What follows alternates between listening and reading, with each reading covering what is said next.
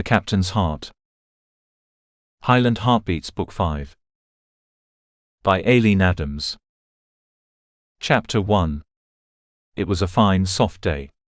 The sort of day that made a man feel glad he was alive, and spring had finally returned.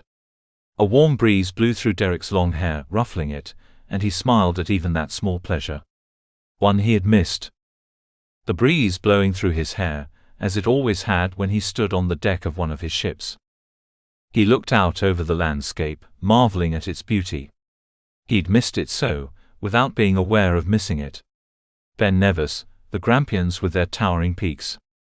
Lush greenery, so different from the endless stretches of the sea he'd grown accustomed to.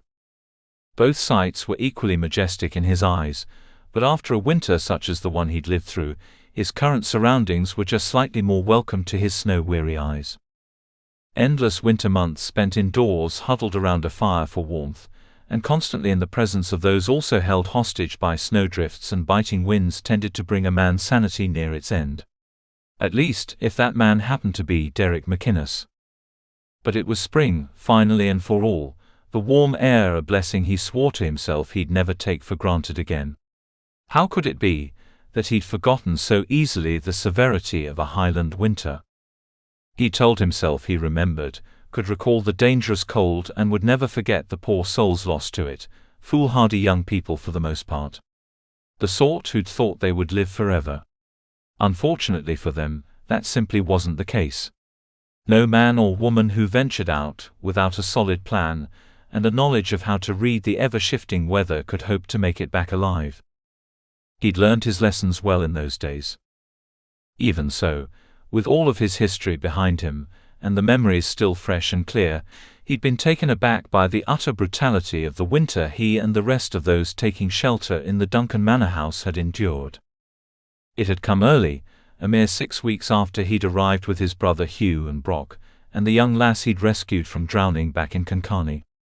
By then, Derek had already started to itch in the way a man accustomed to being on the go itched when he'd been in the same place for too long. His mind had begun to dance with visions of everything he could be doing, nay, should be doing as the owner of a thriving shipping business. Not the largest in all of Scotland, but thriving nonetheless. Then again, as he had soberly reminded himself time and again, he had no knowledge of how his warehouse had fared. He was unaware of the location of his ships. There was no telling whether he even owned a business any longer. Every time the image of that burning warehouse rose to the front of his mind like the bloated, gas-filled carcass of a dead sea creature, he'd nearly burst with the need to get to the coast and find out everything he could. That was before the first snowflakes had fallen in earnest, when there had still been a chance of making it down to Kirkcaldy without being caught in a storm. It had been his last chance, too, since the snow hadn't let up for more than a week's time over the course of the 5 months following. When it wasn't snowing, the wind had roared, pushing the fresh powder against the walls of the manor, creating drifts which had all but reached the roof at times. It had been a never-ending battle against the elements, against snow which had seemed determined to make its way through every last chink and cranny in the stone walls. He couldn't count the number of times he'd noticed the household staff, accompanied by anyone who cared to assist them, dipping rags into melted tallow, and shoving the bits of cloth into any previously unnoticed crack. The tallow served to seal the cloth, preventing the snow from soaking it, and rendering it useless against the ever-encroaching and insidious elements. But it had ended, as all seasons do, and the ground was soft as a result of the melting which had only ended a few days prior to Derek setting out. The gelding which Philip had lent him was expert at picking his way over the muddier sections, careful not to get himself and his rider helplessly stuck. Derek was glad for this, but it didn't help that he wanted to get to Kirkcaldy immediately. He simply had to know the outcome of the fire which Dalla's uncle had set before coming to his grisly end on the shoals. The sound of Brock's gentle snorts were not a welcome one, since Derek knew they were the result of his first mate's attempt at disguising his mirth. "What are you snickering at, if you don't mind my asking?" he asked, casting a sour look over one shoulder at the hulking man riding astride his own borrowed horse. "At you, of course," Brock answered in his deep rumble of a voice. "And why, might I ask?" I know how eager you are to get back to it. You hate the way the horses are taking their time. Your fingers are so tight on the reins you may just snap the leather." Derek turned his gaze forward again with a scowl, unwilling to allow every one of his emotions to be read so plainly, but loosening his grip just the same. A man didn't take well to the knowledge that his mind was so open for examination. But the kinship he had with Brock was different from any he'd known. Over the course of his life, only he and Hugh had ever been closer. It was a good thing, a necessary thing, that they be able to read the other's thoughts and actions. That unspoken closeness had saved their necks on more than one occasion, while the seas churned and tossed their ship and its cargo. It took time for a captain to shout instructions to his crew when every last moment counted. Brock had never needed much instruction, and in fact had a knack for instructing the crew just as Derek would. It had been a natural progression for Derek to name him first mate. Had the business kept growing in its fashion, he would have made him a partner, perhaps in 1 or 2 years. Was all of that merely a memory now? His chest tightened at the thought of having lost so much of what was so dear to him. The only thing that had ever really, truly been his. He willed those thoughts out of his mind, as though that would work. He turned his attention to the countryside instead, breathing deep of the scent of pine as another breeze carried it to him. It was an intoxicating scent, clean and fresh. Unlike the salt sea air to which he'd become accustomed. They were just broaching the southern boundary of Duncan land, and he'd been warned time and again of the danger from warring clans. His route wouldn't take him through their lands, which sat to the north and west of the Duncan stronghold. A good thing, too, as he had no desire to run into the Orkneys or the McGregors. He'd heard enough about them over the course of the winter to last the rest of his life. The muddy, uneven terrain would likely be enough to keep them to their lands, at any rate. He hoped so. He was having enough difficulty with his gelding, though he was far less accustomed to traveling on horseback than they were. Heather would carpet the ground soon enough, and the birch and oak trees would don their leaves. He could see it all so clearly in his memories of his childhood, when he and his twin brother had very nearly lived outdoors from sunup to sunset. Nothing could hold them back in those days, especially with such a brute of a father at home. Who would want to expose themselves to more violence if they could possibly avoid it? Those memories were nearly enough to keep Derek's dark thoughts at bay, for the time being at least. Almost enough for him to forget his eagerness to find everything he could about the fate of his ships and warehouse. That eagerness had gnawed at him throughout the long cold dark months.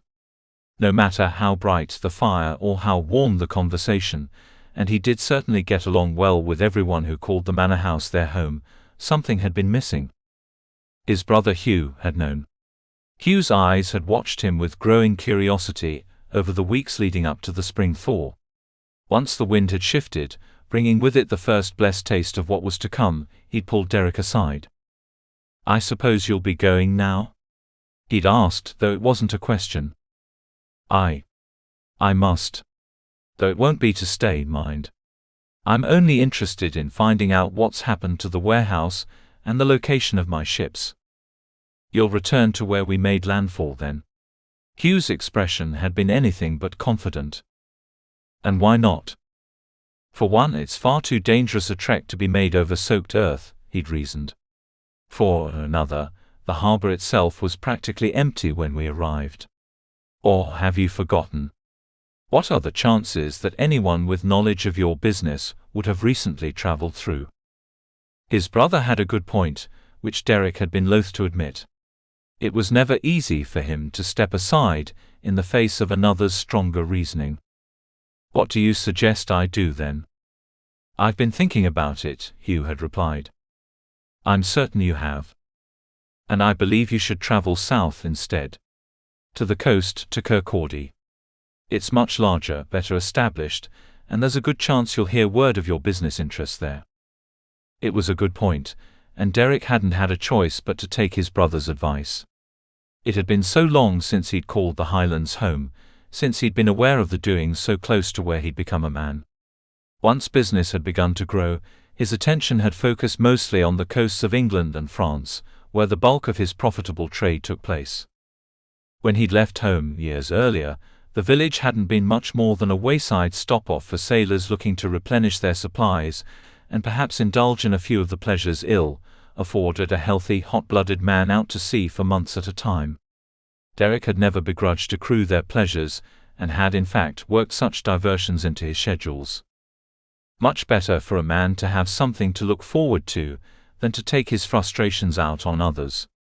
Derek knew there were sailors who kidnapped young lasses, and forced them into servitude aboard ship. He'd seen it with his own eyes. Even thinking about it sent a shudder of disgust through him. It had been years since he'd first taken to sea, first learning what it meant to live life on a ship. He'd been so eager in those days, so determined to learn everything he could in order to be the best there ever was. He'd wanted to know what made a good sailor and a poor one, what constituted a fair price for services rendered, and the many ways merchants tried to swindle the men who risked their lives to transport the goods by which they made their fortune. It was then that he'd gotten his first look at what men were really capable of. Certainly, life in the Highlands had been no fairy story to tell children whilst tucking them into bed at night. He'd seen more blood and viciousness than most lowlanders, he would have reckoned, at the time well accustomed to seemingly meaningless brutality, before he'd begun to grow hair on his face. And yet nothing could have prepared him for what he'd seen chained below deck, living among the rats. She used to be a beautiful girl. He was sure of it. Her hair, had it been clean, would have shone like the late afternoon sun, all amber and warmth. Her two wide, sunken eyes had been a charming shade of green, though the deep circles beneath them tended to distract from their beauty, that and the fact that she rarely opened them, having long since lost the strength. Or perhaps it was the only way she could protect herself. She didn't want to see what was around her. She'd been dressed in rags, or even less than rags, her body so painfully thin she was little more than skin and bones. Sores had developed on her wrists and ankles after so many days spent shackled to a post, and oozed a mixture of blood and pus. She'd reeked of filth and waste. And the dried sweat of the men who had so brutally used her. They'd sent him down to have his turn. That was the unholy hilarity of it all. They had expected him to take a look at the sickly wretch, and be stirred to passion. Selfish bastards. She had never spoken a word to him, only opening her eyes when he'd spent many minutes speaking softly to her. It was a mystery whether she'd even understood English, but she must have understood the gentleness of his tone, and the way he'd not laid a finger on her. They'd thrown her overboard the next day, having grown tired of her. Looking back, it was a blessing. Not a month had passed in all the years since that fateful voyage that he hadn't thought of the poor lass, and offered a clumsy prayer for her, never having been a praying man but feeling as though she deserved that much. He'd sometimes wondered about her family, about whether they'd long since stopped wondering what had happened to their lovely girl. "Are you listening to me?" Brock demanded. Derek was dimly aware of him pulling his horse up short. "What?" He threw a glance over his shoulder. "I suggested we make camp for the night." They'd been riding for hours, mostly in silence, as it took skill and focus to ride in such conditions. Conditions which Philip, Jake, their wives and most of the others had considered too dangerous. "Wait another week, even a fortnight," Sarah had urged his mother's namesake at her breast. It had long since ceased embarrassing him, the sight of her bustling around the manor house while nursing her child. She was a busy woman after all, wife of the laird and a skilled healer to boot. It wouldn't do to keep herself locked away simply because she had borne a child. Philip had had plenty to say about that, and their rows had woken the entire house on more than one occasion. But Sarah had won out, as she normally did when it came to things she truly cared about. Even so, out of respect to the laird and his good wife, the men of the house had made a habit of avoiding her when she nursed. There had no avoiding her just then, when she'd all but blocked the doorway leading from his chambers to the corridor just beyond. "There's no need," he'd assured her, trying to avert his eyes without appearing too obvious, though a blanket covered her modestly. "I grew up here, I know the terrain like the back of my hand. I know how soft and yielding the ground will be, how thick and deep the mud. How vulnerable the young trees and their roots, with the ground so loose around them. How hungry the animals will be, having woken from their slumber, she'd reminded him. Aye, that as well, he'd acknowledged. And how easy it will be to track and fell them, whenever I have a mind to enjoy a piece of venison or boar. Or bear. Don't mention bears, please. She chuckled, though it had been a humorless sound. Nor boars, nor anything else which might find you. I'll be all right. If I can survive weeks at sea, I can survive anything. You just take care of wee Mary there, and your sister. Not to mention her husband. He'd laughed. Poor Jake had been beside himself once Heather's pregnancy had progressed to the point where she waddled more than she walked. Do you think you'll be back in time for the happy event? She'd asked as they walked side by side to the stairs which led to the first floor. I don't see why not. You say she has another month. Most likely. I cannot imagine it taking that long for me to find what I need and return, he'd surmised. She had merely laughed, shaking her head. You might be surprised. Seldom do excursions made by members of the Duncan clan turn out as expected. With this in mind, Derek looked around, taking in their surroundings with a practiced eye. The light was turning a shade of orange, so particular to that time of year when the sun began its descent, casting the southernmost edges of the Grampian Range and their snow-capped peaks in a haze of gold. It was nearly heartbreakingly beautiful, the sort of vision he wished his mother were still alive to see. She would have appreciated it. However, while beautiful, the setting sun brought with it the need to find or create shelter for the night. A fire would be welcome, the air turning decidedly chill so late in the day. It would only grow colder with each passing minute. They could heat the roasted rabbits which the cook from the manor house had provided them, and create makeshift shelter using the blankets which Sarah had insisted they pack, along with a small bag of poultices, tinctures and herbs from her collection. Just in case. Brock was waiting for his command, still the first mate. Still ready to defer to his captain. Aye, he decided with a firm nod, allowing reason to overcome his sense of urgency. Let us set up for the night. Chapter 2. From what Sarah and Heather had told him of the village, Kirkcaldy had grown in the fewer than 2 years since they'd taken their leave. By leaps and bounds. Derek looked around in wonder as they rode into the village, 5 days after they'd left the Duncan manor house. Both he and Brock were tired, irritable and soiled after spending the better part of a week sleeping in mud, which seemed to creep through even the thickest blankets. Even so, the wonder at such a bustling, prosperous village cleared most of the irritation he'd struggled with during the last legs of their journey. I thought you said this was little more than an outpost, Brock reminded him, the two of them riding abreast down the wide road which led into the village, careful to avoid the marshy sides. It was when I was a boy, Derek replied. It's grown considerably. No matter how the girls had described the place, there was no understanding until he saw with his own eyes how it had exploded over the years. Buildings crowding each other, built with only the narrowest of alleys between them for the disposal of slop and waste. Thatched and wood-plank roofs dotted the horizon, with smoke from dozens of fires rising until they created an ever-present cloud which hung heavy in the damp, early spring air. It must be the growth of the harbour, Brock mused half to himself. It's brought in far more trade, goods and the like. They fell in single file once a trio of heavily packed carts rolled past, each pulled by a pair of mules led by men who lobbed jokes back and forth, good-natured insults which invariably resulted in hearty laughter.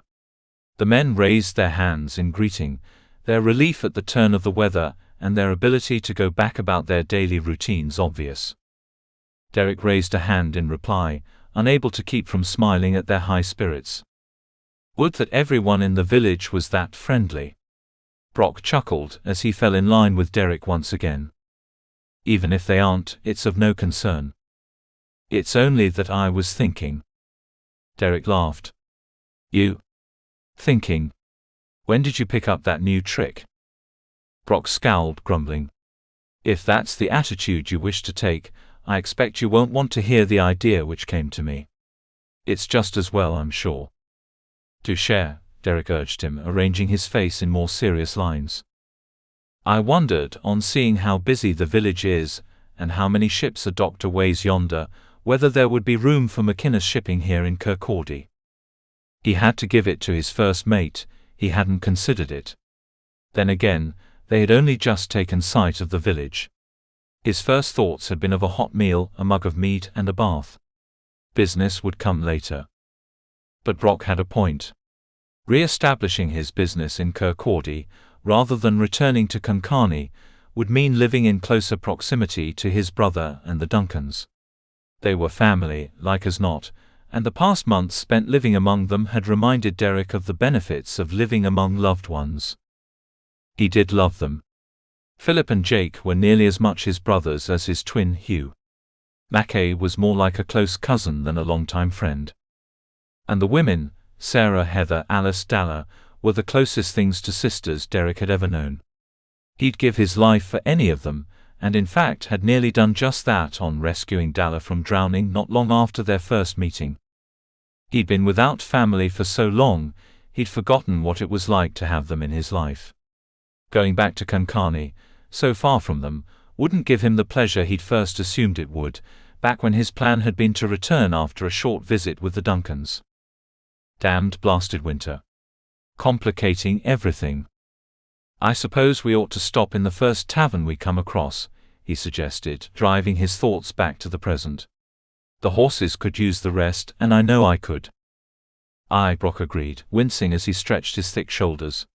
He wasn't accustomed to spending days at a stretch on the back of a horse, and Derek barely smothered a knowing grin when he considered the saddle sores his friend must have developed since their departure from the manor house. "We're bound to hear something of importance in such a thriving place," he mused, speaking more to himself than to Brock. Rumors had a way of spreading when people lived in such close proximity. It would take little more than a single ship, not even a large one at that, with loose-lipped sailors aboard to spread news of his warehouse hither and yon. Brock's idea lingered in the back of his mind as they reached the first outlying buildings, refusing to stay silent. Was it possible? Could he rebuild here?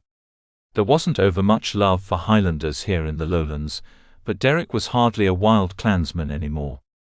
He'd learned to adapt and fast when the time came to do business with merchants from all walks of life.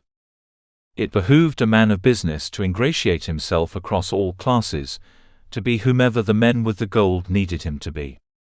It didn't take long for them to find a tavern, the smell of roasted meat and ale pouring from the open door, along with several swaying, laughing men who seemed unable to steady their legs. Derek glanced up at the sun, its position nowhere near overhead. It wasn't midday, yet these men were already well on their way to complete drunkenness. "Is it a holiday?" Brock asked, chuckling as one of the men fell flat on his rump in the mud. The other two laughed themselves nearly sick, leaning on each other to avoid their friend's muddy fate. Derek shook his head. "I've lost track of time, but I don't believe so." The two of them tied off the horses along the post, which ran the length of the tavern's front-facing wall before going inside. It was a dingy place, cramped and full of the odors of men and sweat and the less appealing aspects of life. Nothing Derek wasn't familiar with, thanks to the course of his travels. If there was one thing he'd learned early on in his career, it was the similarity of taverns the world round. The language spoken there might have been different, but the overall spirit was the same. Brock requested ale, bread, and whatever sort of meat the owner could find in the kitchen, while Derek seated himself at one of the short, small tables. Short or not, cramped or not, it was a pleasure to take a seat in an actual chair again. He stretched his legs as far as he dared, warming himself by the modest fire in the long deep hearth. After so many days spent living outdoors, he might as well have been in heaven. Brock joined him moments later, unsuccessful in hiding a wince of pain as he sat his sore rump on the unforgiving chair. Derek turned his face away to hide his laughter. It would have been rude and, more importantly, hypocritical.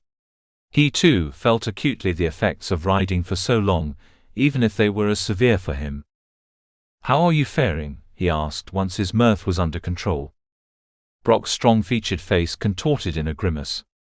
"You damn well know, you sod," he grumbled, quickly followed by good-natured laughter in which Derek soon joined in.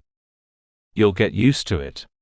"We all did," Derek promised as their refreshments were served by a comely lass who eyed them both from head to toe before turning away.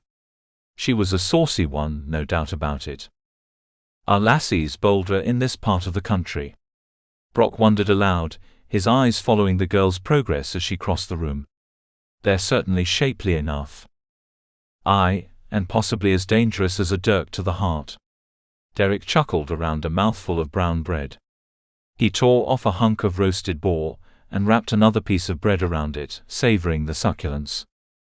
While the Duncan larders had remained comfortably stocked throughout the long winter, the variety of choices had slimmed considerably in the last several weeks of their confinement. If he never had to eat root vegetable stew and dried meat again, it would be too soon. Brock's eagerness to devour everything in front of them told Derek of his shared opinion. Once his appetite was somewhat sated, Derek could afford to turn his attention to the conversation around him. The usual village concerns, whose roof needed fixing after the weight of the winter snows had all but collapsed it, whose fields needed work after months of neglect. That would be everyone with a field to be worked, Derek supposed. Spring brought with it no end to chores. A pair of roughshod men strode in then, laughing and calling out for a cask of ale and the nearest wench to warm their laps. Brock and Derek exchanged a knowing look. Sailors only just arrived in harbour. Join us, Derek invited them, moving to make room at the already crowded table. We've been without the company of those in our line of work these many months. You're seamen? One of them asked, spitting on the hay-strewn floor. From the looks of it, this was a common practice among the tavern's patrons. Aye, homebound throughout the winter and itching for a new adventure. Derek grinned. You were likely better off for it, the spitter assured them as he sat, splaying his legs open wide, and leaning his elbows on his ill-patched dirt-streaked tunic. His appearance, and that of his companion, caused Derek to wonder at the conditions under which the pair worked. Most sailors, at least those under captains worth their salt, donned more presentable clothing when it came time to go ashore. These two were still barefoot, as they would be while climbing ropes aboard the ship. It was a rough winter to be sure, the other said, shaking his head. When he laughed, a mouth full of rotten teeth was on full display. Derek remembered when such a sight would have turned his stomach, even after he'd seen a man disemboweled in battle. The man continued, I'm surprised my blood hasn't turned to ice. We were hung up in an ice bank for a while there, the spitter admitted before spitting on the floor once again. It looked fairly grim. Our last run of the season, or so the captain told us at the time. We were supposed to make it to harbour well before the weather changed, but it wasn't to be. No one could have predicted this past winter, Derek pointed out. He then ventured to ask, would it so happen that either of you two passed through Konkani of late? Nay, the second of the pair replied. No one has. No one. He exchanged a concerned glance with Brock, who remained silent. Brock was far more skilled at observation than he was at conversation. His insights often proved invaluable. The entire harbour was destroyed by fire at the end of the summer, the spitter reported. It started in a warehouse from what we were told. A fire set by filthy Norwegian scum, the other asserted, snarling. Aye, Norwegian scum. The fire spread before the villagers arrived with their buckets of water, but they would have done little good from what we heard. It was raining, but the wind was strong enough to whip the blaze up until it stretched over the docks, some of the fishing boats, the roofs of nearby buildings. Derek's stomach turned, the bore he just enjoyed staging a revolt. The fire had claimed not only his warehouse, but the livelihood of so many others. He was only glad Dalla wasn't there to hear the sailor's tale, as it would add to the guilt she'd struggled with, as a result of her uncle's actions in his attempt to kidnap and kill her. To think, Derek had been so eager to hear of the result of the fire. He'd never imagined how dreadful the result would be. All records of his ships, their cargo, all of it was destroyed. His ships were like as not sitting idle, his men without work to keep food in their mouths and the mouths of their families. And there he'd sat all winter, warm and well-fed in the bosom of the Duncan clan. The look which Brock shot him, his deep-set eyes troubled, expressed the same sentiment. The appearance of the saucy young wench diverted the attention of the sailors. The comely young lass looked considerably less enthused than she had on her first visit, Derek noted with a grim smile, which gave him the chance to speak somewhat privately with his friend.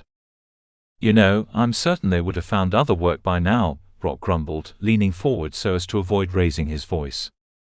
"Aye, it's the best we can hope for. He didn't make a practice out of employing dotards or dimwits. His men were sprightly, smart, strong and skilled. They would have had no trouble finding other positions.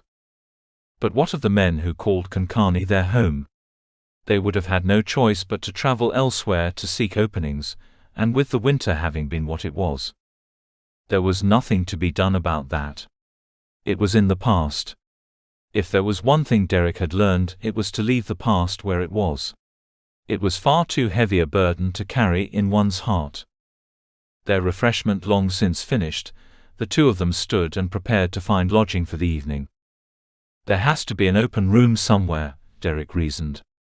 With so many ships coming and going, some of them must carry passengers in need of a bed and wash basin. To sleep in a bed, Brock muttered, sounding as though he were describing a dearly loved dream. Derek laughed, clapping his first mate's broad back. "I wouldn't get my hopes up if I were you, old friend.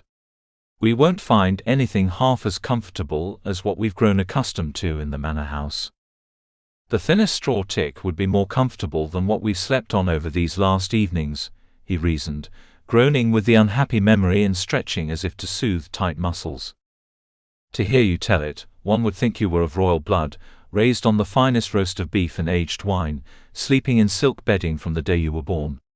Derek trailed off when he noticed a flurry of activity at the end of the narrow street, down by the docks. "What is it?" Brock asked, when he noted the direction Derek's attention had taken. "I don't know." That didn't stop him from following his curiosity. He strode through the barely dried mud, careful to avoid piles of what looked like waste thrown from the windows which lined the street on both sides. A broad road separated the village from the harbor. It took caution and quick reflexes to cross without being run down by an ox-drawn cart or a team of horses. By the time he reached the outer edges of the crowd which was quickly forming around a trio of sailors, he was nearly out of breath. That didn't stop him from noticing the wide-eyed, trembling scrap of a lass they held captive.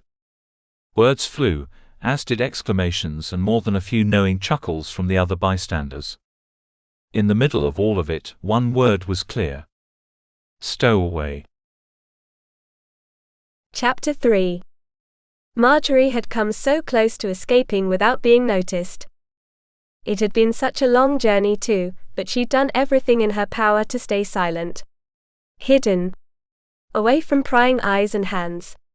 Curled into a ball behind casks of ale which were obviously meant to be delivered to their destination, rather than enjoyed by the men who worked aboard the ship. They would leave her hiding place alone. A stroke of luck which Margery had celebrated.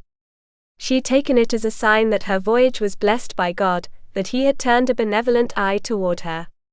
That he didn't think her a fool for wanting. For simply wanting more. According to her estimation, 4 days had passed since she'd boarded the ship in Silith. Not enough time to make it to the Thames, at least she didn't believe so. Perhaps she had gotten close enough to it to make the rest of the way overland, as she had on her journey to Silith from Thrushwood. She had already gone through too much to accept defeat. Beatrice would never believe the stories she had to tell. Sleeping in barns, burrowing into the hay to keep herself warm. Watching the activity in the farmhouses the barns belonged to, the little cottages with glowing fires visible inside.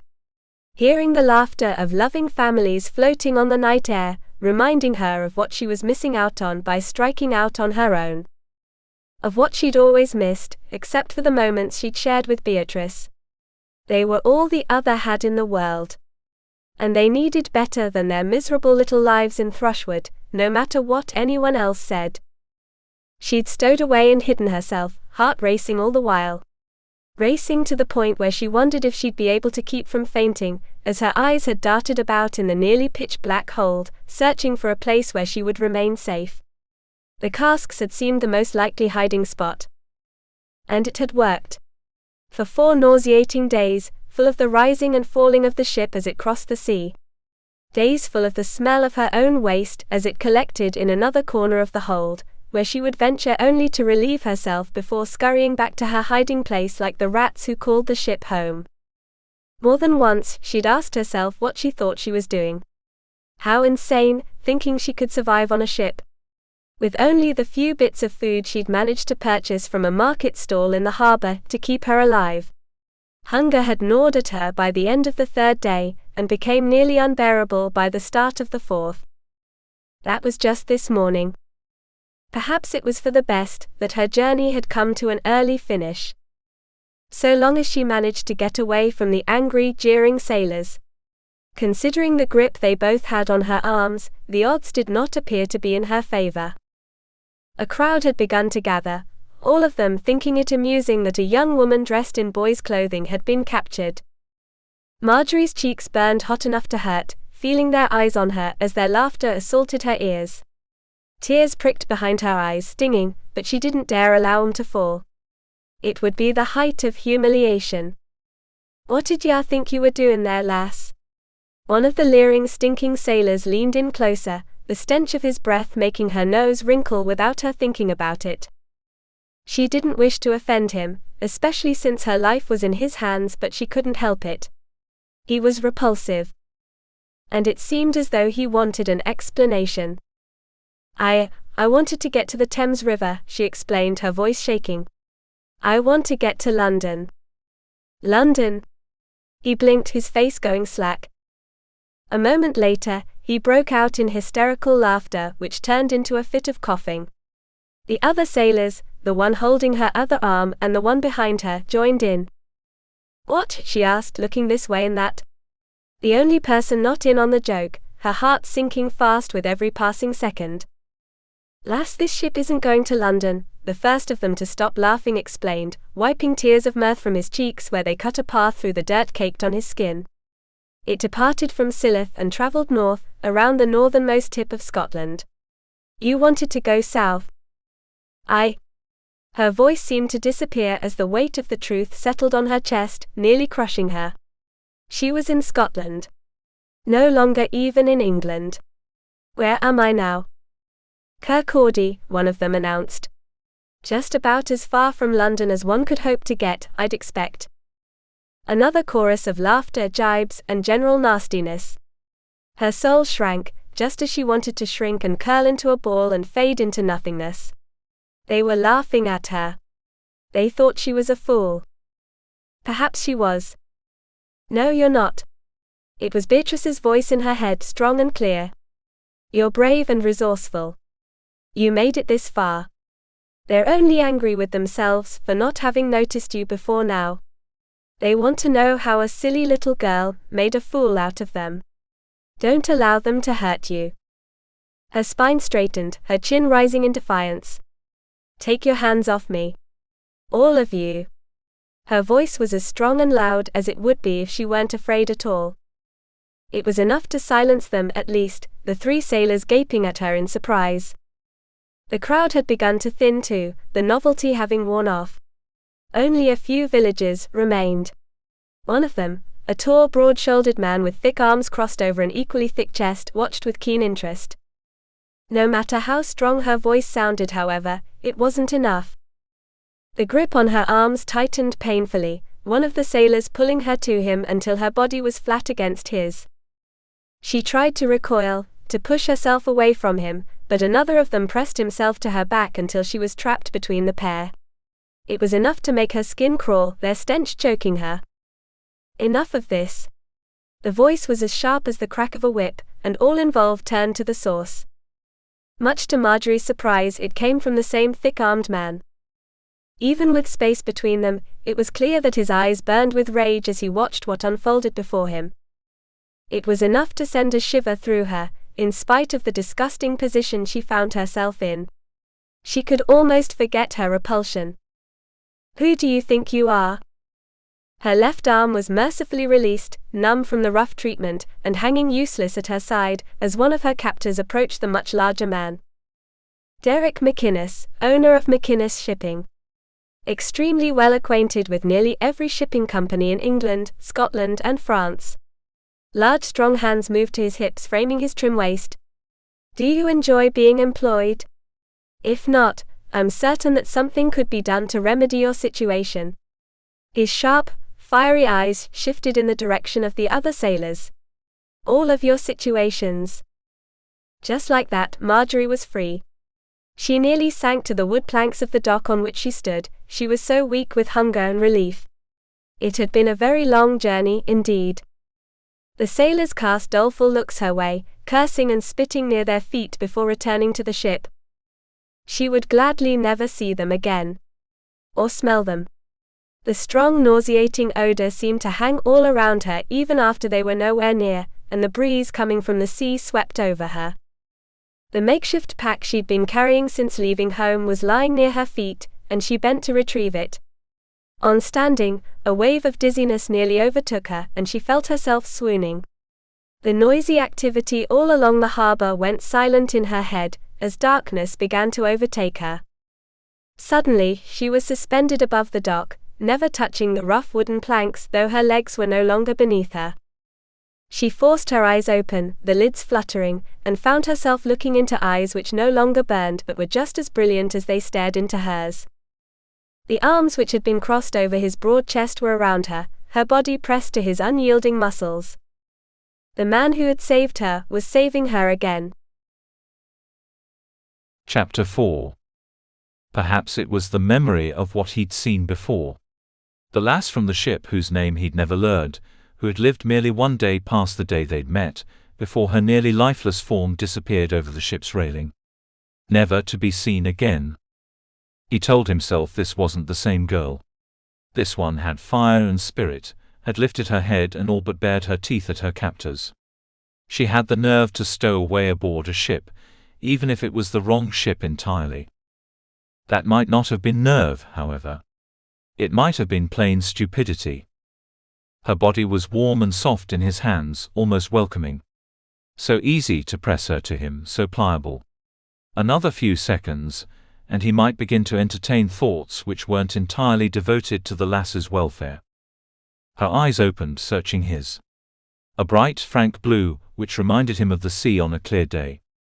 They brought him to his senses. Are you all right, lass? He helped her straighten up, careful not to entirely release her until he was certain she could stay on her feet. She bent slightly, hands on her knees.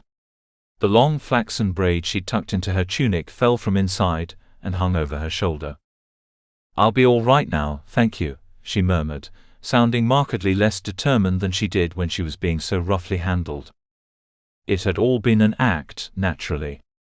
The poor thing had been more frightened than a rabbit in a snare, and in just as much danger whether she'd known it or not. Brock caught his eye, watching the scene from several feet away. His expression was unreadable. What did he think of this development? Derek turned his attention back to the girl, who was taking great gulps of air as if to clear her head. You're safe from them now, he offered. Thanks to you. She gave him a weak smile. Do you? He was at a loss. It seemed unthinkable to leave her alone, vulnerable. She weighed less than nothing, and looked as though she hadn't enjoyed a proper meal in a fortnight. Her skin was sickly pale, her breathing heavier than it should have been, considering she wasn't stressing herself in any way. Do you know where you're going now? Her teeth sank into her lower lip. Even teeth all present, clean enough. She was well cared for prior to stowing away. Not a homeless wretch. Well spoken to. Learned. Not a gentlewoman perhaps, but a step above poverty. I don't know, she admitted. Was it his imagination, or did her chin quiver ever so slightly when she admitted this? I didn't intend to disembark in Kirkcaldy, he confirmed. The lowlands of Scotland. Do you? She pressed her lips together in a show of utter dismay. Do you know how far I am from London? She sounded like a lost child, terrified to the point of tears. He shook his head, sorrowful. Quite far, however. That much I can tell you with certainty. At least the better part of another week over the sea. And much, much longer overland, she murmured, staring off into the distance as though considering making the trip. He was beginning to wonder whether she was touched in the head. Who would consider such an outlandish journey? A woman, traveling alone to boot. Indeed. Months perhaps? Her face fell. I was afraid of that. Why is this of such importance to you? It was a rude question without a doubt, but one he couldn't help asking nonetheless. She seemed determined enough, recklessly so. She had to have a strong motive for putting herself in such danger. I have my reasons, she assured him, tucking her grey tunic more firmly under the length of rope cinched tight about her waist. She wore stockings beneath that, with leather sewn to the soles which took the place of shoes. Reaching into her pack, lumpy with an assortment of goods, she withdrew a hat which she jammed firmly onto her head. As though that would hide her being a woman. Did she think she had anyone fooled? Her shapely legs were a giveaway under their dark hose, and even a bulky tunic many sizes too large for her couldn't hide the curves of her bosom and hips. She actually believed she could go about her journey disguised convincingly, and survive. If it wasn't all so dire, he might have laughed. "What do you think you're doing?" he asked, stepping in front of her before he could stop himself. What was he thinking, getting in the girl's way? What business was it of his? Brock snickered under his breath, but not silently enough to escape Derek's hearing. "I'm going to do what I need to do. Whatever that is." She looked up at him, her jaw set firm. "Unless you can help me in some way, I suggest you step aside now." "But—" Her expression softened and she sighed. "Forgive me, sir. You were of great service to me earlier, and I owe you my freedom." She owed him much more than that, but it was likely better for her if she didn't know the particulars of what a band of sailors could do to an innocent young woman. "However," she continued, "I feel it is best that we part ways at this time. I'm certain you have duties of your own, as do I. I will not require your assistance any longer." His mouth fell open at her formal turn of phrase, and before he knew it, a barking laugh escaped his throat. She drew herself up to her full height, lips pressed tightly together until they all but disappeared. "Do not laugh at me." For such a small thing, she could lash out with her sharp tongue. "There is nothing amusing here. I have to find a way to exist, which I hardly consider a laughing matter." "My apologies, lass," he offered, his hands held up with palms facing out. "I meant no insult, I assure you. I was taken aback by the way you have of expressing yourself is all. It isn't often a man is treated to such politeness. Especially a man accustomed to rather hard living." He jerked his chin in the direction of the ships in the harbor. "Oh. I see." She fell back, only slightly. As though she was unsure whether or not to believe him. He turned his attention to the rows of buildings which lined the other side of the road, abutting the docks. There sat the tavern in which he'd enjoyed refreshment less than an hour earlier. His mind was made up. "At least allow me to ensure you have a hot meal before we part ways," he offered. "You look as though you could use one." She was sorely tempted, it was clear. He wondered how much money she could possibly carry on her person. Considering how naive she appeared, it seemed unlikely that she'd brought nearly enough to sustain herself. Something about her captivated him. Why was she traveling alone and under such circumstances? Why would she take such a risk? How did she intend to live until she reached her destination? Why London, of all places? Who did she belong to, and why would they let her go on such a foolhardy journey? Brock approached, standing by his elbow. "If I may." "Yes?" Derek asked, turning his head slightly. "I thought we were going to find lodging for the night. Rest a bit before deciding what to do next." Derek held back a sigh, knowing his first mate was right. The girl was none of his concern. If only he wasn't so certain that she would get herself killed before the day was out, he'd leave her to her own devices and go about his life. "I highly doubt every room in the village will be filled during the short amount of time we'll spend in the tavern," he decided. Brock went silent, his face falling once again into unreadable lines. He turned to the girl, pointing across the road. "Come. We'll go to the tavern." Hardly the sort of place a lady would normally choose to seek refreshment, but there aren't many choices, and anyhow you're pretending to be a lad. Right. He couldn't help having a bit of fun with her.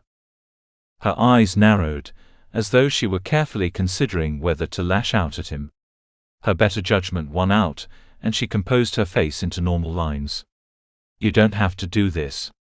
You've already done more than enough. I insist. I went to a lot of trouble getting you away from those three, and I don't intend to allow you to starve to death now." She looked reluctant, shifting her weight from one foot to the other. Which would win out? Her hunger or her considerable pride? He'd battled both within himself over the years, and knew which of the two was inevitably the stronger, so it was no surprise when his new charge slung the pack over her shoulder and followed him and Brock. "Do you have a name?" he called over his shoulder. "I do." Brock chuckled at her reply. Derek merely gritted his teeth and asked, "What would it be then?" "Margery." He knew he wasn't imagining the saucy edge to her voice, as though she were teasing. Chapter 5. It would be a relief to sit in front of a fire again. A relief and a blessing.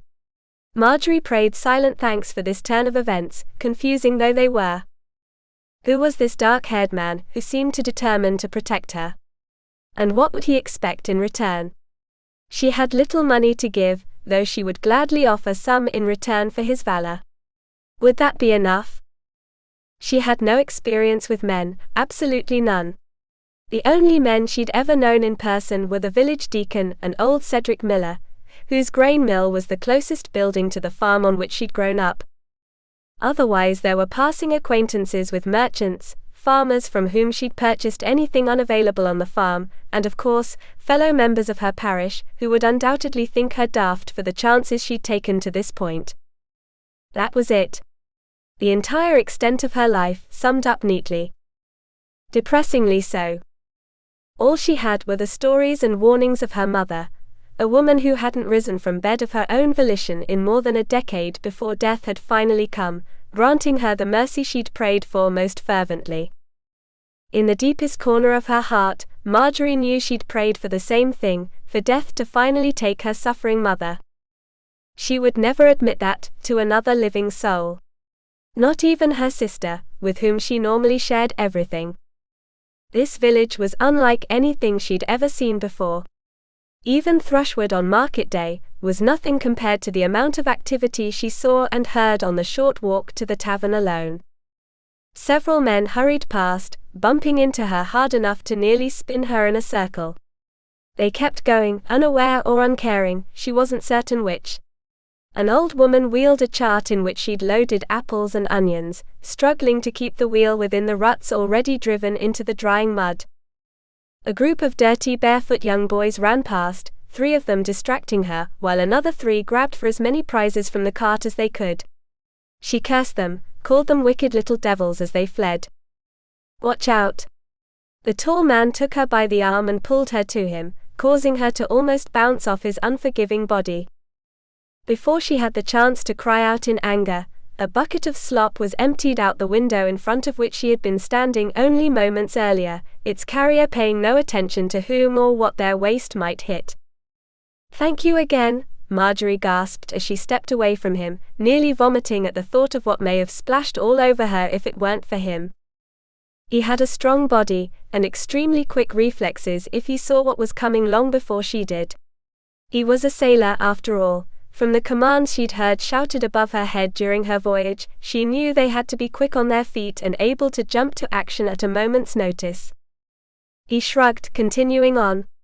"It's nothing." They turned down a narrow street, lined with even more buildings.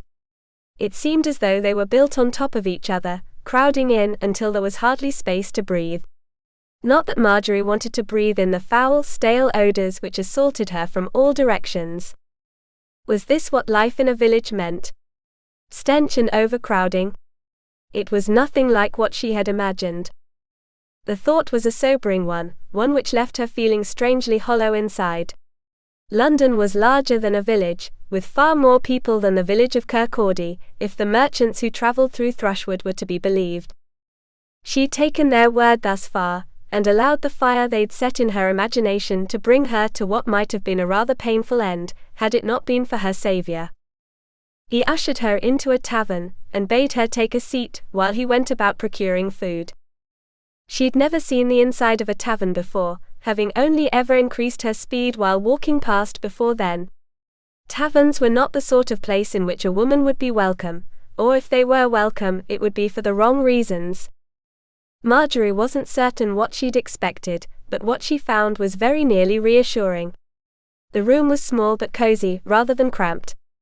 A fire blazed in a deep hearth along one wall, adding to her comfort, and the men enjoying refreshment spoke amicably among themselves. Perhaps this wouldn't be so terrible, after all. The man who'd rescued her stood head and shoulders above the others near him. He was quite large too, though not as tall as the dark-haired, hazel-eyed man who'd rescued her. She offered him a thin smile. "What is your name?" she asked, hoping to sound friendly. "Brock." That was it. He offered nothing more. One word. She remained smiling. "It's a pleasure to meet you.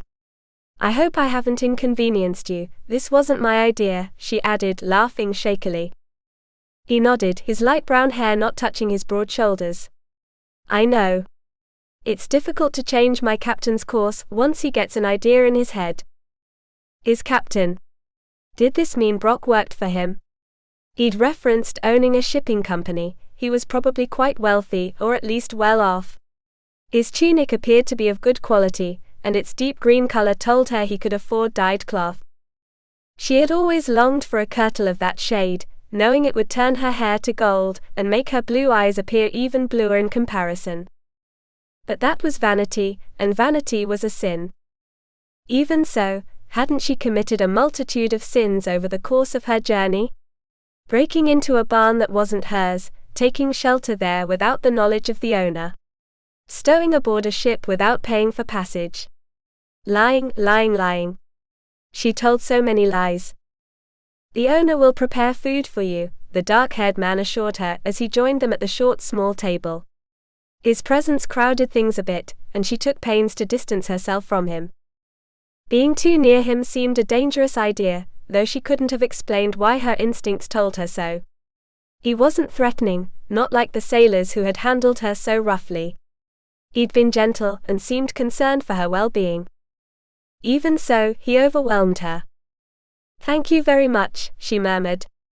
"I wish there was something I could do for you in return." He leaned in slightly, folding his arms on the surface of the table. There was no humor in his gaze, in fact his intensity was almost frightening. "Are you truly set on traveling alone?" he asked. "I am." "And what is the purpose of this travel? I mean, are you meeting someone?" "I'm not. I'm going to find work and save money to send for my sister." He drew a sharp intake of breath, which he let out slowly. "Well then. Your first lesson, though you haven't requested it, do not ask a strange man if there is anything you can do to repay him for a kindness." "But I mean it," he insisted, his tone flat. "Never ever offer that. There are men of dubious character who would take such a statement as an invitation, or an offer." "An offer of what?" He exchanged a look with Brock, who shrugged.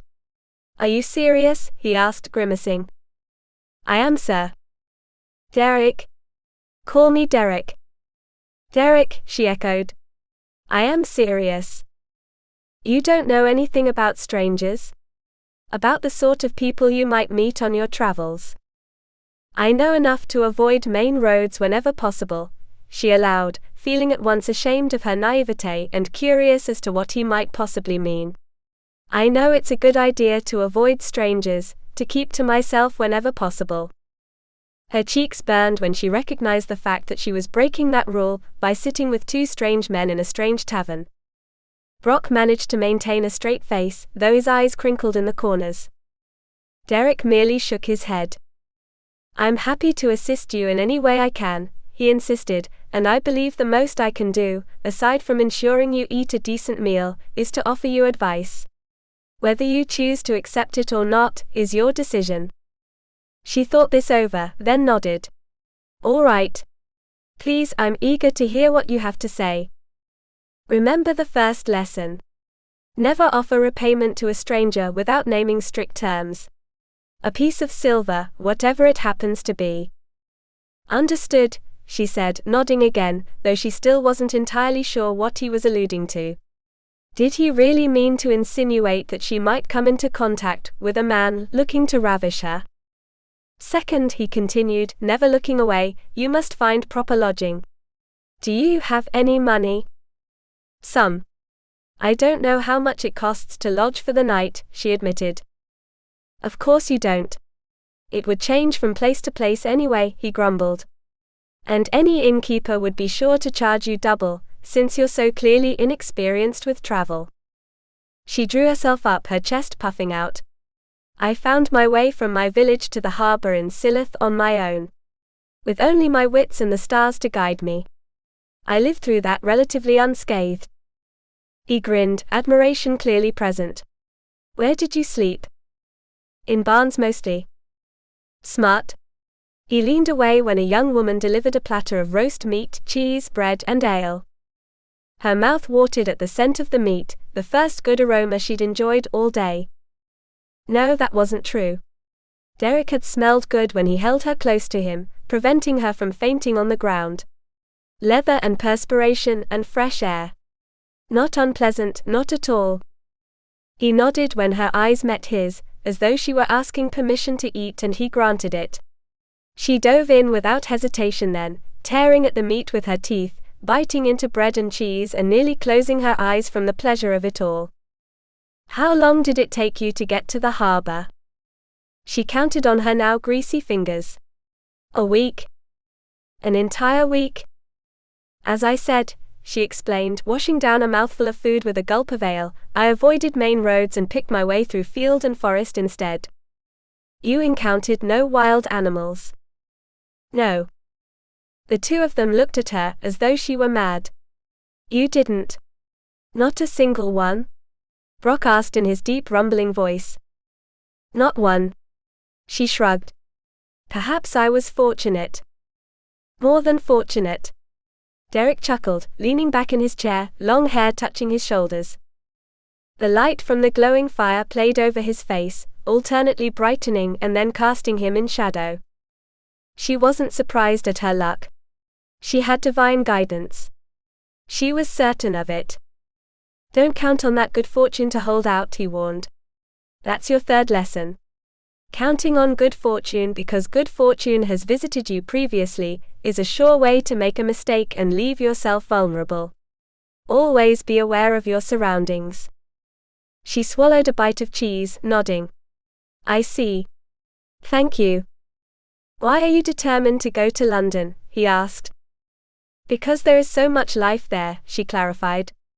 That was the simplest way she could explain herself. The two of them blinked without speaking, as though they waited for her to continue. When she didn't, Brock asked, Is that all?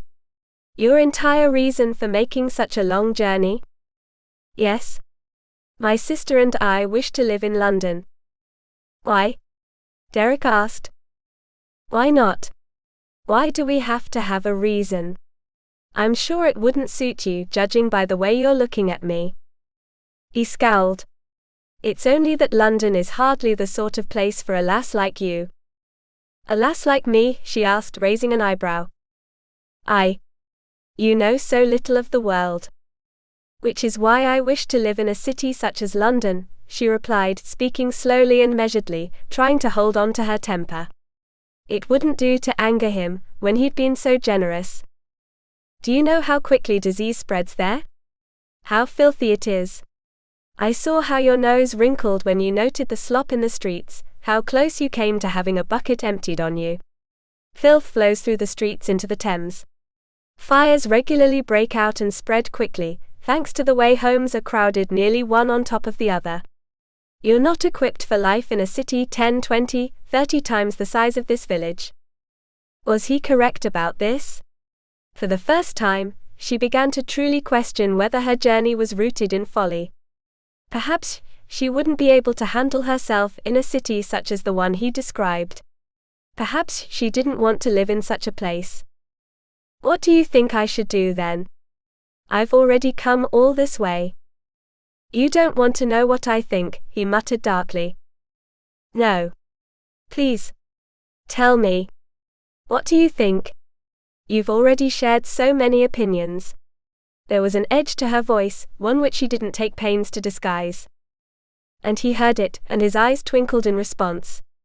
I think you should book passage back to Silith, and find your way back home. That I will not do. She looked about her, at the tavern with its patrons, so quick to laugh and raise their mugs to one another. She reflected on what she'd seen up to that point, shops, men and women selling both goods and services. There were many children, or so it seemed. She might be able to teach them, her sister having already taught her so much. There were always choices. Beatrice had taught her that too. What then? Derek asked, sounding dubious. I will stay here. In Kirkcaldy. I will find a position, and a place in which to live. And I will send for my sister once I've saved enough to do so. Chapter 6. That decided him. She was touched in the head. There was no other excuse. How in the world did she think she could possibly protect herself, even in a village of this size? She clearly knew nothing of the world. She knew nothing of the damage men could do.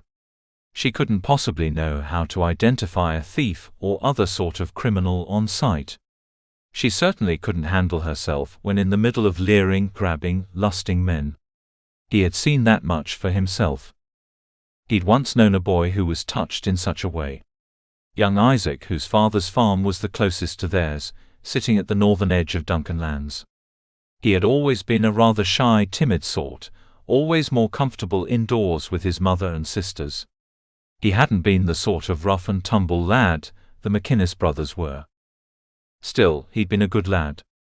Until the day he stood too close to the mule without thinking.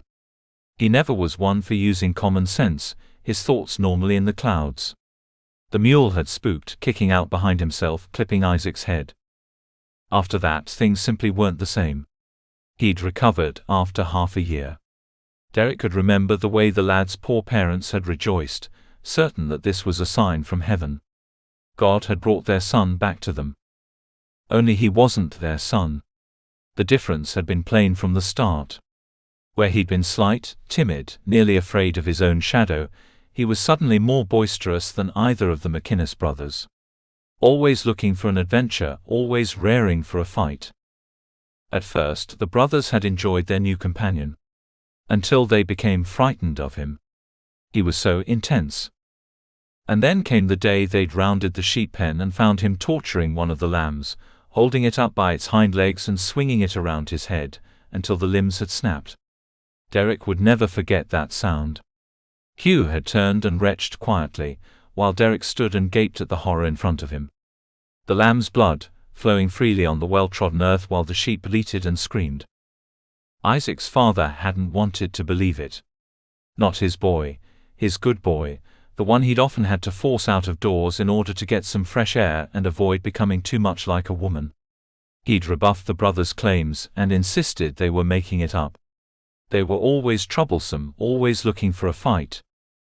2 nights later, the home and all its contents, including the family, were lost to fire. Nobody ever knew for sure how it had started. There was never any proof. Even Isaac had died, which Hugh and Derek's mother had insisted meant he had nothing to do with the setting of the blaze. If he had, she'd reasoned, he would have escaped. Derek was never so certain. He'd seen the empty look in his friend's eyes after mercilessly torturing the poor lamb. As though there was nothing there. He shook himself away from this turn of thought, wondering where the memory had come from.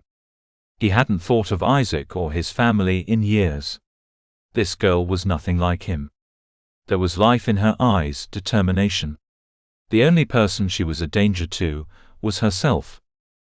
Somehow this thought didn't make him feel better.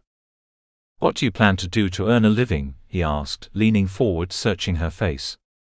It was a lovely face, to be sure, delicate and smooth and clear. A face that had never known hardship. Bright eyes, behind which was intelligence but little common sense. She frowned, her smooth forehead creasing. "I'm not entirely certain of that yet." He refrained from rolling his eyes. "What can you do? Do you have any skills?"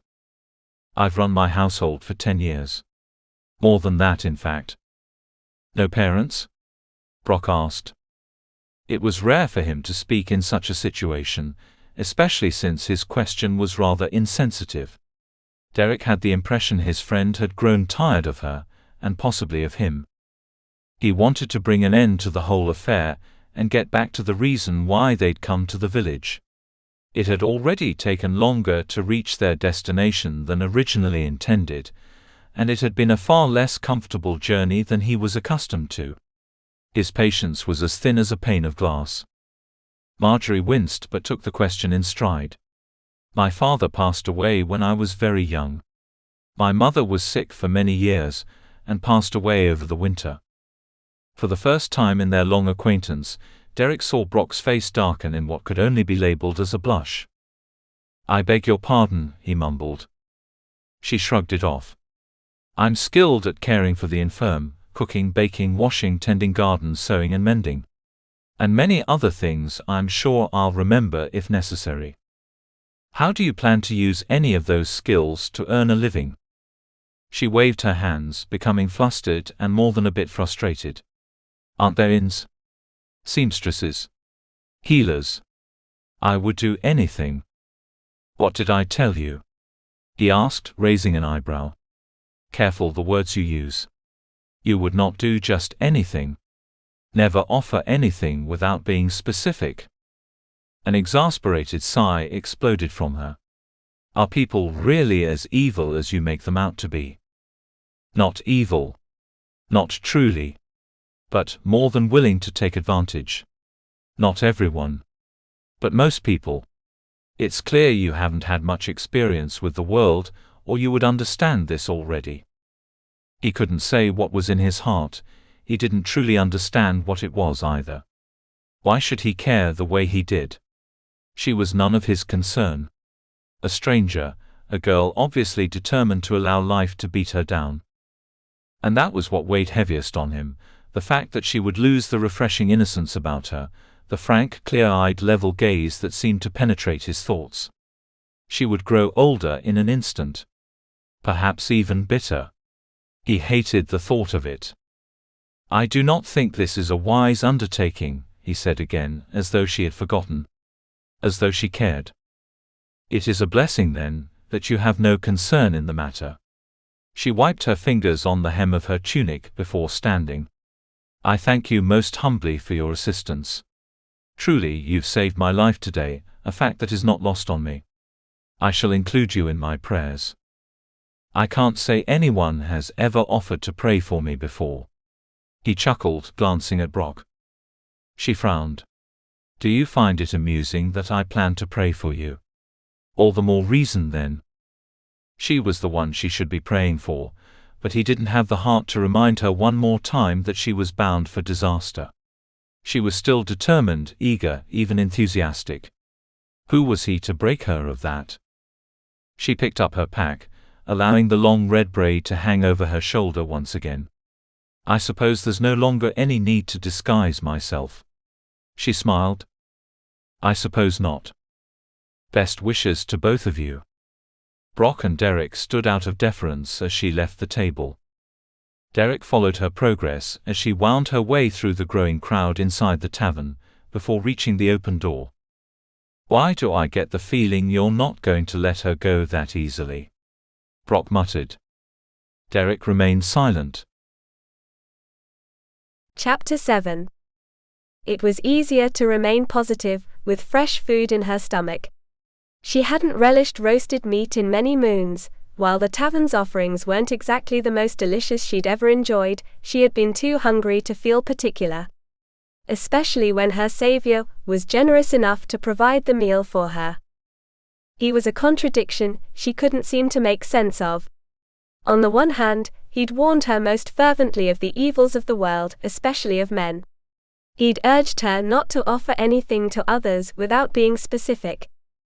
And yet he'd saved her from the sailors, guaranteed she didn't lie in an unconscious heap on the docks, and had ensured she ate a hearty meal before going on her way. Why? What did he want in return? Nothing, it would seem, as he had allowed her to leave the tavern without attempting to hold her back. He'd never demanded or even requested repayment. Was he the one exception to his own dire warnings? The day had turned cool, the sun well past the halfway point in the sky by the time she stepped out of the cramped tavern and into the almost equally as cramped street. She was no longer shocked or surprised by the village and its activity. It was more a matter of curiosity by now. How did these people live?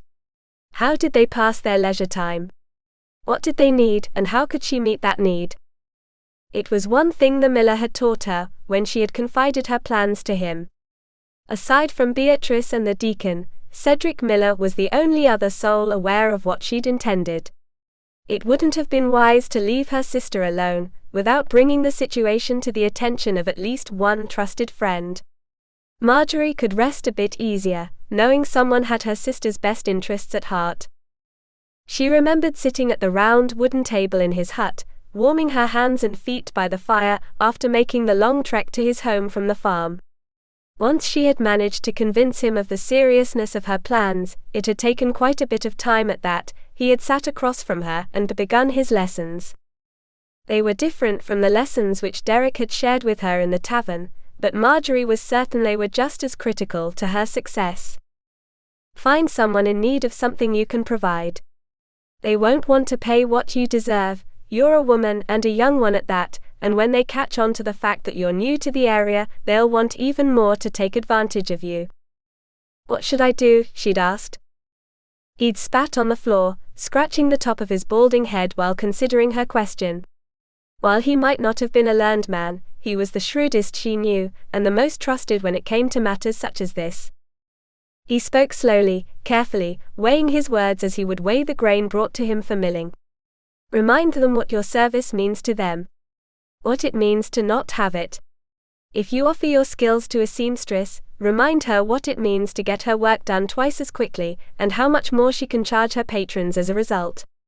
If you offer to clean an inn, remind the owner how much more he can charge once word gets out of the cleanliness of his lodgings.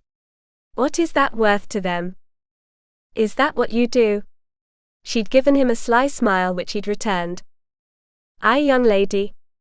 I make certain that my most tight-fisted patrons remember the importance of finely milled grain when it comes time to put bread on the table, and how much time I save them, time they could spend in other pursuits. It always works. It always works. She held his advice close to her heart as she explored the village, searching for a place to start. The narrow streets seemed to stretch endlessly in both directions, with even narrower alleys jutting out from the streets at random. Peering down one of them, she squinted in order to see down the dark, dingy length. There was a man and a woman standing there, perhaps halfway down, both of them leaning against a wall. When the woman wrapped a bare leg around the man's hip, Margery's eyes widened in mute surprise. The two of them began moving together, bumping against one another, and she suddenly understood. At least, she thought she did. A pair of hands closed over her shoulders and turned her away from the sight. She didn't have time to fight off her attacker, before she realized he wasn't an attacker at all. Take care when out for a walk, lassie. Derek grinned, glancing down the alley before looking at her again. You might see things you'll wish you hadn't seen. They were. Aye, and you nearly brought attention to them. Neither of them would have been very happy with you if they'd seen you, or if others had leered at them because you attracted attention. Why were they, out in the open? Her cheeks burned painfully hot, her shame more severe than it had ever been. She hadn't known there could be such shame in the entire world. That's the way of life in a thriving village such as this, he explained, steering her away from the area and drawing her a bit farther down the street. Especially one located on the coast, part of a busy harbor. Sailors come ashore and do as they like. But out in the open? Margery quaked inside, suddenly uncertain as to whether this was the life for her. She wasn't a child. She understood the existence of women such as the one she'd just observed. Even so, she had no idea. Perhaps I should have given you another lesson to take with you: do not stop to watch what goes on in darkened alleys. There was humor in his voice, and his eyes crinkled at the corners, but he wasn't laughing at her. She felt it. Shaking off the hands which still rested on her shoulders, she replied with a firm nod. Perhaps you should have. I won't make that mistake again. Wise lass. He grinned. When he looked at her the way he did, hazel eyes sparkling with good humor, she found it difficult to breathe. Why was that? And why was the touch of his hand such a comfort? She almost wished she hadn't shaken him off. He made her feel safe, which was something she hadn't enjoyed since leaving home. Do you not have business here in the village? She asked, struggling to pull her thoughts together. The day was waning, growing short, and she still had to find a place to spend the night, if not employment. She did not expect to enjoy such luck. Aye, he replied.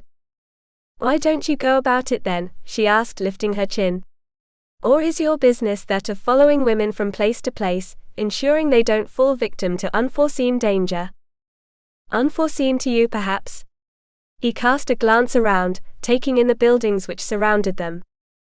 They all looked roughly the same to her unpracticed eye, and not much unlike what she was accustomed to seeing in her little village. Squat stone walls held together with dried mud. Most of them had roofs made of thatched straw, while some were composed of wood planks. She couldn't help but wonder about the people who lived and worked inside. Did they understand how different their lives were from those spent on a farm, out in the open? Without the sounds of their neighbors and those walking about outside constantly meeting their ears? Before she'd arrived, before she'd received a cold dose of reality, she had imagined life in a thriving village as the height of excitement. Always something new to see, always a neighbor nearby to visit or to request assistance from in times of need. What if the neighbor refused, however? She saw very few smiles on the faces of those hurrying on their way, and couldn't help remembering the man who'd nearly knocked her down, without so much as a backward glance in her direction. Just how wrong had she been? Too late for that now, Beatrice's voice reminded her. Might as well make the best of it. Thank you again. I shall take your advice to heart. She sidled past Derek, eager to be away from those eyes of his. He seemed to know her. While the sentiment should have been a relief, should have made her feel a bit of comfort in the middle of such a large, friendless place, it made her uncomfortable. The thought that someone knew her without knowing her. She ducked into the first building, which appeared to belong to a craftsperson rather than a villager. The scent of baking bread greeted her, wrapping itself around her head and awakening memories of home. Memories of kneading the dough, sprinkling it with flour, smiling along with Beatrice as whichever one of them had gone to the miller's to fetch the flour, shared stories of their day. Yes? A large, plain-faced woman emerged from a doorway in front of which hung a curtain, to separate the front room from what was beyond. Margery, still caught halfway between memories of Beatrice and the present, was almost surprised when someone so different from her sister appeared. I wondered. Why couldn't she get her tongue to work? Well? Out with it, girl. I have too many orders to fill, and I can't waste time. You have many orders? Margery jumped on that piece of information, hoping to turn the tide to her advantage. Perhaps I can be of service then. I've only just arrived in the village and you're looking for work, the baker surmised. To Margery's surprise, the statement seemed to disgust the woman, instead of offering her relief at the prospect of her workload lessening. Yes, I am. I'm certain I could be of great assistance. Save your fancy talk, lass, and get out of my shop before I throw you out, the woman grumbled, cutting her off with a wave of her hand. She turned her back, retreating through the curtain without another word. Margery felt as though she'd just been slapped. The stark revelation that it may not be as easy as she'd assumed to find a position sent her heart into a tailspin. Even so, she stepped outside with her head held high. All she had to do was keep trying. It was what Beatrice would have done, and it was what she would do too. Chapter 8. The innkeeper narrowed his one good eye, looking her up and down with a cruel, shrewd expression. "Nay, lassie. I'm in no need of help. I've got more than I need as it is, and canna be held responsible for yet another." Her face fell. It had been a long 2 hours, and her feet ached terribly, but no worse than her heart, which was bruised and battered and ready to give out after experiencing so much rejection. She had never known there could be so much harsh cruelty in the entire world, much less in one single village. Not everyone had been as short-tempered as the owner of the inn in which she currently stood. There had been a little kindness, a little concern for her. But only a little. Not enough to outweigh her growing despair. To despair was to turn one's back on God. Wasn't that what the deacon had so often reminded her and her sister, when mother's health had been at its worst? There was no room for despair in a heart closely connected to one's faith in the Lord. Or so she had been told so many times. Where was that loving God of hers, as she stepped out of the inn and into the cold, darkening day? Had he turned his back on her? Why? What was so sinful about wanting a better life for oneself? What was so dreadfully wrong with refusing to accept a few meager crumbs? There was nothing back in Thrushwood. Nothing for her, nothing for Beatrice. Certainly they could have scraped by. Margery might have taken in sewing and mending, and Beatrice might have taught the village children, though it would have been nearly impossible to earn a living when they lived so remotely. They would have needed to find another home, but they had no money with which to purchase one. She knew that most women of her and Beatrice's age would be of a mind to find husbands, and that might have been a worthwhile course of action too, had there been a single prospect anywhere nearby. Again, without access to the rest of the village, there was no way for either of them to meet a worthwhile suitor except on market day, and even then, until mother's passing, it had only been possible for one of them to go to town at a time, while the other stayed behind to care for their invalid. Beatrice was nearly 23, while Margery had celebrated her 21st birthday over Christmas. Who would look at them and consider either a desirable match, with no dowry, and what little was left of their farm? They had no other family, no friends in the town. Nothing at all but each other. The situation had proven itself untenable long since, and it had been a harsh winter full of nothing but snow and bleak prospects for the future after their mother's passing. It was then that Margery had made up her mind, and not even her beloved sister could force her to think otherwise once she'd set a course of action. She was beginning to question the wisdom of her stubbornness. The activity in the village was lessening as the sky darkened, and Margery supposed this was because the evening meal would soon be enjoyed by many. The village's inhabitants were preparing to go about their warm, comfortable lives, while she continued to wander to yet another business and accept yet another rejection. Surely there had to be an end to this. Surely not everyone could turn her down. The weight of her sorrow suddenly felt so heavy, she leaned against the nearest wall for support. It was as if she could no longer stand on her own. Was this the sort of thing people went through all the time? How did they live through it without dissolving into tears on a constant basis? The sting of tears made an unwelcome presence behind her eyes, but she made no move to wipe them away once they began to course down her cheeks. What difference did it make? No one would notice. No one would care if they did. How many crying women had leaned against this very wall? It was probably a common sight. Her feet ached horribly, the leather sewn to the bottoms of her stockings unsuited to such heavy use.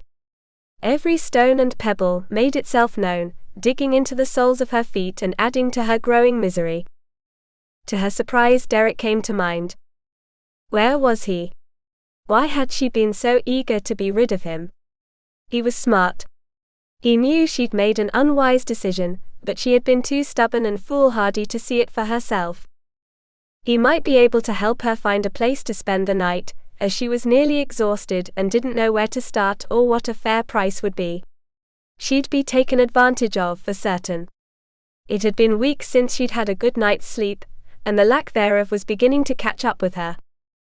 It was growing dark, the days still short, and it was of no surprise when a fine mist began to fall. Why not? It was in keeping with the way the day had turned. If the skies had opened and a deluge had drowned her, she wouldn't have been surprised. Would she be forced to beg on the streets? She'd seen more than a handful of beggars on her travels, sitting in slop and wearing nothing but the thinnest of rags. Their wasted bony bodies smeared with dirt and dust and the foulest smelling waste, holding their hands out trying to smile though their mouths held few teeth. Would that be her fate? Would Beatrice ever know what became of her? Or would she fall so far as to work as the woman she'd accidentally watched earlier in the day, the one who had mated with the strange man in an alley? A shudder of disgust ran through her, and she shook her head. No, never, not ever. Not even if she were on the brink of starvation. Was that what the woman she'd seen had once told herself? She was certain that no one grew up wishing to be that sort of person, someone forced to sell their body for money. Something must have happened to force her into it. Would that be her own fate? No, she whispered, pushing herself away from the cold, now wet stone wall with one shaking hand. No, she would not allow her life to come to that. There had to be a way to survive. She would not allow herself to fade into nothingness, to become just another faceless wretch with nothing and no one. She would not allow Beatrice to spend the rest of her life wondering what had happened to her sister. She'd blame herself, Margery was certain. She would be of a mind that were it not for her, her sister would never have taken such a risk. Beatrice would die blaming herself. Not if Margery could help it. She squared her shoulders, pulling the wet hat more firmly over her head as determination surged through her veins. All that was left to do was to put one foot in front of the other. So she did. Chapter 9. Something about that single gesture touched Derek's heart in a way nothing else ever had. What would she think if she knew he was following her? That he had been following her for hours? She would certainly believe he had ill intentions. It was almost amusing, the fact that he had warned her about men who did the same sort of thing he was doing. But he had no wish to do anything but protect her. He only hoped he could. It wasn't going well. Anyone with eyes could see it. Every time she left an establishment, no matter the nature of business conducted within its walls, she left with her head hanging low, lower in fact with each passing rejection. He was watching her spirit crumble. And there was nothing to be done about it. She was bringing it on herself, insisting that her way was the only way. That instead of going home, back to where her life made some semblance of sense, she should wander the streets of a foreign country and ask for work in an accent which gave away her English heritage. She wasn't even Scottish. Another mark against her in their eyes. He hadn't had the heart to tell her that, for there was nothing she could do about the land in which she'd been born. Not that it would have mattered at any rate, she would have brushed off his warning just as she'd brushed off nearly everything else he'd offered. Stubborn thing. Stubborn enough to keep going, in spite of her obvious fatigue and the way she limped along on pained feet. In spite of mist which was slowly turning to rain, she walked on. She deserved better than what was happening to her. There had to be a better way. What would Brock think? Derek was certain he'd hear all about it on returning to the room they'd found in one of the village inns. A small, dingy room, but better than some of the ones they'd made use of in the many ports and harbors they'd dropped anchor in over the years. Men such as they didn't need comfort. It was warmth and protection from the elements which mattered. The roof didn't leak, and there were no holes in the walls or floor. There was a fire in the small stone hearth built into one wall. That would do. He hadn't been able to stay, however. After quickly washing up and changing out of his travel-soiled tunic, he'd headed back out into the village to find the lass who had made such an impression on him. Brock had held his tongue. Wise of him. That would not be the case on Derek's return, of course, but he was prepared for that. The rain dripped down the back of his neck, rolling down beneath his tunic. The elements had never been a problem for him, seeing as how he'd spent so much of his life out in them. Either on the battlefield or on the sea, a man could expect his share of water soaking into his clothing. It was of no difference to him. He knew it made a difference to her, but she didn't show it as she rounded a corner and continued out of sight. He followed, but only when he knew she was unaware of his presence. She would make a scene if she knew. The last thing he needed was to be placed in the stocks as punishment for harassing a defenseless woman. The rain and the lateness of the hour meant a thinning of the number of villagers on the streets. Those still walking along the narrow, increasingly muddy streets paid no attention to just one more wandering woman, her head hanging low, as she hurried to the next welcoming doorway. She'd already visited nearly the entire village, and he wondered how many options she had left. Could he make it to the next business before she did? Perhaps he could persuade the owner before she arrived. What did he have to offer? Money? Some. He'd never been one to overlook the power of a well-warded bribe. She paused in front of a tavern, on the other side of the village from that where they had started out together. Unlike the one closest to the docks, this looked like a much rougher establishment. Profanity and high-pitched drunken laughter poured from the open door. Was she mad? Why would she even slow her pace in front of such a place? She was clearly a woman of faith, unaware of the uglier aspects of life. The way her face had paled when she'd realized what the couple in the alley were doing together. And she thought she could keep a handle on herself among a group of bawdy drunkards. This would never do.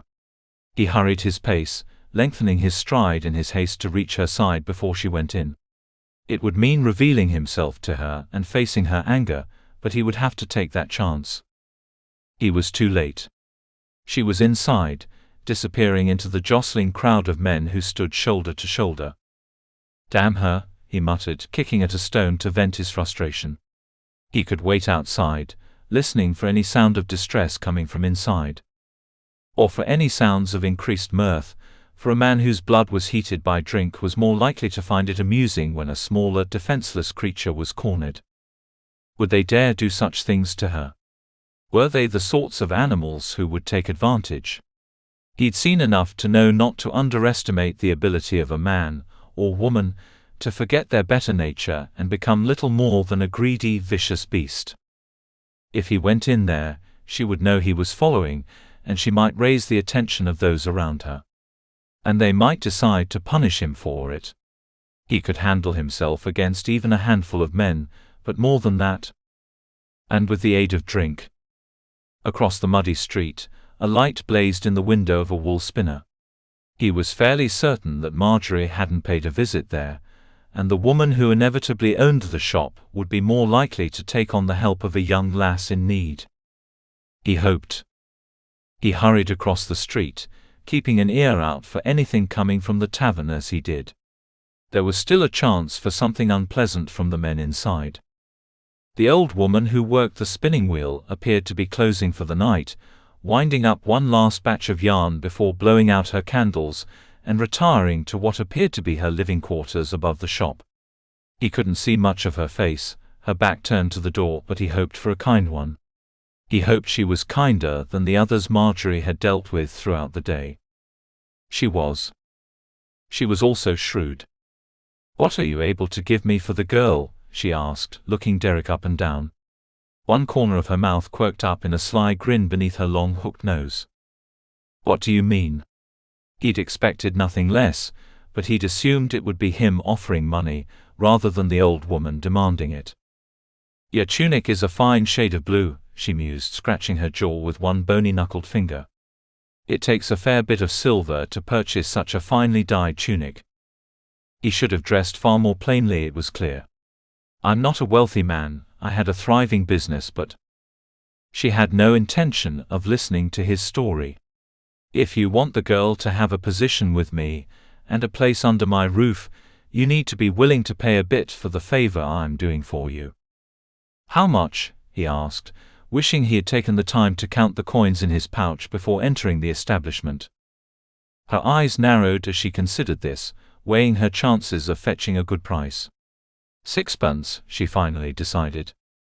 He gritted his teeth against the epithets ready to fly. Sixpence? The woman should be fined for robbery. Still, it would mean decent work for Margery and the potential to live a somewhat safe life. A life she could feel secure in. He'd never known a woman who wanted or was able to earn her own living.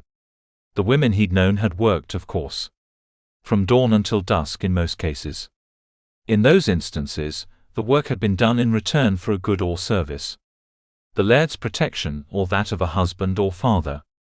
The exchange of eggs for grain, washing for mending, fresh vegetables from one's personal garden for freshly baked bread from a neighboring home. Never because a woman needed to support herself, alone. Perhaps that, too, was part of what unsettled him so about Margery's insistence that she find a position. He'd certainly never met anyone like her before, not a bad thing upon reflection, as his heart would like as not had given out long since from the strain of attempting to protect her from herself. He kept one eye on the tavern across the street, from which she had still not emerged. "You'll tell her nothing of this?" he asked. "She'll be none the wiser." "All right." He handed her the coins, barely refraining from throwing them in her smug face. She was making his life easier by taking the question of the lass's safety off his mind after all. "I'll send her over to you right away." He rushed out, intent on saving Margery from whatever she might be battling inside such a rough, threatening place. Images ran through his mind, none of them pleasant and most of them making his stomach roil in rage. He'd only just reached the door, elbowing his way past two rough, filthy drunkards who could hardly keep their feet on stumbling out, when a third figure slammed into his chest and nearly knocked him on his rear end.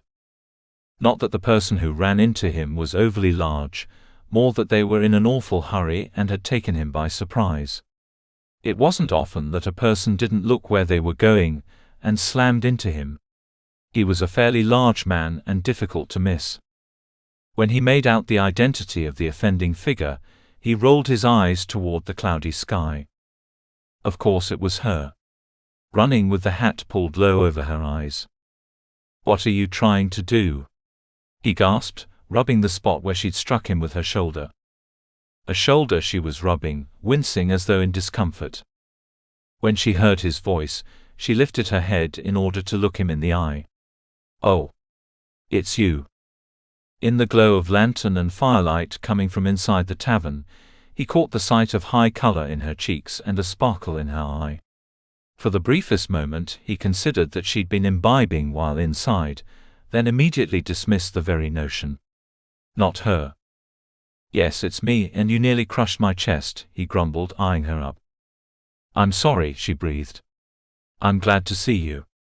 I want you to be the first to know." "To know what?" She lifted her chin even farther, resting her hands on her hips. "I found myself a position. With real wages and a room to boot." His heart sank. "What do you mean?" "A position. Work." She looked and sounded nearly ready to hug herself, she was so pleased. He blinked, struggling to make sense of what she was claiming. "Hold on. You mean in there?" He jabbed a finger toward the tavern, from which shouts and laughter were still heard. She didn't so much as flinch. "Yes. Where else?" She was so matter-of-fact about it all. How could she possibly be so? "And you accepted this position," he blurted, incredulous. "Why wouldn't I? I've been looking all day, and it's cold and wet out here, and I need a place to stay and coins in my purse. Who am I to turn down a warm room?" She looked at him as though he'd gone mad, which was perhaps the most unbelievable thing of all.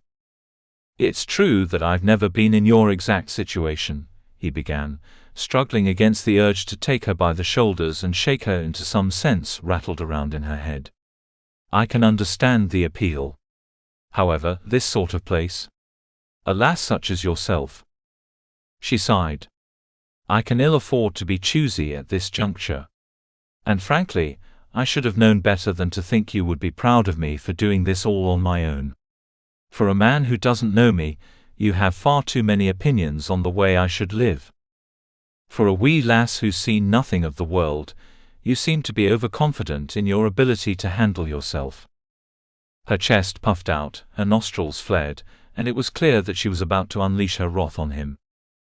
Until her chin quivered. "I should have known better," she muttered, her voice shaking with barely suppressed emotion.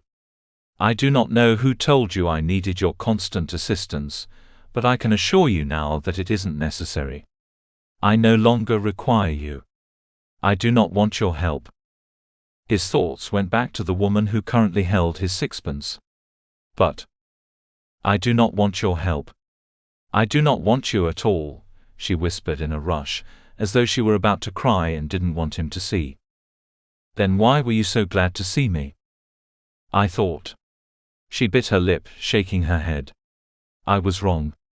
Goodbye. Thank you again, but goodbye."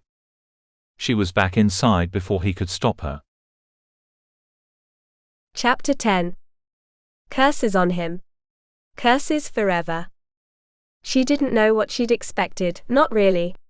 He didn't know her. She'd accused him of just as much, hadn't she? Why then, had she hoped for him to be pleased for her?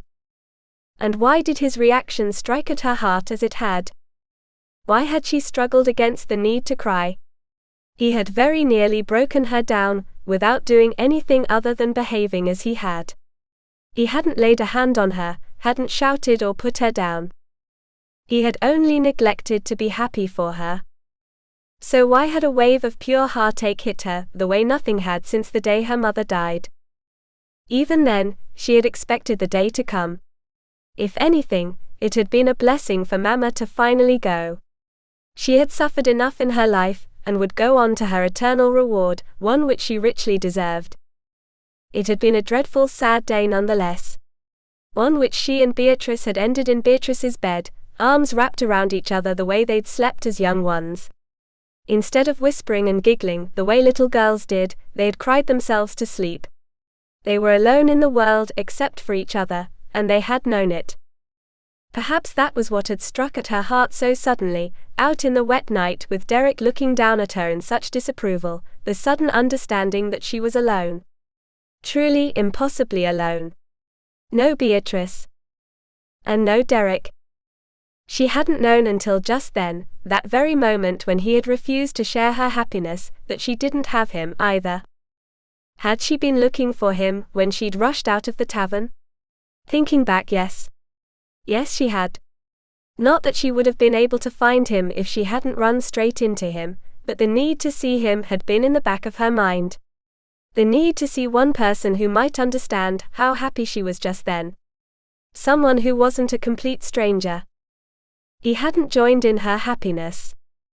He had reminded her how silly he thought she was. She had no one.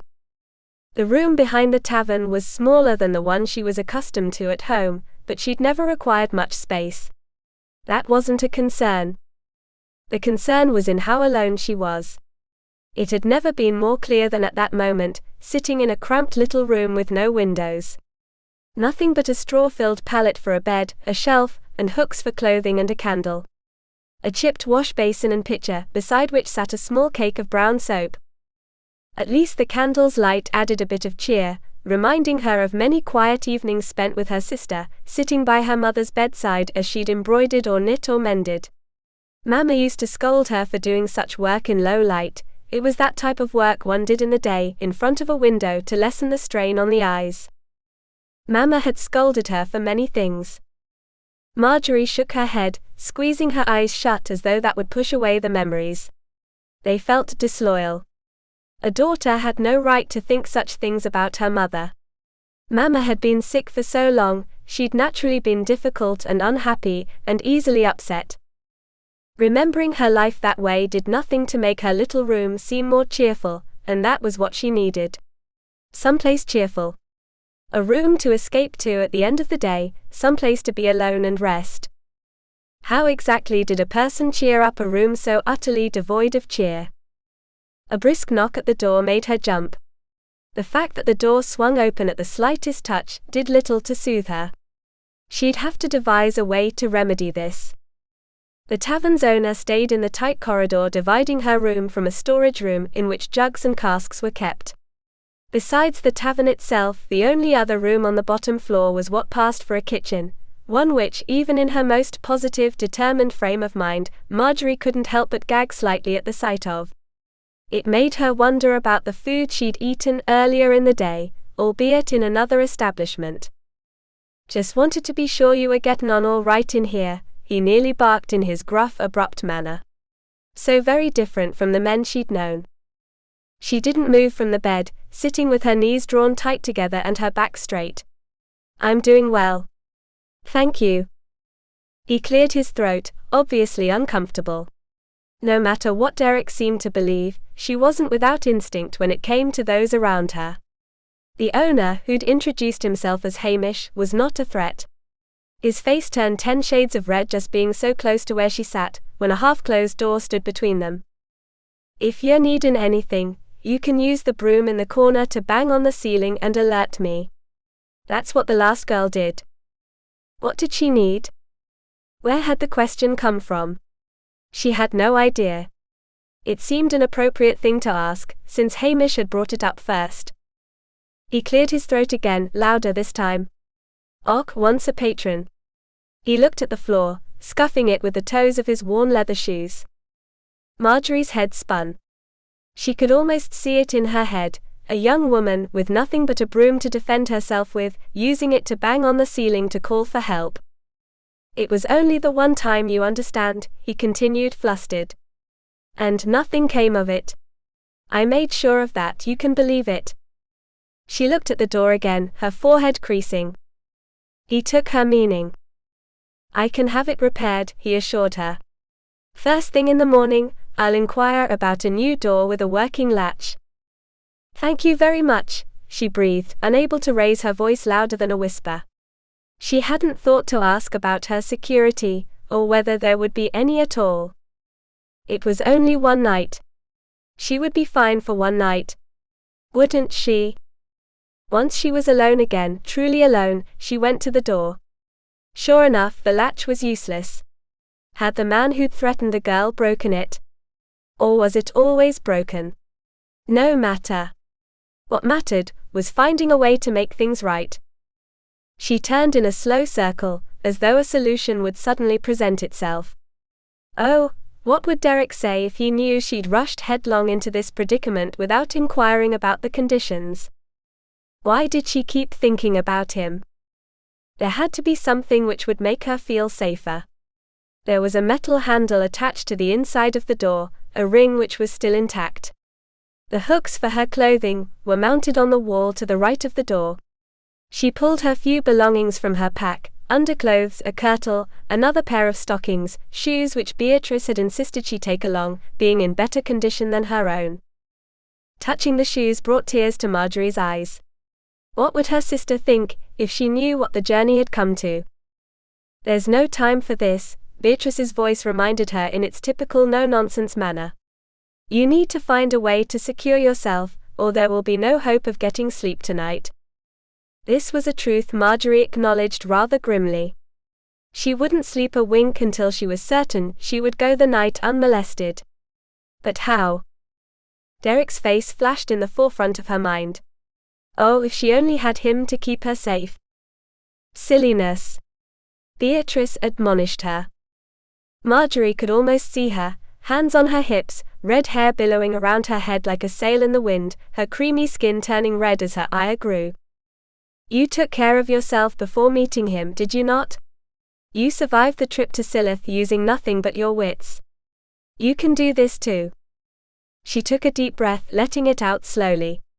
Yes, she had taken care of herself, and she had survived. She'd even found a way onto the ship, and had hidden herself successfully until they'd docked in Kirkcaldy.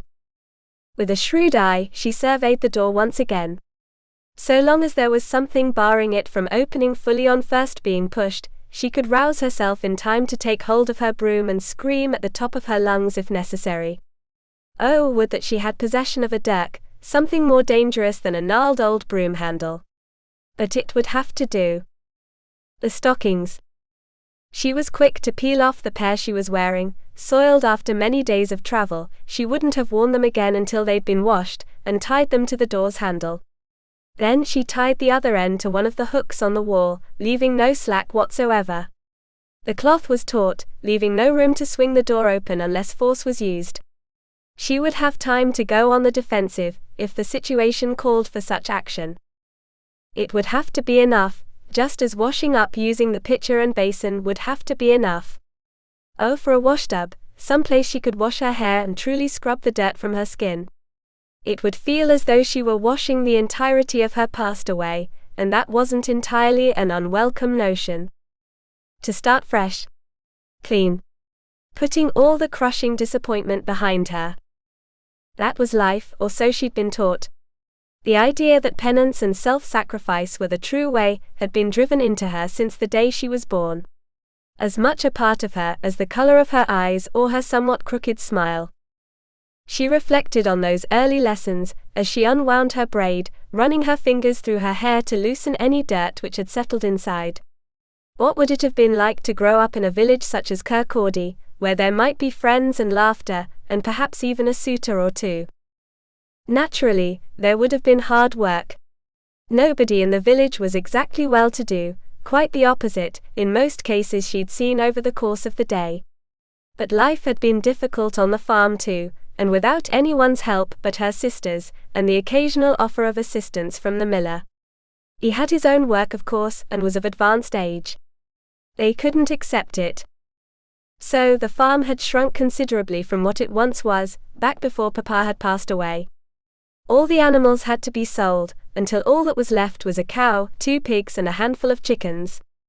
Enough to get them through. There was simply never enough help, and never enough money to hire it. So much disappointment. Seemingly endless years spent watching out the window of her mother's sick room. Watching for what? She couldn't have said then, and still didn't know. For something. Anything. Life. She had always been certain of there being more out there, somewhere. A place where she wouldn't have to feel so lonely, as though everything of value had passed her by. Somewhere she could shed the years of playing healer to a woman who would never heal. Where she could be young, as she'd never had the chance to be. A laugh bubbled up in her throat, which she quickly squelched. What were the chances of her being young and carefree, in a room such as the one she was about to bed down in? Very slim indeed. Perhaps non-existent. She fell asleep the moment her head hit the flat, lumpy pillow, the smell of stale ale and meat roasted long ago, already less prominent than it had been on first arriving in her new home. Chapter 11. If only there was a way to check on her. Derek rolled to his side with a growl in the back of his throat. If he managed to get a single moment's sleep, it would be a miracle. At least she was safe for the night, or so he tried to tell himself. She wasn't out in the elements, getting rained on, curled up in a ball as a way of protecting herself. Perhaps in a doorway or beneath an overhang. No. She was only sleeping in the back room of a tavern. Quite a step up. He squeezed his eyes tightly closed, willing thoughts of her out of his brain. He needed to sleep, if he were to have his wits about him when he visited the village shipping business in the morning. He'd already wasted nearly an entire day. A fact Brock wouldn't allow him to live down. Upon his return to their shared room, his first mate had fixed him with a keen eye and his usual sharp observation. "What went wrong this time?" he'd asked, raising a bushy eyebrow. "What makes you think anything went wrong?" Derek had replied, a grateful groan escaping his lips as he sat on the edge of the bed. It was nothing compared to the luxurious accommodations back at the Duncan Manor House, but it would beat sleeping on the muddy ground any day of the week. "You have those lines between your eyes." Brock had gestured to the space between his eyebrows, above the bridge of his nose. "I know that look. I've seen it too many times. When a merchant was trying to swindle ye, or a storm was brewing on the horizon. Perhaps it's been a long day, and I'm merely tired." "I've seen tired. You've been tired since not long after we started out from the manor house. I know because I felt the same way. We spent far too long growing soft in front of a winter fire." Derek had chuckled at the truth in this. There's nothing so dangerous as a comfortable fire for men such as we. Especially when it's a 5-month-long fire. The truth was, spending nearly half a year without strenuous activity had made him easily fatigued compared to how he normally behaved, vital, energetic, ready to leap into action at a moment's notice. He wasn't nearly as trim as he'd been the night Hugh and his bride had ridden into town, either. Brock hadn't ceased pressing the matter. "No, this is more than fatigue. What happened out there? Did you find her?" "Did I say I was looking for her?" "You never had to say it, but that doesn't mean I didn't know all along. I'm hardly feeble-minded." "Then perhaps you should know better than to press me when I'm in a mood such as the one you claim I'm in," he'd snapped, rising to go to the basin to wash his face and hands. A good long swim would have done a much better job of cleansing him. He knew better than to dream of a washtub by the fire, as he'd grown accustomed to back at Phillips, but there was nothing to do but make the best of what was available. Brock had held his tongue while his captain had washed, staring out the open window at the rain-drenched night. It was better than snow at any rate, and left the air smelling fresh. "Will you go with me in the morning?" Derek had asked, drying his face on a strip of linen hanging by the basin for just such purpose. Of course. I wouldn't allow you to go alone." "Why do you think I'm with ye?" "I thought it was for the pleasure of my company." Brock had chortled. "I wouldn't use those exact words, begging your pardon." The two of them had fallen into a companionable silence, as they'd stretched out on their respective beds. They were lumpy, stuffed with straw which had flattened in some places but not entirely uncomfortable. A small fire had burned, warming the room and casting dancing shadows on the wall opposite the fireplace. Even with the peace which hung over the room, Derek had known Brock was merely waiting for him to confess the truth of his evening walk. And the truth was, in spite of his reluctance to share his thoughts, he'd needed to get them out of his head. So he'd told Brock of following her, of watching her spirits fall a bit at a time as she'd made her way through the village, of bribing the woman in order to secure a position for her, and of losing the sixpence for no good reason. To his credit, Brock had remained silent throughout the tale, even when Derek had confessed to squandering the money they might have need of before their journey came to a close. The room had fallen silent again, only the crackling of the logs in the fireplace and the soft, steady rain outside the window providing sound. That and their breathing. Derek had been certain his companion was asleep, which made the sound of his voice a surprise. "I have to give the lass credit for being hard-headed," Brock had grumbled almost grudgingly. He'd never had much time for women aside from the ways in which a man normally appreciated women, so Derek knew this was high praise. "Yes, but her hard-headedness is going to get her killed." "It hasn't yet. She made her way to Kirkcaldy. Purely by accident. And it was a purely lucky accident which led her our way. I don't think I have to tell you what would have taken place had I not stepped in prior to those sailors doing what they intended to do." Brock had let out an almost animal snarl. They were of the same mind when it came to such behavior, which was one of the many reasons Derek trusted him so implicitly. She wouldn't have been long for this world. She would have been fortunate if it had ended early for her, Derek had agreed, his stomach twisting at the mere idea of her being so ill-used. "You see what I mean then?" "I do. But I also see that she's not your responsibility." "Which you don't seem to see." That had been the end of the discussion. As Derek had felt the beginnings of an argument he was not of a mind to begin, nor had he the energy. He'd allowed Brock's flat, matter-of-fact observation to be the final word for the time being, which was wildly against his nature. Not many men ever got the last word when Derek was involved. This was different. She was different. And Brock was right. Derek rolled to his other side, groaning inwardly as he reflected on how much of the night had passed without sleeping so much as a minute. He faced the wall, where the shadows were much fainter than they'd been when Brock's breathing had turned to snores. The fire was all but dead, just another piece of proof that the night was slipping by. Margery wasn't his responsibility. Why, then, was it impossible for him to forget about her? Why did the image of her lying there in his bed, tucked up against his body, fill him with something deeper and more primal than lust. To be sure, the beginnings of desire unfurled in his core, causing his manhood to stir, but there was more to it than that. When he closed his eyes and imagined hard enough, imagined her being there in his arms with her small, warm, soft body tucked firmly against his, a sense of peace came over him. Calm. Certainty. It was enough to help him finally sleep. Chapter 12. McBride's shipping. Brock read the sign on the warehouse swinging in the gentle breeze coming up from the Firth of Forth.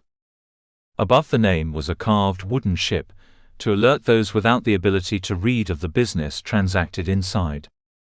"If he's the sort of man we've heard he is, it'll be best to take our time with him," Derek muttered, turning his face away from the warehouse as he spoke. It wouldn't do for someone inside to know of his intentions before he stepped foot inside. "Aye," Brock agreed, looking at his feet as he spoke. "A hard-bitten man." "A shrewd businessman," Derek replied, remembering the stories he'd heard over the morning meal of hard bread, thin soup and ale. A strange way to break the fast, but welcome nonetheless. The soup, thin as it was, had warmed his blood nearly as well as the ale had. Good thing, because the morning was far more chill than any since they'd left the manor house. He wasn't certain of what he foresaw for the purpose of this meeting. He'd originally considered meeting the owner of the business, explaining his difficulties, and finding out if there was business enough for the two of them in Kirkcaldy. It seemed to be a thriving harbour, with 3 new docks in the process of being built to accommodate growing demand. On reflection, however, he began to wonder if he wanted to start over at all. "You would consider selling the ships to this man?" Brock asked, likely for the 10th time since Derek had broached the idea over breakfast. "I wouldn't do anything without getting a strong feel for the man's character," Derek assured him again, almost trying to soothe his friend.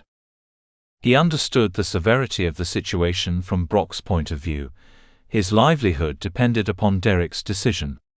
But he would never sell the ships to this McBride, without a firm promise that Brock would be in charge of the ships upon their sale. It was only fair. "You never mentioned this before," Brock argued, crossing his arms over his formidable chest. "Why is this the first I'm hearing of this idea?" "Because, in all honesty, I hadn't considered it before." "What's changed?" he challenged, eyes narrowing. Derek couldn't say.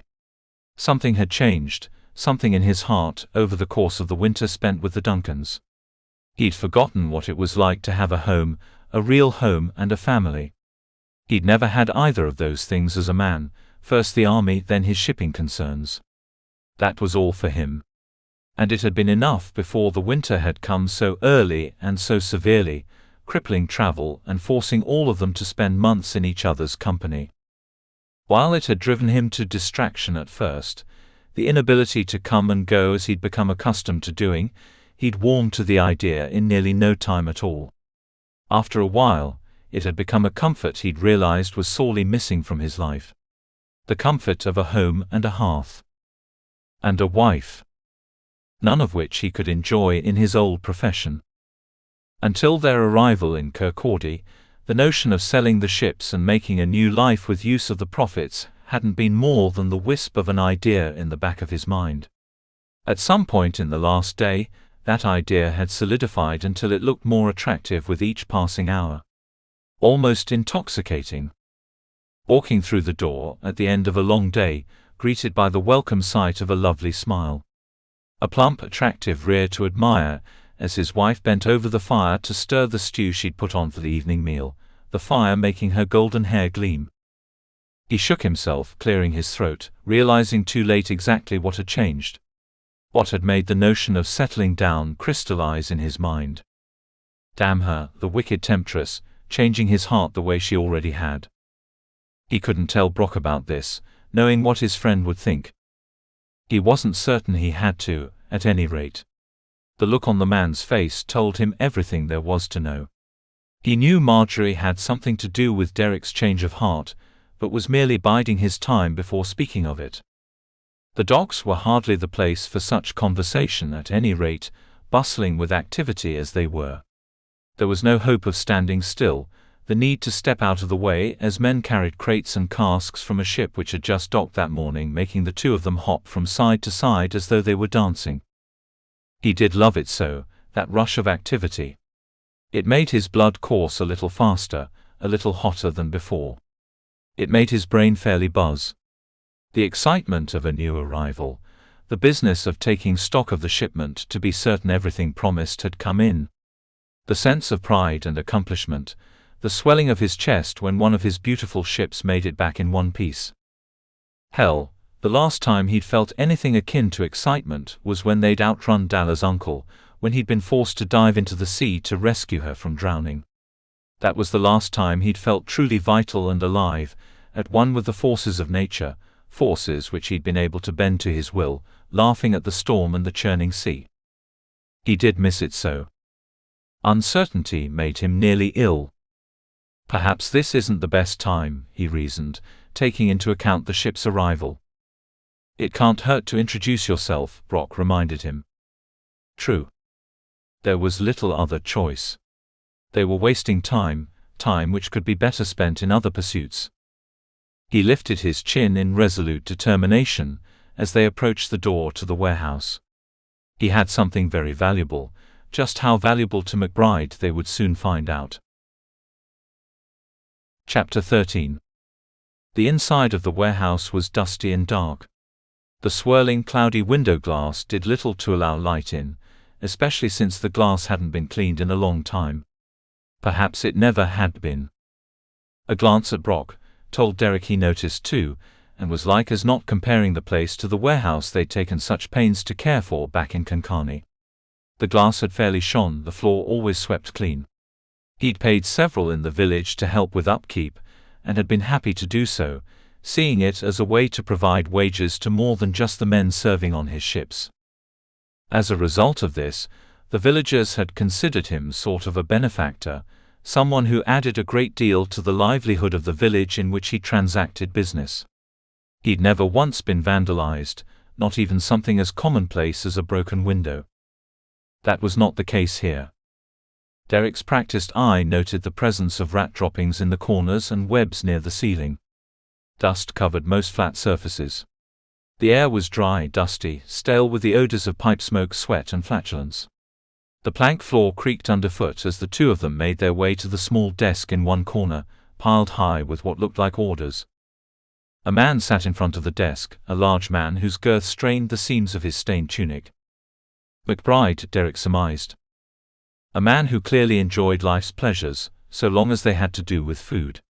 He marveled at the strength of the stool on which the rotund man perched, wondering how much longer the thing could possibly last without giving out. "Excuse me," Derek began, his voice strong and confident. He could match wits with this slovenly creature, he had no doubt. The man turned his head just enough to catch sight of his visitors through the corner of his eye. "Aye," he barked. "I'm busy today, so make it quick." Derek exchanged a look with Brock. "My name is Derek McInnis, and I'm here." "Hold everything." The man turned fully, finally showing his visitors a bit of respect. "You said McInnis." "I did." "Would ye be the Derek McInnis of McInnis Shipping, then?" The man's eyes narrowed, and Derek instantly understood why others referred to him as shrewd. His brain was already weighing his options in this meeting, without the benefit of knowing why Derek was visiting. "I would that. This is my first mate, Brock McFadden. And I'm Ian McBride." He extended a hand, large, dry, rough, which Derek shook firmly. A strong grip, the grip of a man who knew who he was and what the world held for him. They were cut from the same cloth, to be sure. "This is your warehouse, then?" Derek asked. "Aye, for these 12 years, the man replied with a great deal of pride. "I've seen Kirkcaldy grow in that time, you can be sure of it, and I like to think that growth is due in no small part to my business." "I'm certain you're correct. I remember the village from my youth, and was shocked at how it had grown since the last time I passed through." "You're from the area, then? I assumed you'd always made your home in Konkani." "Nay, I was born and raised in the Highlands." "A Highlander?" The man's eyebrows arched until it seemed they would leave his sweaty forehead. Well, I must say that's a surprise. Why a surprise? Derek laughed. You expected a savage. I admit, you're a bit more civilized than I'd ever expect from a Highlander. McBride spat on the floor, an action so well-timed that Derek had to bite the inside of his cheek to squelch more laughter. A man such as this, speaking of civilized manners. I take that as a compliment. He looked around the warehouse again, as though he hadn't taken it in upon first entering. You've done well for yourself here. Just the sight makes me long for what I've lost. I'd heard of that. The man's face darkened before he spat again, this time in anger. A foul turn that was. And the beast who set the fire, a Norwegian pig. Aye, but he met his end. I made certain of that. Derek smiled at the memory of hearing the enemy ship tearing itself to pieces on the shoals. The screams of the men on board. He would never have rejoiced in such a turn of events otherwise, believing it bad luck to wish harm on another ship, but this was different. They had tried to kill him, his brother, his sister-in-law. I only wish the harbor hadn't suffered as a result. The last I heard they were rebuilding, McBride offered. I hear they should be ready for new shipments by the end of next month, perhaps early May. The news lifted Derek's spirits somewhat. They would rebuild and life would go on. That's good to hear. I had worried. And you? You'll rebuild? A note of interest leaked into the man's voice, belying the true nature of the question. He was not merely asking out of courtesy. He understood, without being told, the purpose of Derek's visit. If I do, I don't believe it will be in Konkani. I've family in the Highlands, as I explained, and I would prefer to remain close to them now. You'll be setting up along the northern coast then? Perhaps Clacknahari? The north wouldn't do, though Derek wouldn't expect a lowlander to understand the intricacies of clan relations. Traveling south was far less treacherous than traveling north of Duncan Land, seeing as how those lands belonged to the opposition. He couldn't possibly hope to run a stable business there, with threats from the Orkneys and others hanging over his head. Nay, I don't believe so. West then? McBride offered. Derek had the unpleasant certainty that he was being toyed with, something which didn't sit well. He sensed Brock's growing impatience too. It was time to get serious. In truth, I had considered setting up here. In Kirkcaldy. The man blinked. You canna be serious. I am, sir. It seems to me there's more than enough to go around. I have my own ships, 3 as a matter of fact, and am confident that any of the merchants I've worked with in Konkani would be pleased to open shipping lanes to Kirkcaldy if they knew I was in charge. And where would that leave me then? McBride sputtered. Exactly where you are, sir. I would have no need for your business, as I'd have business of my own. Of course, if any of my contacts have already made arrangements with you, I would be happy to step aside. I have no interest in taking anything from you. The truth was, Derek was nearly certain that McBride would lose business even without his interference. Who would choose to ship with such a slovenly, undisciplined and likely not entirely honest man, such as the one before him when they had another choice? And Derek had always prided himself on honesty, forthrightness, and fair dealing. He was notorious for it. McBride's demeanor changed. He hadn't been exactly friendly or warm, but he'd been somewhat welcoming. Suddenly he was blunt and unsmiling. I don't take well to competitors, no matter what you say now. A man's mind can change rather quickly when silver is involved. I have no doubt of this, Derek agreed, dropping all pretense of friendliness in favor of a businesslike demeanor. However, ask anyone I've ever done business with, and they'll tell you the same thing. Derek McInnis is a man of his word. If that weren't the case, I wouldn't have built such a strong business. If your business was so strong, why come here? I don't buy this story about family in the Highlands. It's a good 4 days' ride up there. And far more from Konkani, but that's none of your concern. He placed his hands on his hips, as did Brock. He looked forward to hearing his first mate's thoughts on the situation, since his silent observations often proved invaluable. I was considering an alternate plan, but your entire manner has persuaded me to think otherwise.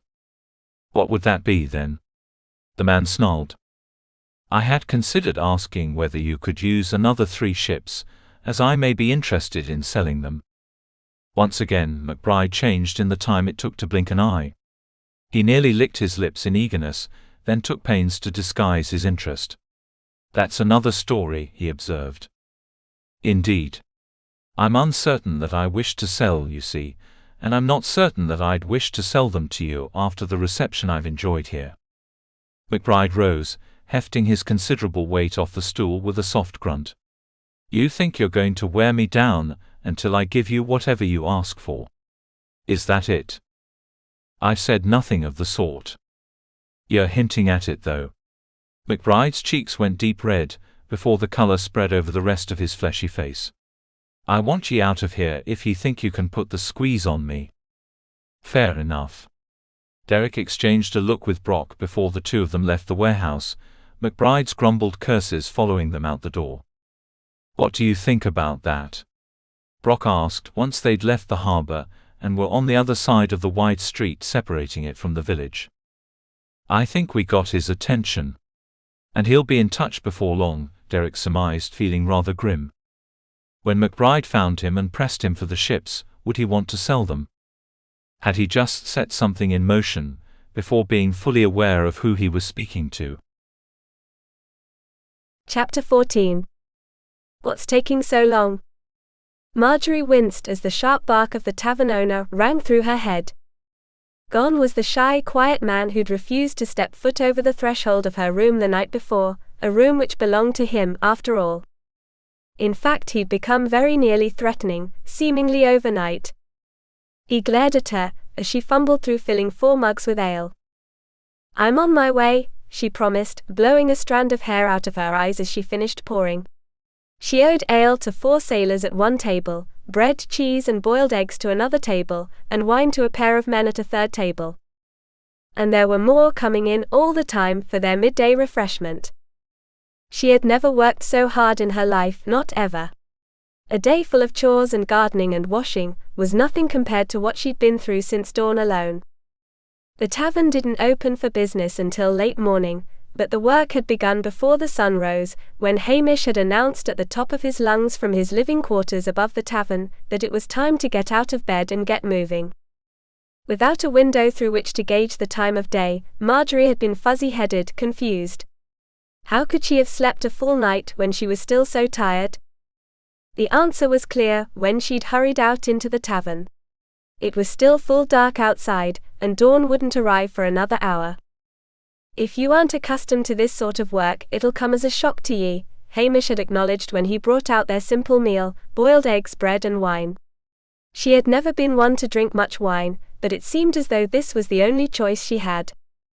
The wine had warmed her stomach and her head, and had given her the fortitude to get through a morning full of grueling work. She'd scrubbed the floor, and applied a fresh layer of straw to absorb spills and the spittle of countless men. She'd scrubbed down the tables too, and washed the mugs and crockery.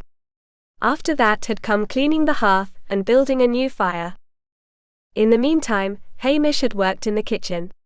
She wished he would let her do that too, since the conditions in there were so unpleasant. It couldn't hurt to give the entire room a good scrubbing, perhaps another day, after they'd closed for the night. As it was, by the time they opened for business, she was sore in places she hadn't even known existed up until that very morning. We fell behind in the cleaning, Hamish had admitted early on, as he'd raked out the filthy straw which had previously covered the wood floor. After the last girl left, there was no way to keep up. The lads in the village want too much money for the work, and I can't afford to pay both one of them, and alas, to help with the patrons. She had bitten back a sigh of dismay at that statement, seeing as how she was doing the work of 2 people, but being paid barely enough for one. So that was why Hamish had been so amenable when she'd approached him the night before. He had been looking for cheap labor. And at the rate she was going in delivering food and drink to hungry, thirsty men, he wouldn't be willing to pay her for long. She was strong enough to perform menial tasks for hours on end, but running back and forth from the kitchen while remembering what several groups of patrons wanted all at once was enough to make her head throb. She placed 4 mugs on one table, forcing a smile as the men seated there leered at her. They didn't bother to hide it, either. No gentlemen they, but she had at least gotten their order right, and was busy enough to have an excuse to hurry off and fill the next order. When one of their hands brushed against her backside, she blushed in shame, but pretended not to notice the caress, or the raucous laughter the 4 of them broke into. She had never been so humiliated, not ever. She'd had no idea what men were capable of. Derek had been right. Him again. When would she stop thinking about him? It was bad enough that he'd haunted her dreams throughout the short broken night, that she had gone from imagining his strong arms around her, to wondering what it would feel like to have his lips pressed to hers. Crash! What in blazes was that? Hamish screamed over the low roar of conversation in the increasingly packed room. Margery's stomach dropped as she looked down at the jug of wine she'd just dropped. It wouldn't have broken, had it not hit the leg of a table. I'm sorry. I'm sorry. She bent to pick up the pieces, cheeks burning and eyes blurred with hot tears. That's coming out of your wage, lassie. I know, she whispered, wishing she could melt into the floor rather than face him or any of the men around her ever again. What had she been thinking, taking a position like this? She was no match for any of them, nor for the work which needed to be done. She wasn't meant for this place. And hurry up with it, or I'll take out even more. Hamish bellowed. You're keeping the men waiting. She kept her head down and worked as hard and as fast as she could, wishing desperately for the day to be over, though it had only just begun. They wouldn't close until well after dark, when the worst of the village's drunkards came out to share a jug of ale. And she would have to serve them that ale, and likely endure even further abuse. She delivered bowls of stew, thin almost like gruel, but they seemed to be grateful for it, and ran a hand over her head in an attempt to smooth her hair into place. She knew she must look a fright, all bedraggled and sweating as she was. She felt soiled, stained, and knew she wouldn't be able to take a proper bath that evening.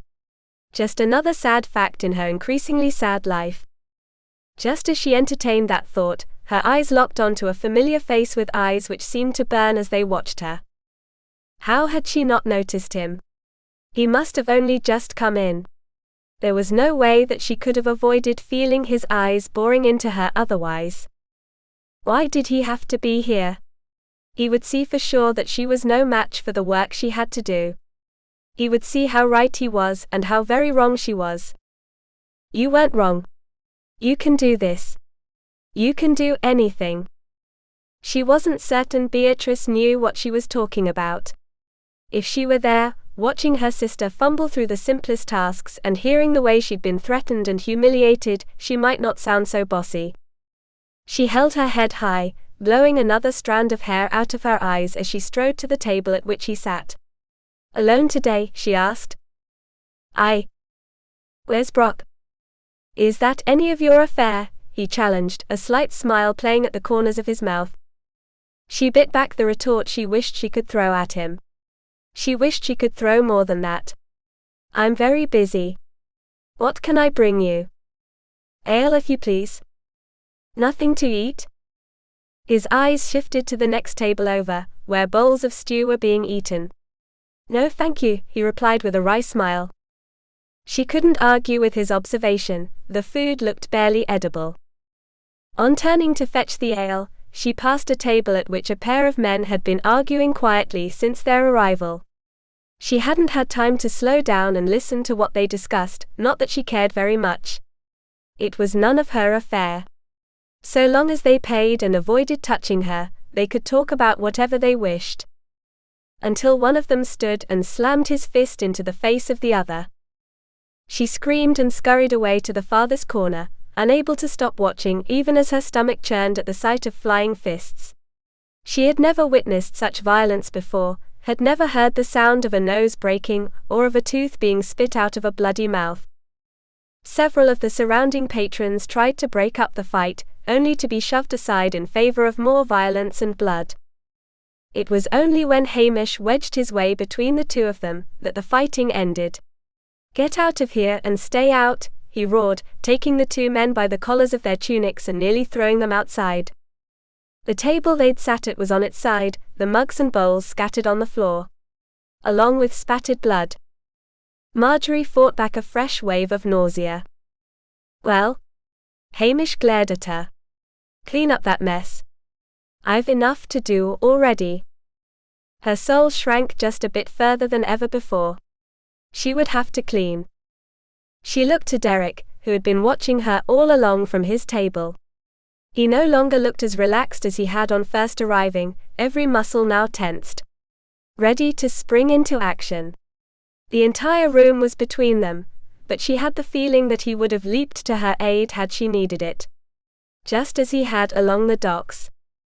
There was pity in his eyes and concern.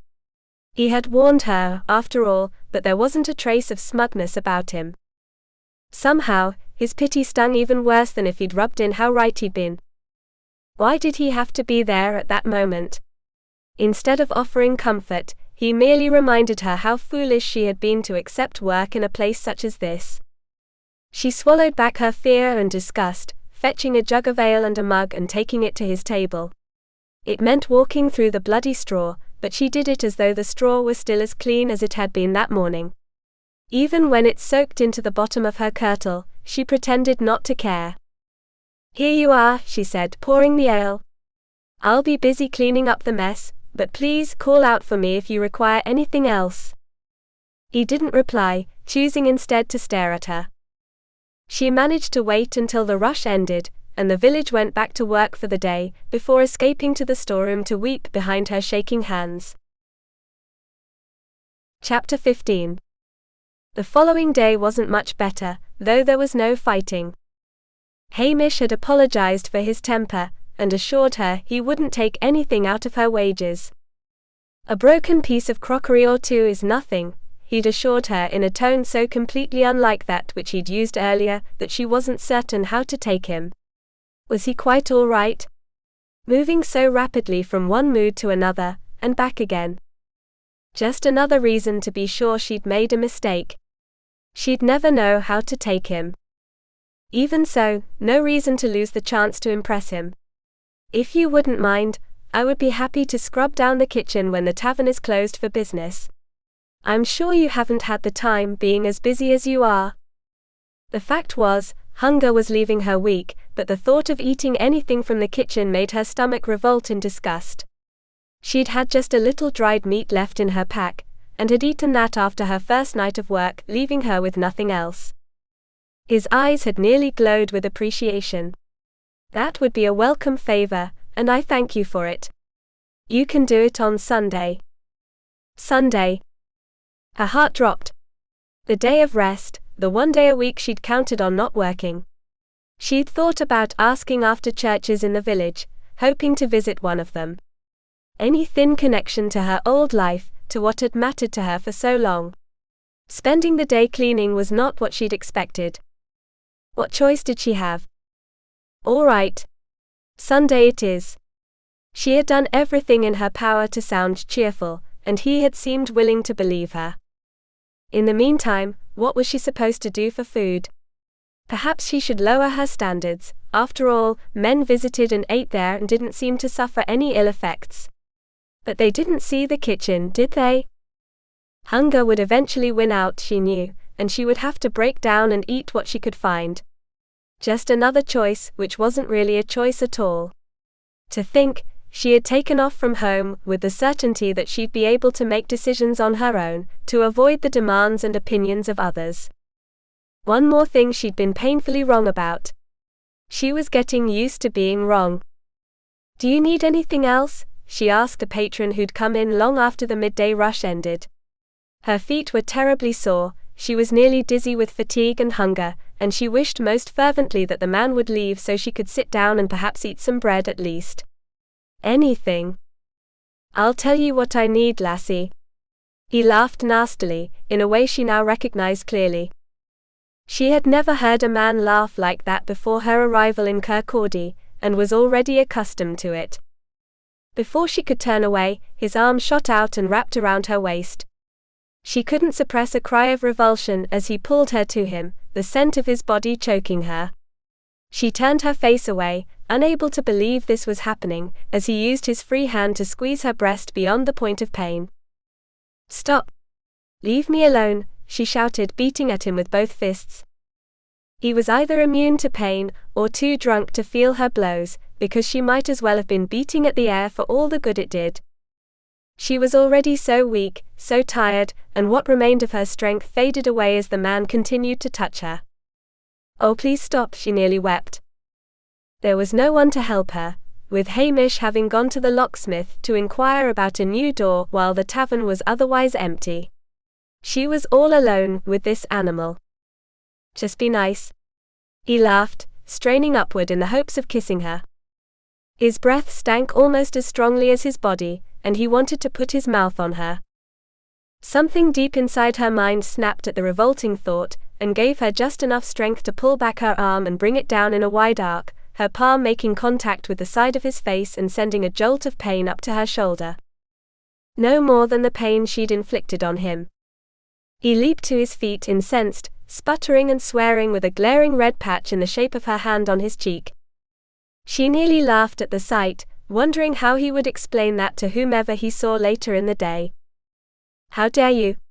he spat, advancing on her, hands curled into fists as though he intended to pummel her in return for her slap. "How dare you?"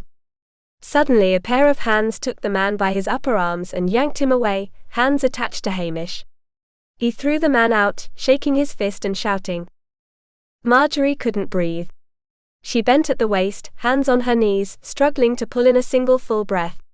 Her heart was racing far too fast, her lungs seemingly unable to take in air. She could still feel his arm about her waist, pulling her in, straining upward in order to kiss her, squeezing her.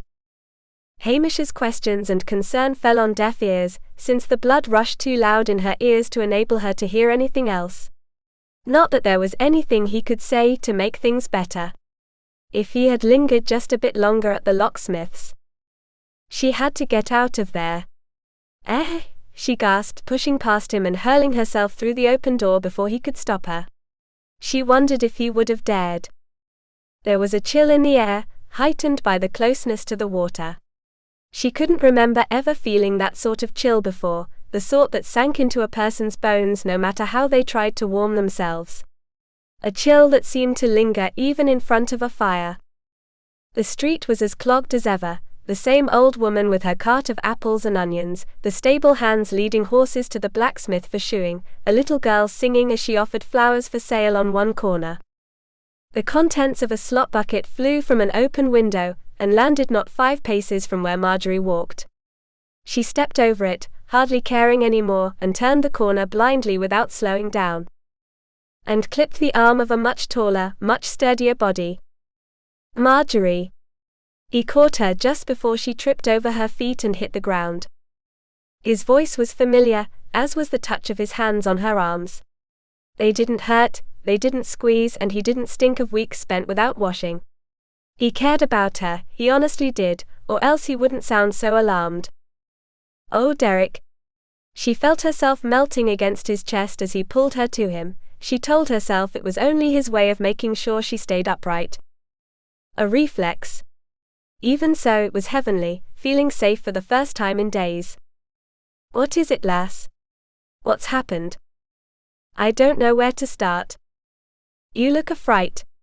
He removed the warmth and security of his chest when he held her away from him, eyes narrowing as he took in the sight of her. "What's happened to you? Have you eaten today?" "No," she whispered, feeling as close to weeping as possible without shedding tears. "Och, lass. You've got to eat something. Here." With a protective arm around her shoulders, he walked to the next street, where a baker sold meat pies. It felt so nice, not having to think for herself for a moment.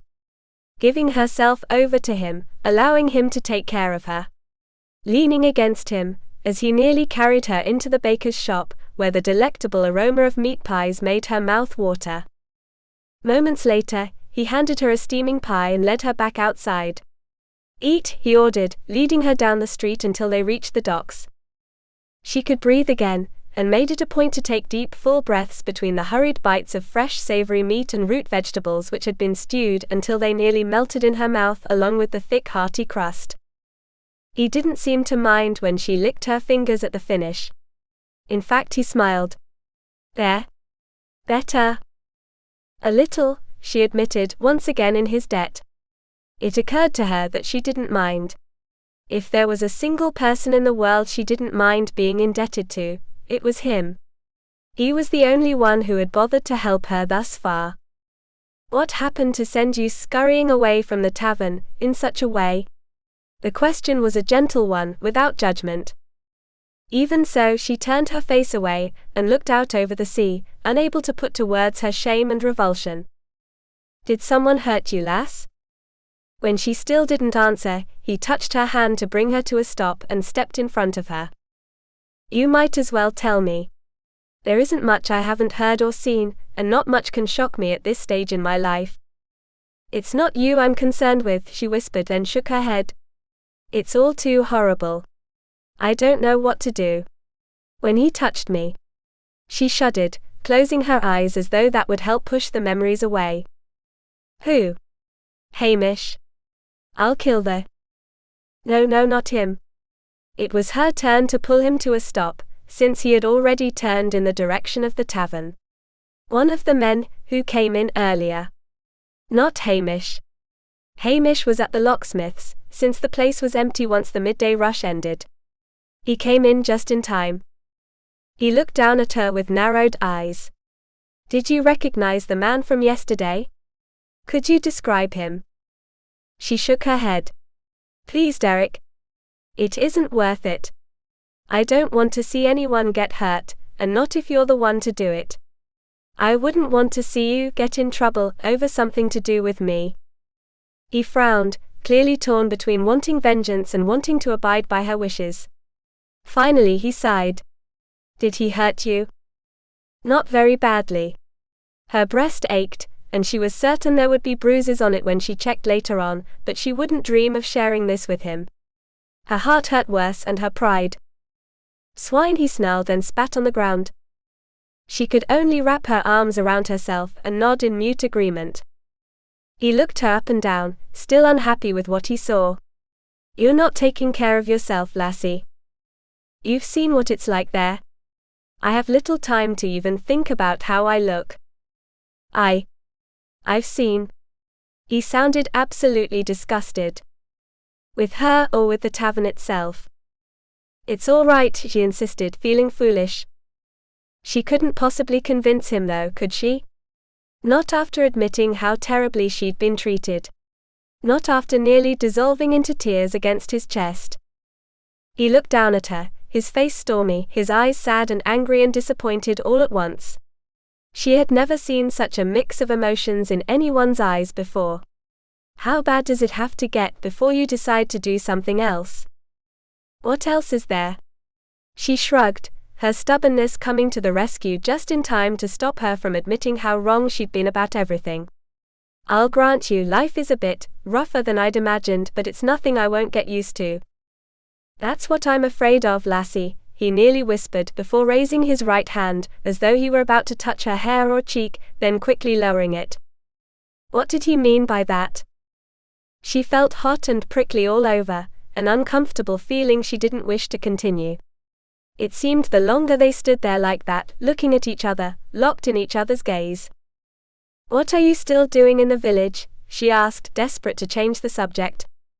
He chuckled, shaking his head a bit as they continued their walk. With hot food in her stomach and plenty of fresh air and sun on her skin, she felt better than she had since she'd first stepped off the ship. How do you know I don't live here? I don't know, she admitted. I only had the feeling. You're right, naturally. He chuckled. I came to the village to pursue business concerns. I'm still here because those concerns haven't been settled. What concerns? It wasn't that she cared, not strictly, but she enjoyed listening to him as he spoke. His brogue was almost musical, rising and falling over the course of each sentence. Unlike anything she'd heard before. I own a shipping business, he explained. I'm uncertain as to whether or not I wish to keep it. Why wouldn't you? She blushed and bit down on her bottom lip. I'm sorry if my questions are too much. Not at all. In fact, it's a comfort to be able to speak freely on it. What about Brock? He's been my first mate for many years, and he's too involved in the business. I have a responsibility to him, too. If I were to sell, he would lose his livelihood. Why do you want to sell then? He let out a long breath. She waited. It's far too complicated.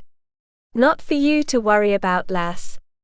I've been living in the bosom of a happy family for these last many months, and well, everything looks different than it once did. She guessed at his meaning. He wanted to settle down. Many men reach that point in their lives, when they decided the comforts and joys of home outweighed what had once mattered to them. I think that's a good idea, she offered. You do? Men should settle down and marry when possible, she reasoned. Otherwise, how would families come to be? A keen observation. He chuckled. For once, it didn't bother her to hear someone laugh at something she'd said. He had a pleasant laugh, and it wasn't as though he laughed at her expense. He peered at her from the corner of his eye, pursing his lips as though deep in thought. You insist on going back to the tavern, I assume?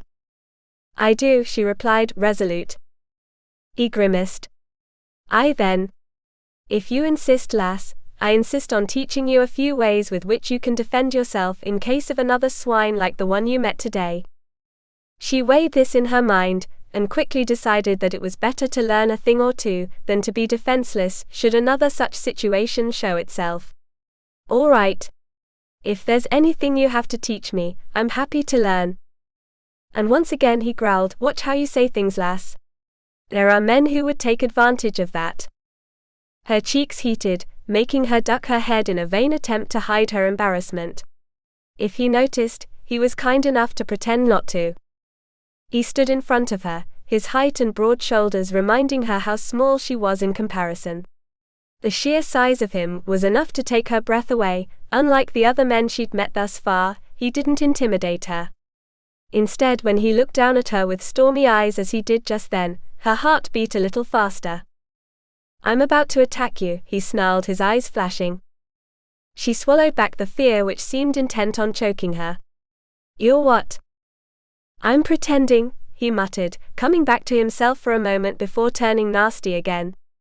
I have you cornered. There's nowhere to go. No one around to stop me.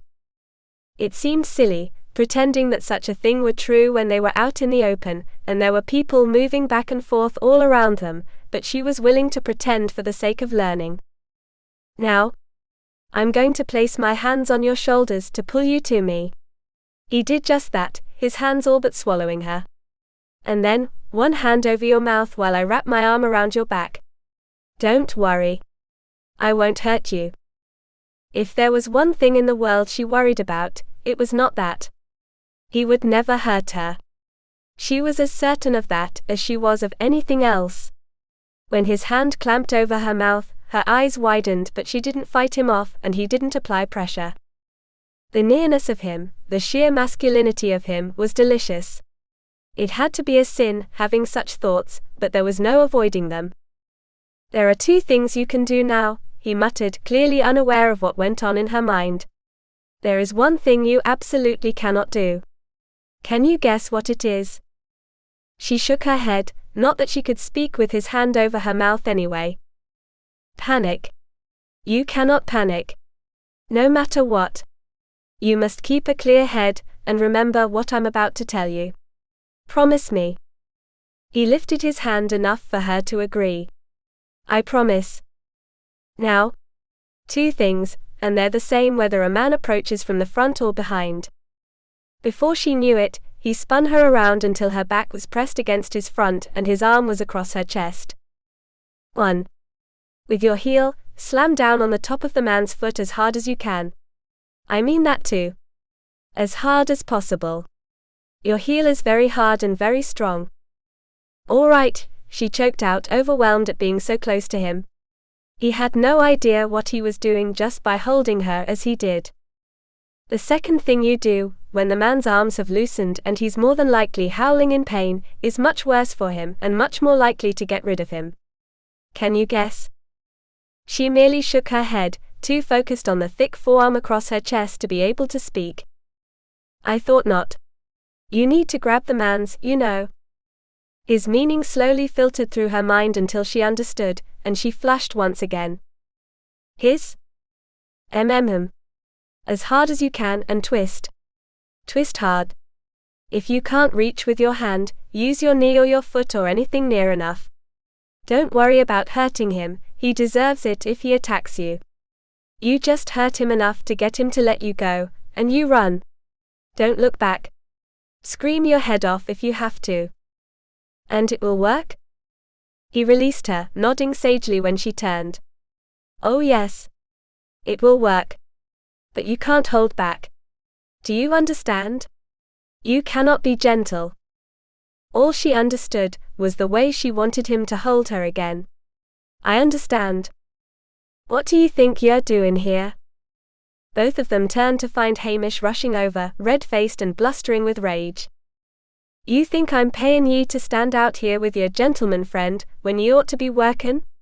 His brogue always thickened when his temper was up. She opened her mouth to apologize, but Derek beat her to it. Perhaps she's out here with me because you were foolish enough to leave her alone in that pit you call a tavern, he spat. Derek? Please don't. She looked from him to Hamish, whose face was nearly purple with rage. You know what might have happened to her, don't you? He asked as though she hadn't spoken. And that would be on your conscience, but I can promise it wouldn't be the worst you would suffer. Who do you think you are? Hamish demanded, nearly standing nose to nose with Derek. Margery's heart sank. She was about to lose the only chance she had of earning money to send for Beatrice. The thought of her sister sitting alone, waiting for word from her, spurred her to action. It's all right, she said, touching Derek's arm before turning to Hamish. I needed to get some air after what happened, but I feel much better now. Let's return to the tavern. He seemed satisfied, turning around after casting one last doleful look Derek's way. Lass? You're certain of this? He asked, searching her face with anxious eyes. I'm certain. And I'm certain of something else, I can't have you fighting my battles for me. You'll cost me my employment for one, and I'll be without any prospects at all. Please go about your business and allow me to go about mine. She backed away, her heart sinking further at his clear disappointment. I do thank you for all you've done for me, she added, then dashed after Hamish before she had the chance to change her mind. Chapter 16. It took 5 solid hours of the hardest, filthiest cleaning she'd ever subjected herself to, but when she finished, Margery finally felt confident in the kitchen's cleanliness. Dumping the last bucket of nearly black water in the back alley was a relief on par with the most heavenly she'd felt in her life. There were moments in which it had felt like she'd never finish. The amount of grease and grime which had built up over the years had turned her stomach more than once. The only way she was able to distract herself from focusing on the task at hand was to think about Derek. Not that she had much choice in the matter. She'd thought of little else but him since that last encounter on the docks. When he had shown her how to defend herself, and coincidentally, had held her closer than a man ever had. He wasn't just any man, either. Any other man wouldn't have set her heart off at a sickening pace, enough to make her head swim and her breath come in short little gasps as he had. He was nothing like any of the ones who'd come into the tavern over the 5 days she'd spent working and living there. There was a sense of great honesty about him, and integrity.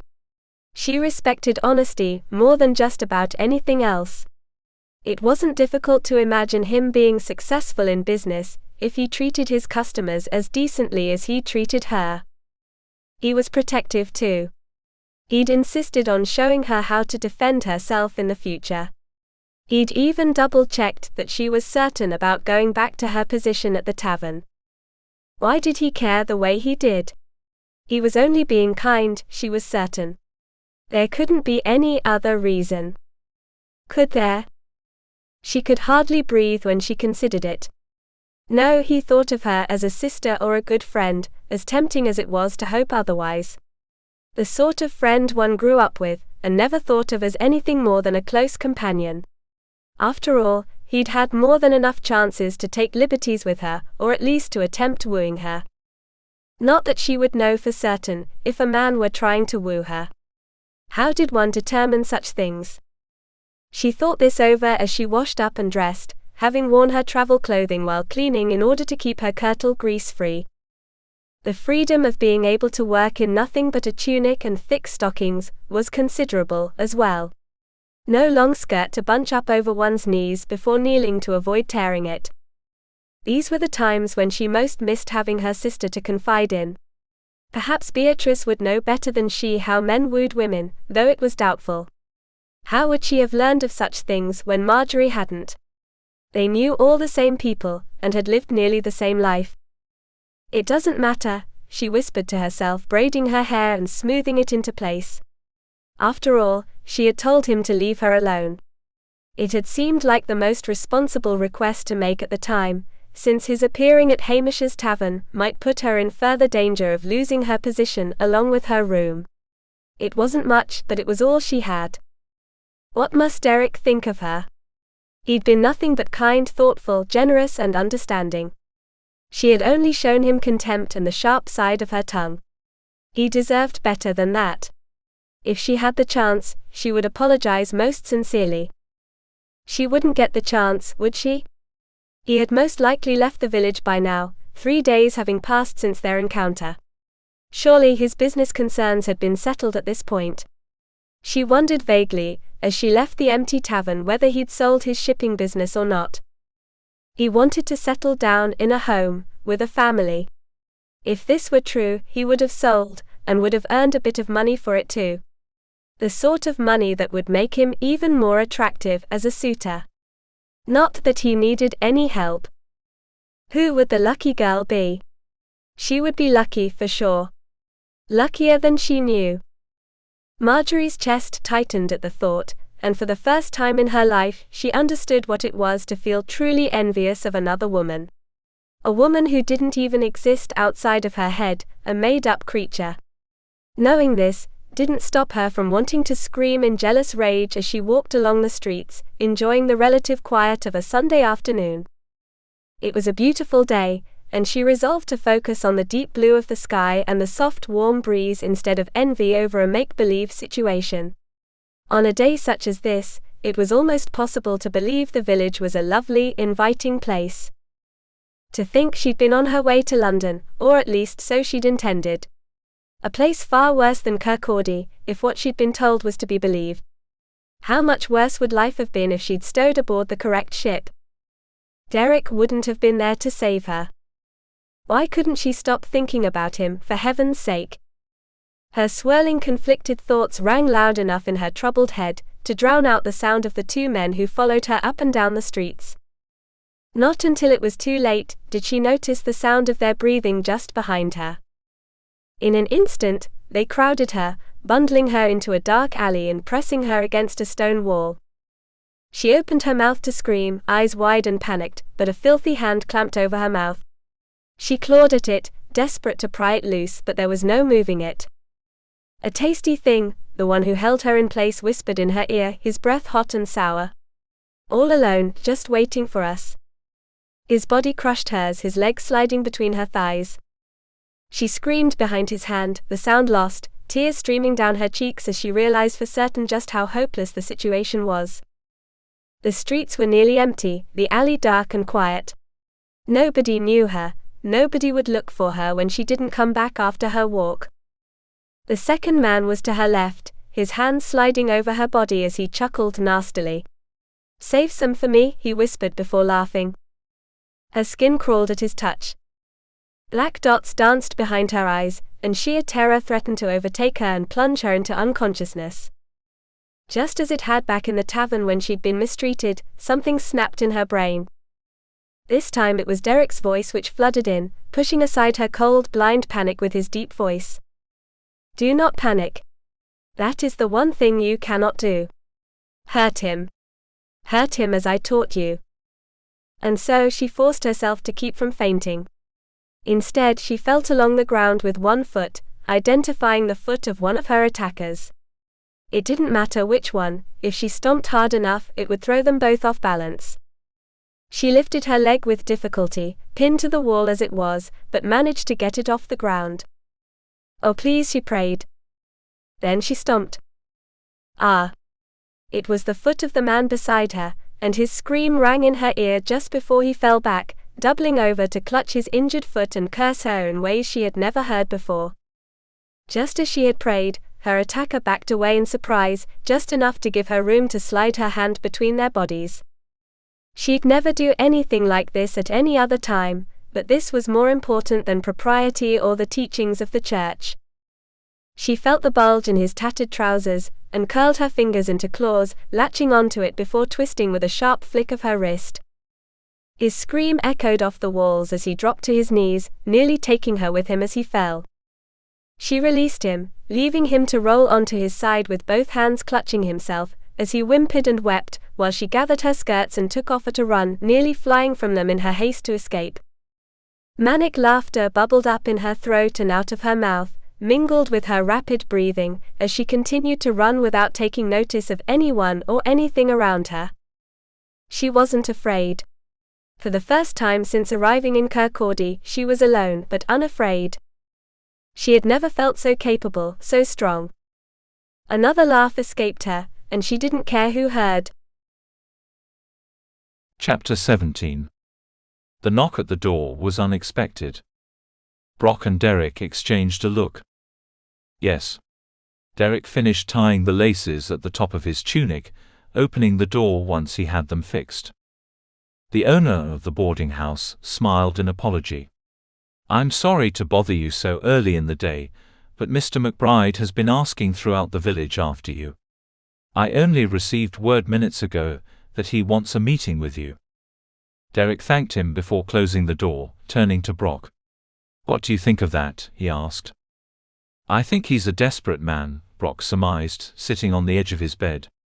"Why would he be looking all over for you otherwise?" "I have to agree. I only wish I knew what I was going to tell him." Derek sat too, running his hands through his hair. He'd fought himself for days over the decision of whether to sell or maintain his business. "You have to decide now," Brock reasoned in his usual straightforward manner. As though it were that simple.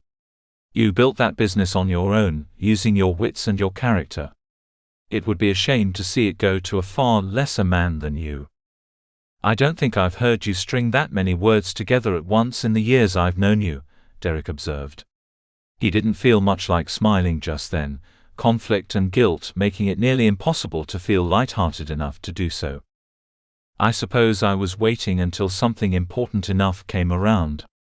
Brock wasn't smiling either. "You realize how important this is to me as well." "Why do you think it's taken me so long to reach a decision?" he asked. "If it were only me, I wouldn't have nearly as much to take into account. And it isn't just you, either. It's the other men, those who may be relying on me." "Then stay in business," Brock suggested. "I've seen how you love it. I've seen how good you are at it. You can't walk past the harbor without your eyes going over every last bit of activity there. As though you want to be part of it." "I wouldn't have started the business if I didn't enjoy the work," Derek admitted. Brock frowned. "That doesn't mean you want to do it anymore. You want to settle down, be one of the landlocked. Like your brother and the rest." His contempt was obvious. "You didn't seem to mind very much when you were enjoying the laird's generosity this past winter." "I didn't enjoy it enough to give up everything that ever mattered in my life." "This is how you truly feel." "It is." The tension in the room was nearly unbearable, and unlike anything they had ever been through. While they'd butted heads from time to time, as any who worked closely together were bound to do, their arguments had never been over personal matters. Until now. "Thank you for your honesty," Derek muttered, standing. "I'll attend to Mr. McBride, and find out if he's arrived at an offer for the ships." "What will you tell him?" That depends upon the offer he makes, doesn't it? Do you want me there with you? Brock asked, moving as if to stand. No need. Derek's reply was clipped, brusque. I'm not certain I trust the man, Brock warned. Nor am I.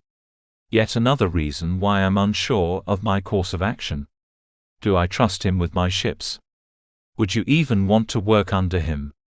If I were to rebuild here, what would he do to sabotage my business?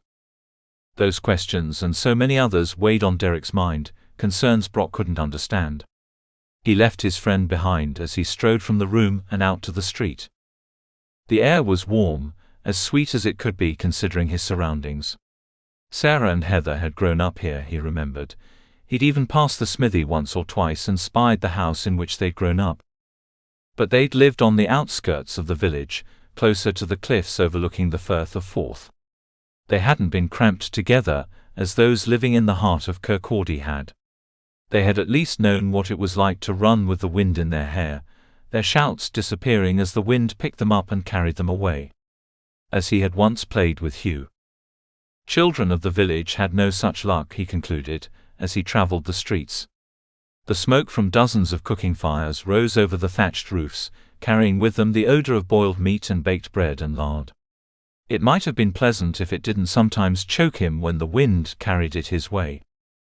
Maintaining his footing was another constant concern, and he picked his way around puddles of slop and waste which children ran through as though it were nothing.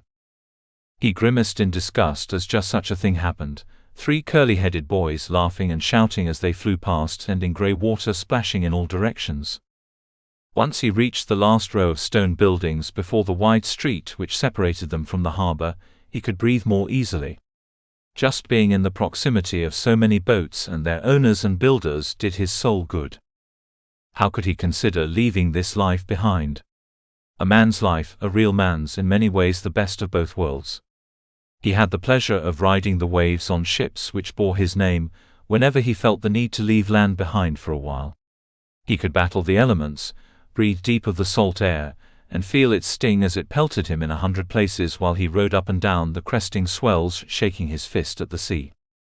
He could also use his skills as a businessman, the intelligence he'd always known he possessed, but had little chance to use up to that point. Soldiers weren't employed to think, nor were farmers on the laird's land. Even navigating his way through a brutal storm and coming out in one piece on the other side hadn't given him the satisfaction he'd obtained from skillfully negotiating his way through a tricky deal. The activity around the warehouse was considerably subdued when compared to what he'd seen on his first visit. No shipments going in or out, he guessed, which meant McBride's attention would be that much sharper. He would want to negotiate. And he did. Come in. Come in. You're a tough fellow to locate. He was wearing a cleaner tunic and a wide smile, as he waved his arms motioning for Derek to join him. I apologize for having inconvenienced you, Derek replied, taking his time in crossing the warehouse floor. It wouldn't do to appear eager in any way, not that he was especially eager to have another meeting with this rather offensive man. McBride rubbed his hands together, reminding Derek for all the world of a greedy little boy in front of a holiday feast. His eyes nearly shone as he pulled up a second stool for Derek to sit upon. I don't think the two of us got off to the right start, McBride announced, pulling a corked bottle out from seemingly nowhere. Had it been beneath his tunic? He pulled the cork, taking a long swig before offering it to Derek. No, thank you, he replied with a smile, hoping to appear gracious but unwilling to take his chances on whatever might be in that bottle. It's a bit early in the day for me. Early in the day for men such as us. McBride's laughter was loud, raucous. Come, come, no need to put on airs with me, lad. We seamen have a code of our own. Seamen? Derek wondered if the man had ever been to sea. It was one thing to own a business such as his, but another to take the wheel and lead the ship to its destination. Just the same, I'd rather not. But please enjoy yourself. Some of the light left the man's eyes, and his attitude shifted as quickly as ever. Derek felt something ending, as if the chance to have the upper hand in the conversation had slipped through his fingers. If getting drunk early in the morning was what it took to gain McBride's respect, it wasn't respect Derek wished to earn. Might as well get to it then. What is it you wish to see me about? He asked. I wanted to know whether you'd given any thought as to your course of action, McBride replied, clearly disappointed to be drinking alone. He corked the bottle again, and slid it into a pocket of his tunic. So that was where it had come from. Another piece of the man's character revealed itself, and Derek was hardly surprised. I thought about it, but I'm still uncertain. He sighed, looking around the room before turning his gaze out toward the water. I would miss it, to be sure. Being out here, I mean. It's a lot for a man such as us to live his life away from the sea, once it's in his blood. Again, a man such as us. He truly considered the two of them to be of like mind. Derek knew this was a ploy to earn his trust, to break down any barriers which stood in the way of them making a deal. Did McBride think so little of his intelligence? Derek turned to him. I assume you've done your fair share of asking around after me, my business, my ships. And I must say, I was impressed. You built yourself a modest business, but it was a good one, with plenty of room to grow. He spoke in past tense as though he assumed Derek would sell. Or as if he were trying to push matters along. Thank you, was all Derek replied, choosing to overlook McBride's choice of words. This was what he liked best, to be sure, outwitting his opponent. It wasn't like being on the battlefield, using swords and shields to achieve victory. There was another level of skill involved when one was fighting with their mind. McBride paused, as if waiting for Derek to elaborate. When nothing more was said, he slid a small bit of linen across his desk on which was written a figure. This is what I'm willing to offer for all 3 ships and access to the accounts which they served. He'd been expecting a low number to start out, but nothing as flagrantly insulting as the one before him. This doesn't cover what I paid for 2 of the 3 ships when I purchased them. Derek chuckled as he shook his head, sliding the figure back to McBride. I cannot accept this. You will have to do better. McBride's eyes narrowed, becoming dangerous slits in his puffy face. Who do you think you're dealing with here, lad? Gone was all pretense of friendship. I think I'm dealing with a businessman who knows the value of what I have to offer, he replied, rising. And if there's no further negotiation to be made, I will have to bid you a good day and be on my way. The fact that he wouldn't even consider negotiating told Derek all he needed to know. The man was a bully who thought he could take what he wanted and offer next to nothing in return. Like as not, he treated his men like slaves to be worked near to death. He'd never do that to Brock, but wouldn't sign over his ships without knowing they'd be cared for in his absence. Brock was the only man he'd trust with such a task. No matter how he looked at the situation, it was clear McBride was not the man to do business with. McBride did not share his opinion.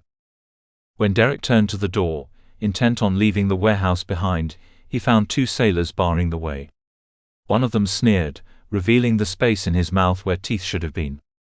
You don't get to walk away that easily, my lad. McBride's voice was close, just behind him. You can't walk in here with a ripe little business like yours and hint around that you're looking to sell, then turn your back on me this way. It's still up to me, whether or not I sell to you or anybody else. Derek held his chin high, sizing up his opponents as he spoke. If only he had brought a dirk or something similar to defend himself with. Not that he didn't believe his fists were enough, but he wasn't keen on being outnumbered. McBride wouldn't fight. He would leave the fighting to his men, but they looked tough enough. He'd seen tougher on the battlefield. You think you're smart, do ye? McBride's breath was hot on the back of his neck, but Derek didn't dare turn away from the pair in the doorway. You'll find I'm smarter, lad. Perhaps you are, but the business is still mine, Derek snarled. Now, if you'll excuse me, I have other things to attend to. You had better attend to getting out of the village, if you know what's good for you. Even so, the men at the door stepped aside, probably at some signal from their employer.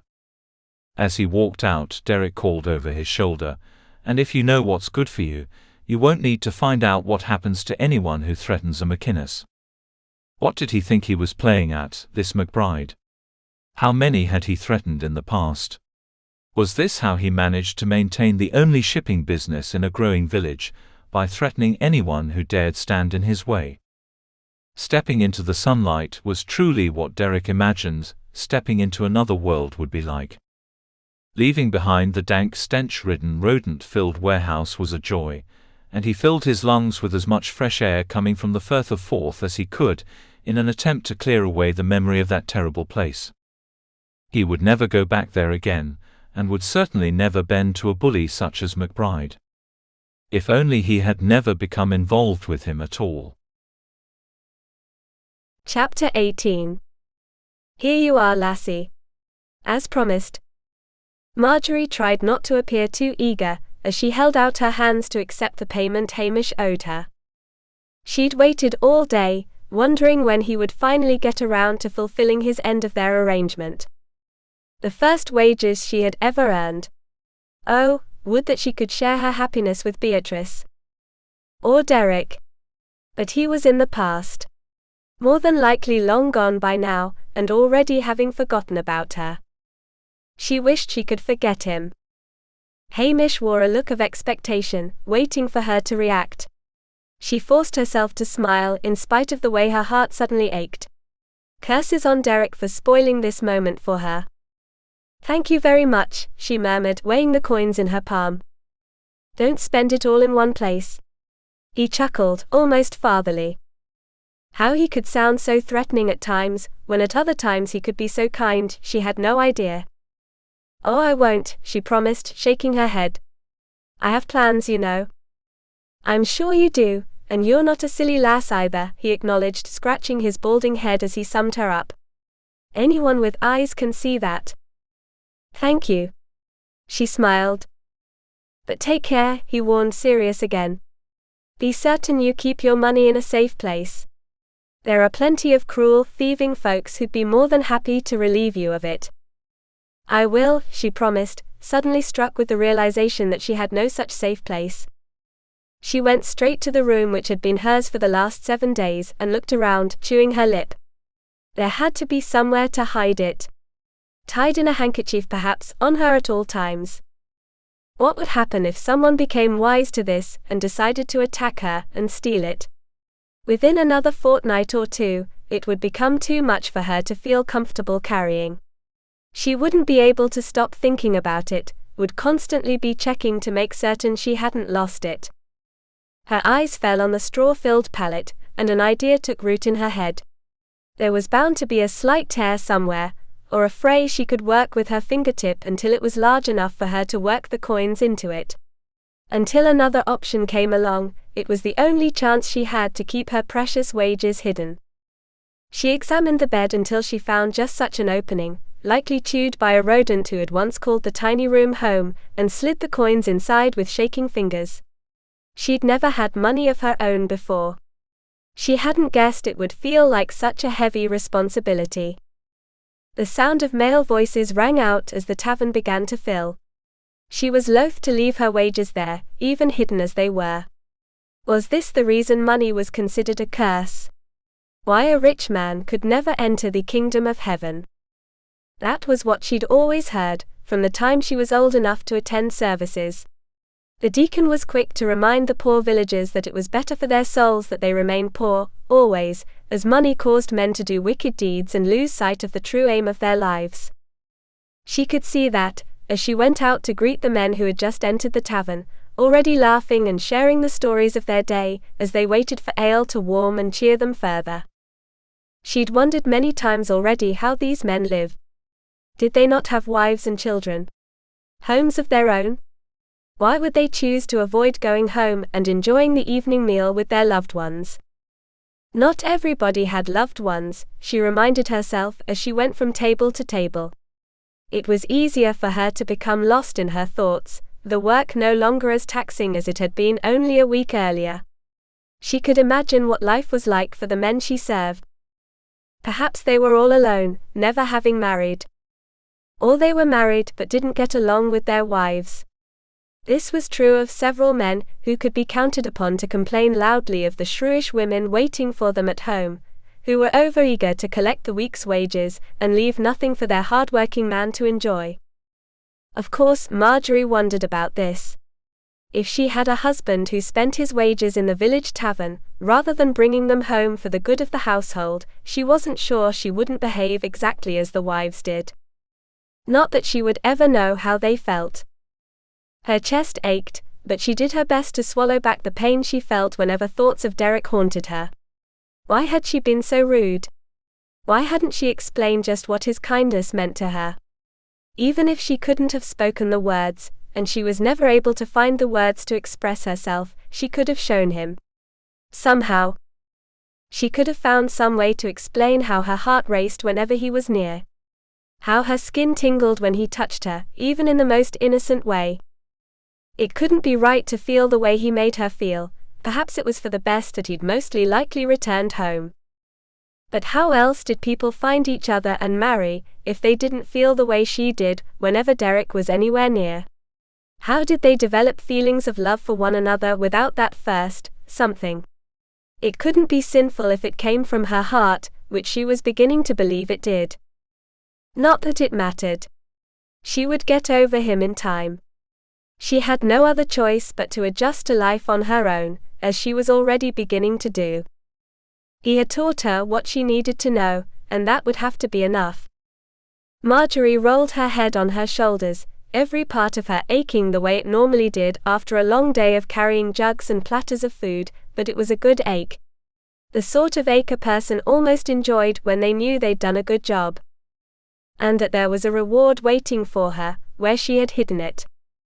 Hamish was just going about the business of covering the cooking fires with ash to put them out for the night, when Margery walked past the kitchen with the intention of going to her room. "Good night," she said, barely stifling a yawn. "Good night to ye, lass." He was a pleasant man when he wanted to be, especially after a day in which she'd managed not to drop or break anything. As she walked away, she heard him begin to hum a happy little tune. Life was certainly not the way she'd imagined, but it was becoming more bearable by the day. She was smiling to herself when she entered her room, not noticing until it was too late that the latch gave way far too easily. As though it had been broken. There was no time to gasp or make any sort of sound at all before a hand clamped over her mouth from behind, and an iron arm closed around her, slamming her into an unyielding body which stank indescribably. Her eyes found the bed, which naturally had been overturned and nearly torn apart. Her wages would be gone, somewhere on the person who held her tight. "If you don't scream, this will go much better for ye," he promised, his rasping whisper like a dagger in her ear when she understood what he intended to do. "No, no, no." She slammed her heel down on what she hoped was the top of his foot, but he pulled it away just in time to avoid the worst of her blow. His hand tightened painfully, squeezing her cheeks and crushing her lips until she was sure they would bleed. "Now, now," he hissed, turning and slamming her into the wall with his arm still around her. The force of the impact knocked the air from her lungs. She struggled to remember what Derek had taught her, what she had done before when she'd been cornered. But her arms were pinned to her sides, and no amount of fighting could dislodge them. He hadn't told her what to do when that happened. The man wedged his leg between hers, forcing her thighs apart. She screamed behind his hand, but knew Hamish would never hear, having probably gone up to his living quarters. He had to let go of her at some point, didn't he? She would never stop fighting, not ever. He moved his hand just a bit, giving her more room to breathe, and she managed to open her mouth and bite down hard on the side of his hand. He drew in his breath in a hiss. "You wicked?" He threw her to what was left of the bed, finally giving her the chance to scream, but the air left her lungs again on impact. She struggled to draw in a breath to shout for help, but he fell on top of her before she could. "You bloody bastard." In a flash the man was off of her, and against the opposite wall, being pummeled by a pair of large meaty fists, attached to a screaming raging man who grunted viciously with every blow. She sat up slowly, unable to understand what had happened until her attacker sank to the floor and her savior turned, flying to her side with a stricken expression. Her hair was loose and tangled about her face. When she brushed it aside with one shaking hand, she let out a whimper of disbelief. "Derek?" "Och, Margery." He brushed back what was left of the hair covering her eyes, and took her face in his hands. "Margery lass, I'm here." He was there. Thank heavens he was there. She burst into exhausted, heartbroken tears. Chapter 19. "What you thinking, leaving her alone as you did?" he demanded, stopping just short of strangling the fool who owned the tavern. Hamish, Margery had called him when he'd entered her pathetic excuse for a room at the back of the building. She was retiring for the evening, the older man sputtered, eyes wide. "And you didn't hear a struggle? You didn't even hear someone going through the place?" He swept his arm over the room, where the bed had been torn apart. "I didn't," he cried out. "He's a bit deaf," Margery murmured, sitting in a chair with her hands clasped between her knees. "Is that true?" Derek demanded. "Is what true?" Hamish asked, confirming what Margery said. He hadn't heard her call him deaf. Derek paced the length of the room back and forth. It didn't take long, the room being small as it was. What would have happened if I hadn't come to say goodbye? What would have happened? When will you learn that I'm right when I tell you this place isn't safe for you? When? She raised her eyes, ringed with dark circles and red from weeping, and guilt wrapped itself around his heart. He had no business accusing her in such a manner after what she'd been through. His hands were sore from the pleasure of beating the bastard until he was half dead, though he wished he could have finished the job. After taking back the money stolen from Margery, he and Hamish had thrown the attacker in a slop puddle and left him there, still unconscious. It wasn't enough. It would never be enough. She lowered her head again, chin nearly touching her chest, the shaking of her shoulders revealing the sobs she tried so valiantly to hold back. With her face tilted away from his, he couldn't see the marks on her creamy cheeks from the hand which had been pressed over her mouth. Guilt pierced him again and again, reminding him how he'd failed her. He should have done more to prevent something such as this from happening. He'd known it would, hadn't he? He should never have left her side for a minute. The room was dark, lit only by a pair of candles, and a chill had long since worked its way into Derek's bones. She'd slept in this very room for a week. This depressing, threadbare little room without so much as a fireplace. It was a wonder she hadn't frozen half to death. In winter it would be unbearable. The sobs which Margery tried to hold back burst forth just before she covered her face with her hands. "Why did I think I could do this? Why did I ever leave home? I was such a fool." Part of him wanted to agree with her. Yes, she was a fool, just as he had accused her of since the day they'd met. She was stubborn and pig-headed, and refused to listen to reason. She'd rushed ahead without thinking, with no knowledge of what she was getting herself into. She had put herself in grave danger again and again. Yes, she was a fool. She was also terribly important to him, or else he wouldn't care half as much. He went to her, dropped to his knees to kneel at her feet. "Och lass, you only did the best you could. That's all any of us can do." The tenderness in his voice surprised him, as it did her evidently, since she lowered her hands to stare at him in open-mouthed awe. "Do you mean it?" "I rarely say things I don't mean," he murmured. Hamish cleared his throat. For a moment, Derek had forgotten he was still in the room with them. "I'll be heading up to my chambers now," he said. "Normally, I wouldn't leave a young lass alone in the company of a man, but you seem the type who can be trusted." "Aye," Derek acknowledged with a nod. He waited until they were alone before turning back to Margery, who wiped her cheeks with the back of her hand. Hamish had filled the basin pitcher with fresh water for Margery to wash her face in, and Derek soaked a piece of linen before handing it to her. "Here. Use this." She took it with a smile of gratitude. "I can't imagine what you must think of me," she murmured with a shake of her head. "I think you were unfortunate." "Unfortunate?" she asked, laughing without humor. "I was fortunate that you found me in time. Misfortune would have been if you hadn't come at all." I don't even want to think. Don't, he cut her off. Don't think on it at all. You're right. Oh, I wish I had never come to this terrible place. Whenever I think I understand things, that I can handle myself, I find out it isn't so. I'll never be able to save enough money to bring Beatrice here, and I wouldn't want her to live in this place, she added, nose wrinkling. I would spare her this. You're a good sister, he assured her. Brave and loyal and willing to sacrifice. I've been sacrificing my entire life, she whispered, then sighed unhappily. Did I tell you about that? Anything about my life before now? No, only about your sister and about your mother who recently passed. She nodded, then looked down at her hands. I come from a tiny village named Thrushwood. We live on a farm. We have no friends, no one to take care of us now that Mama's gone and Papa has been gone for so long. It was either go to a city or rely on the charity of the parish, which I would rather die than do. He nodded, knowing he'd feel the same in her shoes. There are no prospects there, either. No suitors, she murmured, turning her face to the wall. You see, that is our only hope. Marriage.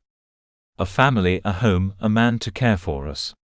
We'd heard so many things about London from the merchants who passed through, and I suppose our imaginations took off. We created an entire world between the two of us. Oh, we were so childish. You had no way of knowing. True, but it was still terribly foolhardy, coming all this way on my own. What is your sister doing at home? She teaches the children of the parish, who come from miles away every week to receive lessons. The deacon gives her a small stipend for this, so I have no worries about how she'll fare while I'm away. He nodded, studying her face. She looked up at him, eyes now blazing with defiant fire. It isn't enough. It will never be enough. But I have to allow it to be, I suppose, since there is no future here. She'll be so disappointed. Her chin quivered on that last bit, and Derek's heart went out to her in a way it never had before. So much of what she'd just shared might as well have been his own story. I know what it means to want more, he offered, crouching at her side. Truly I do. My brother was content to serve the laird for the rest of his life, and still is as a point of fact. I wanted more than that for myself.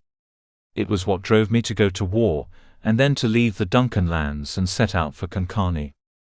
That wanting was what pushed me. And I'm certain there were those who felt I was a fool for leaving the security of the laird's protection, but it was what I had to do. She listened in silence, the lines which appeared between her eyebrows as she concentrated on his story her only movement. But you're a man, she whispered at the finish.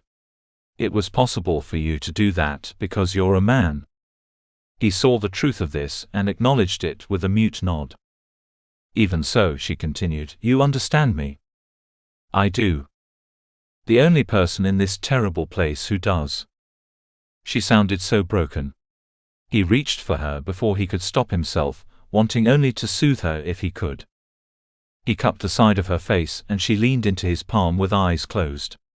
So beautiful, so fierce. It wasn't her fault that she was up against forces she was no match for. Seeing her as she was, at the mercy of a brute about to take away the last vestiges of her innocence, had changed something in him. He'd gone from merely being enchanted with her to knowing in the depths of his soul that she was meant for him and could be only his. His to protect, his to cherish, his to love until he breathed his dying breath. He was gentle, taking his time in drawing her face closer to his. Would she pull away in light of what she'd been through? He'd never force her. He didn't have to. She leaned in, opening her eyes briefly before he touched his lips to hers. Her quiet sigh sent desire unfurling in his core, an urge he had no choice but to control for both their sakes. Her mouth was sweet, warm and full, intoxicating. He kissed her slowly, using all his skill to ease her into accepting his ardor when he wanted to do so much more. She wasn't just another woman, one of the ones who serviced the sailors who came ashore. There was no racing headfirst into such matters with a woman like Margery. His woman. Whether she knew it or not, she would always be his. It became too much too quickly, and he pulled away only by sheer force of will and the desire to refrain from harming or frightening her. His body ached for satisfaction, but it could wait. He was a strong man. Her eyes opened slowly, and only then did he note the way her nostrils flared as she breathed in short, sharp gasps. She'd never been kissed before. He hoped he'd lived up to her expectations. Something in the lass's life had to live up to her ideas of it, after all. "It's very late," he whispered, as though he needed to. "Yes. It is," she breathed, still shaky. "I don't want to leave you alone." "You should," she assured him. "It wouldn't be proper to stay here, in the room, and I couldn't imagine making you spend the night on the floor outside. The door locks from this side. I'll be all right." He looked at the bed, which was still in disarray. "I'm not concerned with that either," she murmured. "I don't think I could sleep tonight if I tried, anyway." "Because of him," he growled, the brute's broken face reappearing in his mind. She merely smiled. "No. Because of you." He lifted her hand to his lips, kissing the backs of her knuckles and relishing her soft sigh. "I'll be back in the morning. First thing. I'll be here." She chuckled, rising to see him to the door. Only when he was certain she'd locked it between them did he leave through the tavern, closing that door carefully behind him, before turning in the direction of the rooming house in which Brock waited for him. He wouldn't want to hear of what had just taken place, especially since it meant that Derek no longer wanted to return to Duncan Manor so soon, though they had discussed doing that very thing after his ill-fated meeting with McBride. How could he leave her behind? Thoughts of her were the only things he could keep his mind on as he walked the dark streets. It was a new moon, with only the light from the stars above his head. He was accustomed to this, having navigated using nothing but the position of the stars more times than he could count. What would Brock say about this? He didn't think he wanted to find out, but there was no choice in the matter. There was an uncomfortable conversation on the horizon. There was also a tall, dark-cloaked man standing in the distance. In the near blackness, it was impossible for Derek to get sight of the man's face. Was he one of McBride's men tracking his prey? Not McBride himself, surely. The figure was mostly hidden in shadow, but there would be no missing his rotund body. Not the man he'd beaten in Margery's room. He wouldn't dare, as much as Derek wished he would. Without her watchful eyes on him, he could give the bastard what he truly deserved. He didn't slow his pace, not wishing to give away his awareness even as every nerve stood on end and his senses went on alert. Suddenly he heard everything more clearly, his sight sharpened, he even felt the hair along the back of his neck stirring in the breeze coming off the water. Still, he walked as though there was nothing to fear. The house was only another 2 or 3 minutes away. Why had he ever stopped carrying a dirk? He'd softened, to be sure, and now with a new enemy. It would be just like McBride to watch his movements, but he wouldn't do it himself. He'd have someone else do the dirty work for him. There were footfalls other than his own, coming in closer and closer behind him. His every muscle tensed, his heart beating faster with every step. He was fortunate in that his tracker believed he had the element of surprise on his side. If he timed his move just right, he could spin on him and take him off guard. The footfalls were closer than ever. He judged his opponent to be no more than 10 feet behind him. At the rate they were walking, the man would reach him in no more than a second or two, possibly too soon to change his course. And Derek would spring into action. He stepped forward with his right foot pivoting sharply to whirl on the man behind him. And found himself looking into his own face, or one nearly identical to his. Hugh. Chapter 20. What do you think you're playing at? Hugh demanded, keeping his voice low to avoid calling attention to the two of them. The stone walls of the homes and merchants around them picked up every last bit of sound and caused it to echo, bouncing back and forth. The strain it took for him to withhold his anger was evident. "I'm not playing at anything," Derek hissed. "Oh. That's why you're still here in Kirkcaldy, when you should be on your way back to the manor house," if not already there. It took much longer than usual to travel here, Derek explained. You've still been away from the house for nearly a fortnight, Hugh accused. Do you know how the women have fretted over your absence?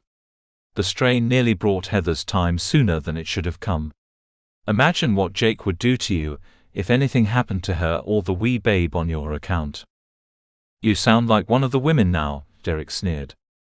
Hugh's sharp intake of breath and the move he made toward his twin, one hand lingering near the dirk at his waist, put Derek on the alert, but nothing came of it. Watch what you say, Hugh whispered, dangerously close to losing his temper. I put my neck on the line to come after you, and I'm rewarded with insults. What do you mean, your neck was on the line? Hugh sighed, leaning his back against the wall behind him. Philip received word only 3 days after you departed that there's been rumors of dissension among the Orkneys. It looked as though the worst of the bad blood between the clans had ceased, but months spent behind walls with nothing to do but talk each other into a fight seems to have set things off again. Derek rubbed his temples, the beginnings of a headache teasing there. Granted, they were only rumors, but everyone knows better than to put anything past an Orkney, Hugh continued. Fighting is what they do. And you all thought they had something to do with my being held up, Derek concluded, feeling slightly chastened for having insulted his brother in the light of this information. That's right. I decided to come out for you with a handful of my men, and what do I find? I find you walking the streets of Kirkcaldy as though nothing in the world were wrong, as though you had nowhere else to be, and no one waiting there for your return. Which is why I ask, what are you playing at? I'm playing at nothing, he insisted. It's more complicated than that. Only once he'd looked around to be certain they were alone. There was no telling whether someone was waiting in the shadows between buildings, in the alleys, even at an open window. He lowered his voice even further and leaned in to be heard. I've made a bad friend here in the village. The man who owns the shipping company here, who demands I sell to him. I'd planned to leave tomorrow at first light, to avoid another confrontation with him. It's not like you to run from a fight, Hugh observed. But I'm fairly certain I'd be well outnumbered. And there's nothing more to be done here, not at the moment. I need to decide a plan of action, and as you've pointed out, I've been away too long already. Hugh eyed him up, one eyebrow cocked. And, he prompted. And? What else? I know it hasn't taken you more than a week to decide. You don't know what you're going to do. What else has held you here? Why does there have to be anything else? I've already spoken to Brock. Damn it. Derek's voice echoed again and again, building on itself until it filled the street. The two of you speaking behind my back. What did he tell you? Hugh snickered. Enough. I can only imagine. He doesn't understand why you've allowed a strange foreign lass to turn your head the way she has. Derek glared at his brother. And you? Do you understand? You know I do, to a point. But not when it means letting everyone who cares about me believe I was killed, Hugh growled. You have no idea how we worried over you. Philip was ready to send out a group of his men to search Orkney territory for you. What would have happened if he'd gone through with it? How many would we have lost? What stopped him? Sarah, of course. He grinned in spite of his anger. She's got a sharp tongue, no doubt about it, but a level head. The sort of wife Philip needs. She thought it best to bide their time then. When I suggested I follow the most likely trail you would have taken, it seemed the closest thing to a compromise. After all that fretting, I would think you'd be happy to see me alive and well. Derek smirked.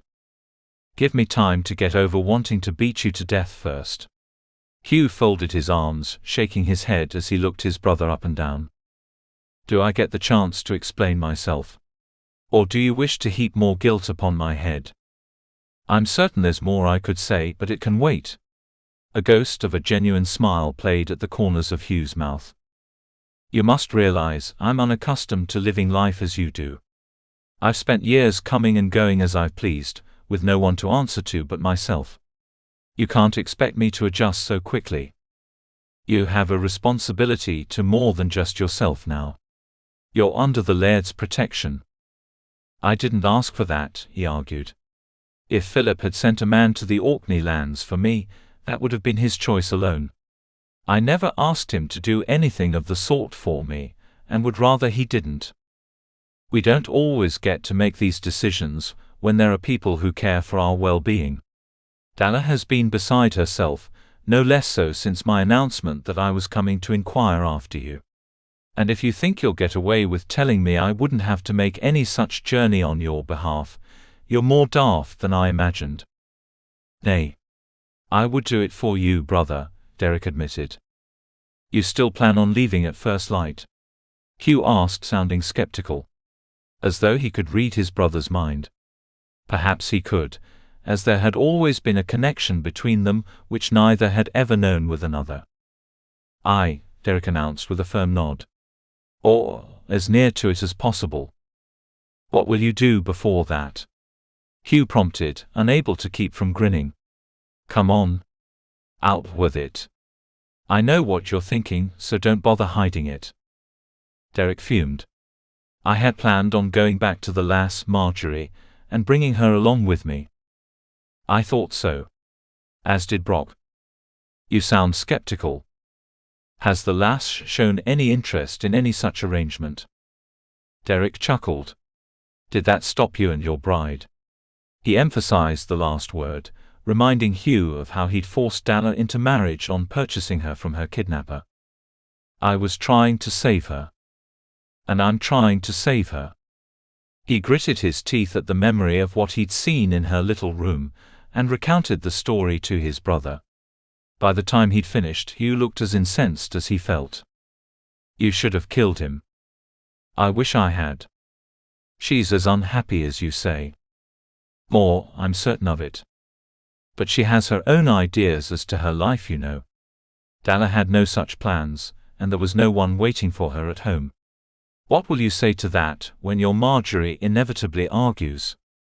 I'll tell her we'll find a way to bring her from her village, but I won't allow her to stay here another day on her own, nor in any other village or town. She seems to attract ill fortune. By all means bring her along then, Hugh muttered with a roll of his eyes. The one thing we need on our journey home is ill fortune. He pushed off from the wall. My men and I have made camp outside the village, and I'll return to them now. Derek extended an arm to bar his progress. I must warn you of one thing. And that is, I won't leave without her. If she refuses to go, I'll not leave. You can take Brock back if you wish. I'm certain he would rather go with you than stay here one more day, but I will stay behind. Philip will know from your report that I'm perfectly safe here in the village. But you aren't safe, Hugh argued. You told me only minutes ago that you made an enemy here. He wouldn't be the first enemy I've ever made, brother, and it's likely he won't be the last. I can take care of myself, and anyone else who needs my protection. Or have you forgotten what I did for you and your bride back in Concarney? No. I haven't forgotten. How could I? Then you know very well how capable I am. You've nothing to worry about. He clapped his hand over Hugh's shoulder. I'll send word no matter the outcome. Whether we stay here or go elsewhere, you will know. But you will try to convince her to come with us back to Duncanlands. I will. I'll do everything in my power to make her understand she'll be safest with me. She belongs with me. Hugh chuckled. You're in terrible trouble, you know. Derek's smile was grim. I know.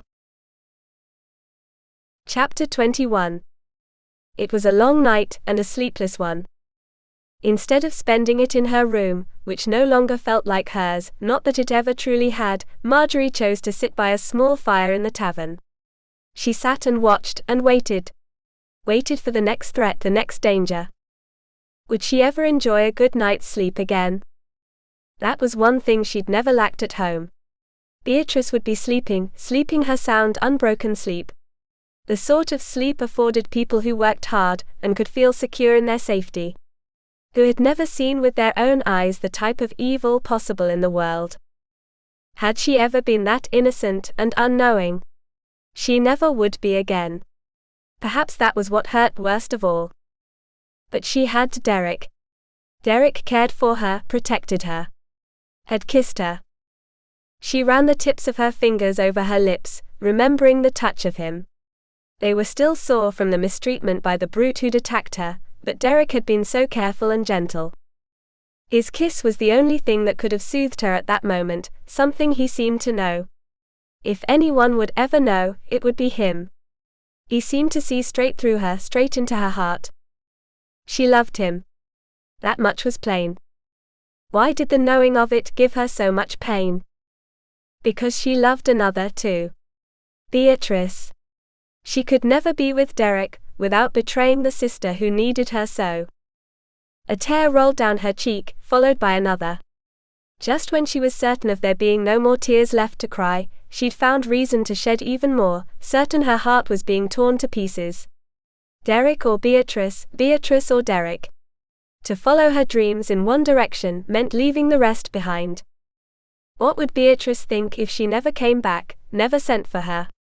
How long would she continue to wait, before coming to the conclusion that her sister had come to some terrible end? For how long would Margery's very soul long for Derek if she went home or to some other village? No matter if she managed to send for Beatrice or not, she would never feel as though her life was complete without him. She would never feel safe without him. But she had loved Beatrice first, and Beatrice was depending on her. Derek didn't depend on anyone or anything but himself. He would get along. And so would she. Somehow. Chapter 22. You're certain of this, lassie? Hamish looked like a man on his way to his death, as he wrung his hands, watching as Margery gathered her few things. I am. And I cannot tell you what it means for you to lend me the money for passage to Edinburgh. I promise to pay you back just as soon as I can. None of this makes any sense, if you don't mind my saying. He followed her out into the still dark tavern, the sun far from rising. It meant everything that she'd be able to leave before Derek found out she'd gone. The ship was meant to leave at dawn. If she were on it in time, he wouldn't be able to stop her. It's impossible for me to explain. I cannot stay, and my sister needs me to go on. I'll start somewhere else, somewhere where there are more opportunities. You believe you'll find that in Edinburgh? Or anywhere else? On your own, lass? Please don't try to stop me now. This is difficult enough. She slid her braid beneath the back of her tunic, which she'd washed and dried after scrubbing the kitchen, as though she knew she would need it again and soon. It wouldn't do to travel looking like a woman, even if the costume did little to conceal her womanly figure. What Hamish didn't know but would find out soon enough, was that she'd stolen a knife from the kitchen and stowed it in her pack. She wouldn't make the mistake of going unarmed ever again. It isn't because of what happened last night, is it? Because I can be sure that sort of thing never happens again. How? She asked, close to the end of her tether. How can anyone? There are ways. She held up one hand, palm out, taking a deep breath to keep from exploding in frustration. I don't blame you for what happened. I don't at all. But there is no way to be certain such a thing won't happen. In the meantime, I would have to sleep in that room. Every night. I would have to serve patrons every day, and wonder if one of them were him. I never did get a good look at his face, you know, so I would always wonder. I would never have a peaceful moment again. His shoulders fell, his breath coming out in a long sigh. I understand. I hadn't thought about it that way, but now I understand. Would you ask your wife or daughter to go through such a situation? She pressed. Of course I wouldn't. I understand what you have to do, lass. I only wish I didn't feel as though you were leaving because of my failure to keep you safe here. She patted his arm. It isn't your fault. You've been more than generous. She patted the pouch tied to the belt around her waist. And I do promise to repay you. I know you do, and I trust that you will do your best. Even if you don't manage to. I will. A glance out the window told her the sky was just beginning to lighten in the east. Dawn was still a way off, but it was close, and she would need to be waiting to board. I'll go alone, she urged when Hamish appeared to be ready to follow her outside. It will be easier for me this way. You'll send word when you've arrived? She smiled. You care that much? The question clearly left him embarrassed, and he scuffed his toes against the straw-covered floor. You're a nice lass. A good sort. I hate to see a good sort get pushed around. She shrugged, still smiling. Perhaps it's time to employ a young man here? One who can take care of himself while still pouring ale? He saw the humor in this, and was chuckling as she stepped outside. It was nice to hear his good humor behind her, as she walked down the street. Cool, damp air nipped at her cheeks and turned them pink. Likely one of the last truly chilled mornings, she guessed. All around her, candles and fires were beginning to light the insides of the homes she walked past. That was the way life went here, and throughout Margery's existence as well. Up before dawn, the day ending not very long past the setting of the sun. Life would go on here when she was gone. It would be as though she had never stepped foot off the ship. How many people felt that way, as though they'd been chewed up and spit out like a piece of gristle. As though they might just as well never have existed. Was this what life would be like in Edinburgh? It would have to be what it was. She had a responsibility to Beatrice. The sooner she got settled and saved enough money, the sooner they could be together again. But they couldn't be together in Kirkcaldy.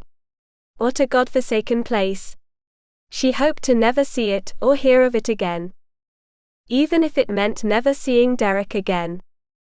She quickened her step as she passed the spot where he'd given her lessons on how to defend herself. Her heartbeat quickened too, even though thoughts of him holding her were all mixed up with the memory of how little his instruction had helped the night before. What would have happened if he hadn't come in? No sense in thinking about that, or about any of it. It was all in the past, just as memories of endless hours and days and years spent at her mother's bedside were nothing but shadows of what used to be. They had nothing to do with the present, would do nothing to help her with what she needed to do. The ship was there, waiting out on the water. Rowboats waited at the dock, to collect passengers and any cargo being carried on board. There were already 2 boats manned by muscled sailors being rowed out to where the tall, proud-looking vessel waited.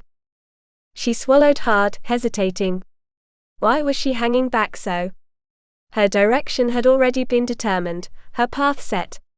She would go, she would make a success of her plan. She would not fail. She must not fail. More than just her future hinged on her success. An old man with rough hands and even rougher clothing noticed her standing there, alone. Are ye for the ship leaving for Edinburgh then? She opened her mouth to speak, but suddenly found herself without the ability to do so. Her mouth was dry, her tongue thick. Her heart began hammering in her chest, a sick feeling she wished would go away. Lass? Are ye hearing me? The old man stepped closer, a hat pulled low over his eyes, his torn trousers stained and poorly patched. He rubbed his hands on them as if to clean them somewhat, before touching her shoulder. Are you well, lassie? Did she look ill? She was behaving as though she had some sickness. Yes, she managed to croak, I'm well. Please excuse me. It's just that I'm a little nervous. She looked down at herself with a laugh. You knew right away that I'm not a boy? Even with this? She touched her hand to her hat. Aye, but I'll keep your secret. He winked. So? Are you for the ship? It was time to stiffen her back, as well as her resolve. Yes. I am. Chapter 23. You think she'll come then? Brock sounded less than certain, which was no surprise to Derek. I do, he said, belting his tunic before tying the laces at his chest. And I'm certain Philip and the rest will be glad to have her, in the event that your next question was about that very thing. It wasn't, though I won't deny it's another concern. You know as well as I that there's more than enough room at the manor house, and I've known Philip and Jake since we were boys together. There isn't a doubt in my mind that they'll welcome her. What then? And what of McInnis shipping? We may in time have to sail back to Concarney in order to settle affairs there, or I could send for the other ships and have them meet us along the western coast. So long as I have the three of them in the same place, I'll feel safer. And then? Brock pressed. And then I'm unsure. You know I am. I can't ask Margery or any woman to marry me, when the life I lived was so impossible to predict. More stable than that of your everyday sailor, but far less so than a merchant or farmer. A farmer's life is stable. Brock chuckled. I was of the belief that they were just as beholden to the elements as we always were. You know what I'm getting at, Derek argued. In one place. At home every evening for supper. In front of the fire. That sort of life. Aye, Brock grumbled, jamming his feet into his leather shoes. This would not be the end of their conversation, Derek knew, but he wished his first mate would stop pressing so hard. They weren't partners. While Brock's livelihood depended upon Derek's decision, he had no real say in the matter. Derek felt this point was forgotten, and didn't want to voice it for fear of further distress between them. I'll go to the tavern now, Derek announced. I know they're hard at work before dawn. It won't give you much time to convince her before it's time for us to go, Brock pointed out. I won't need much time, but if I can't, I'll find you and Hugh outside the village and let you know. He left the room before another question could be voiced, needed to hear himself think for a minute. The fact that he had slept at all was incredible, so many concerns at war in his head from the moment he'd stretched out on his bed through the moment he'd opened his eyes again. Only one thing continued to make sense, no matter how many other questions remained unanswered, Margery and the fact that he loved her. He wouldn't leave without her, wouldn't live without her. She was enough to drive even the sanest man to lunacy, but she was the only woman who'd ever come close to stirring his heart. He was quick in his walk to the tavern, determined to bring her with him and be well on their way that very morning. Would Hugh be surprised? Well, he wasn't the only McInnis capable of wooing a woman. Hamish looked up in surprise when Derek burst through the door. Derek's first thought was to question why the fleshy older man was on his knees scrubbing the floor. Where is Margery? He asked, suddenly filled with dread. Had something else happened during the night? Hamish nearly jumped to his feet. She's running off to Edinburgh, taking the ship which leaves at dawn. What? He imagined what it would feel like to be run over by a charging horse, and couldn't imagine it being worse than what he felt at that moment. It hit him all at once, the thought that she would be gone forever. How would he ever manage to find her again? He looked out the door to where it was clear the sun was nearly over the horizon, golden rays stretching their fingers over the sky and water. There was no time to ask further questions, not if he wanted to catch the ship. Villagers, women, children, even a few men, cried out in alarm and anger when he shoved his way past them, dodging and weaving through the early morning traffic of the town. A team of horses stopped dead in the center of the street, forcing Derek to cut around them and lose precious seconds. He couldn't afford to lose more time. If only he had walked past the harbour on his way to the tavern. But he hadn't wished to run into McBride, and that was the long way to the tavern from the rooming house. If he lost her for such a stupid reason, he'd never forgive himself. Run. Run. He could make out the masts of the tall, proud ship as she rose and sank with the gentle waves. So long as he kept his sights on it and it wasn't moving away, there was still hope. So he was desperate to believe. The docks were empty of women when he reached them, even women dressed as lads, which she undoubtedly would be. He looked around wildly, turning in a circle, scanning everything around him for any sign of her. There. The boat being rowed away from the dock, in the direction of the ship. And the flash of gold hair visible between the hat and tunic. Margery. He ran full out, his feet slapping against the weathered boards as he flew down the length of the dock. Margery, stop. She looked behind her, surprise and dismay battling for control of her features. Derek? What are you doing? I'm stopping you, you daft thing. Get out of that boat and come up here now. The old man sitting at the boat's bow chuckled. Well, lass, what will it be? The ship or the man hollin' at ye from the dock? Margery held on to the side of the boat as it rose and fell on the somewhat choppy water. I don't understand this, she said, shaking her head. You do, which is why you were running away from me without saying goodbye. Don't pretend you don't know why I'd come for you. Her face seemed to crumble with emotion, but it did little to weaken her resolve. But I have to go. I have no choice, Derek. Don't you see that? No. I see no such thing. I only see that I need to speak to you, but I won't yell across the water at you. All I ask is that you take a minute to listen to what I have to say before you do this. The old sailor leaned forward, closer to Margery. The ship's leaving in a short while, lass. They won't leave without me, but they have a timetable to keep, and I won't be the reason they're late. She nodded without looking at him, eyes trained on Derek at all times. What was she going to decide? She couldn't ask the old man to continue on to the ship, but if she did, he was ready to dive into the choppy sea and swim after her if that was what it took. He wouldn't simply allow her to leave him. Her eyes cut to the side toward the sailor. I understand. Please row me back. I won't take long. He waited with his heart in his throat as the boat returned to the dock, and held a hand out to haul her up the ladder, unable to wait for her to climb it herself. There was no time to waste. What is this then? What are you trying to do by following me here? She asked, smoothing down her tunic, clearly incensed. Why do you have to ask? Don't you know? You want to know what I know. Her eyes narrowed. I know that I still have a responsibility to my sister. I know she's waiting for me.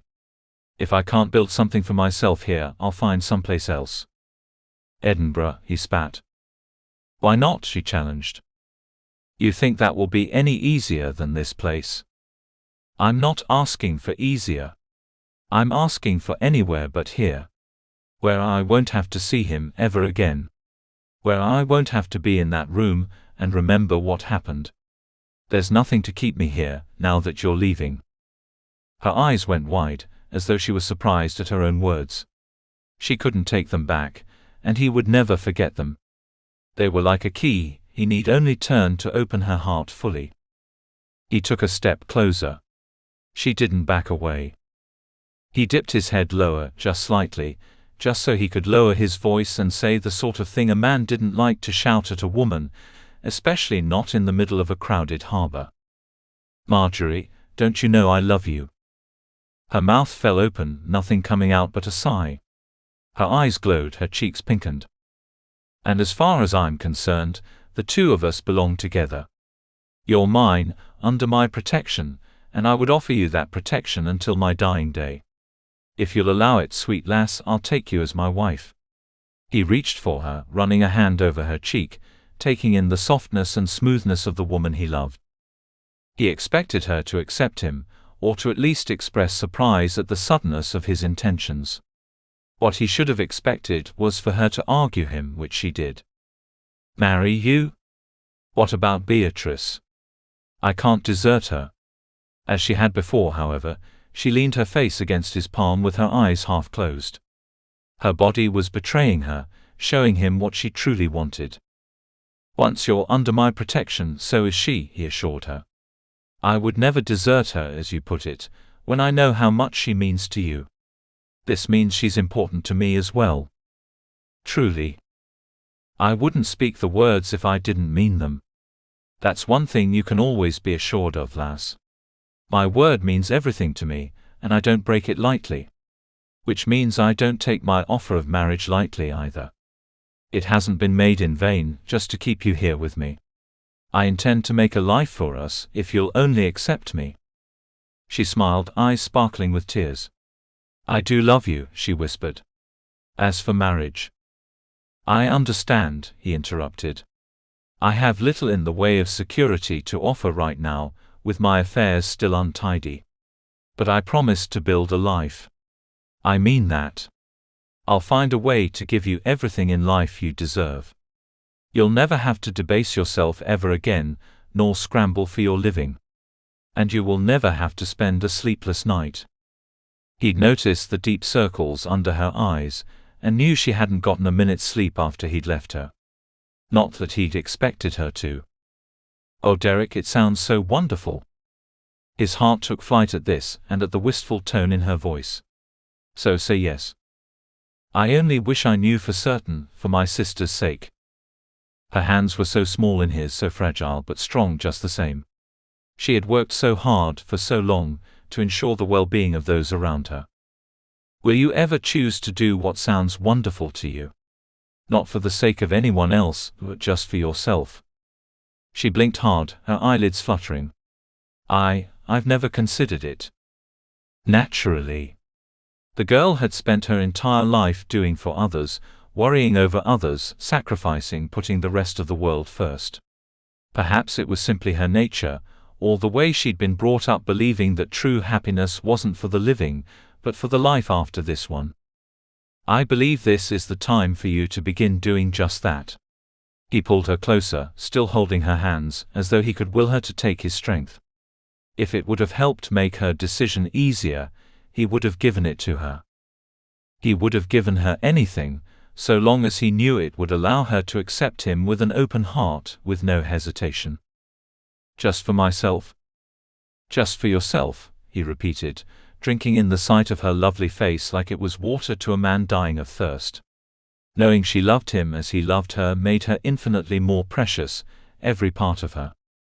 I could do that, she whispered, as though she were giving herself permission. Yes. I could do that. Will you then? Will you stay? She swallowed hard, the pulse throbbing in her throat. His heart raced just as swiftly as hers. Yes. She laughed. Yes, I'll stay. With you. He was certain his chest would explode as he threw his arms around her waist, lifting her from her feet and turning in a circle as she giggled helplessly. I love you, you stubborn lass, he declared, placing her back on her feet before gathering her in his arms for a kiss. It wasn't the proper thing to do, not with so many eyes possibly watching them, but nothing could have stopped him. I suppose this means you won't be coming with us then? Margery gasped, covering her blushing face with her hands for a moment before shaking her head, looking down at the old sailor who still waited in the boat. No. I won't be, she confirmed, leaning ever so slightly against Derek. I didn't think so. He grinned, touching his oars to the water. No, I didn't think you would. Chapter 24. I insist. Keep it. It's the least I can do. Margery clutched the coins in her closed fist.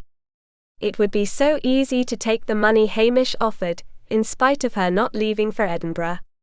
She could send it to Beatrice somehow. They hadn't quite worked out that part of the plan, had they? She would no longer have to worry over how to fulfill her promise. And Hamish was so insistent she take it. But that wouldn't be right. She shook her head. You deserve to keep your own money. Derek stepped in. In the interest of leaving before too much of the day has passed, might I offer a compromise? Within 20 minutes, she sat astride a horse of her own, while Hamish accepted what was left of the money. You'll be all right up there? She patted the neck of the pretty little grey mare, noticing how her hand shook. Don't let the horse know you're afraid of it, Derek advised. I'm not afraid. Don't tell me. Tell the horse. He chuckled. I'm not afraid, she repeated, shooting him a withering glance. Good, because you'll be spending days on the back of that mare, he reminded her with a grin. You had the choice of riding behind me, if you recall. I do. But I know. You wouldn't feel comfortable.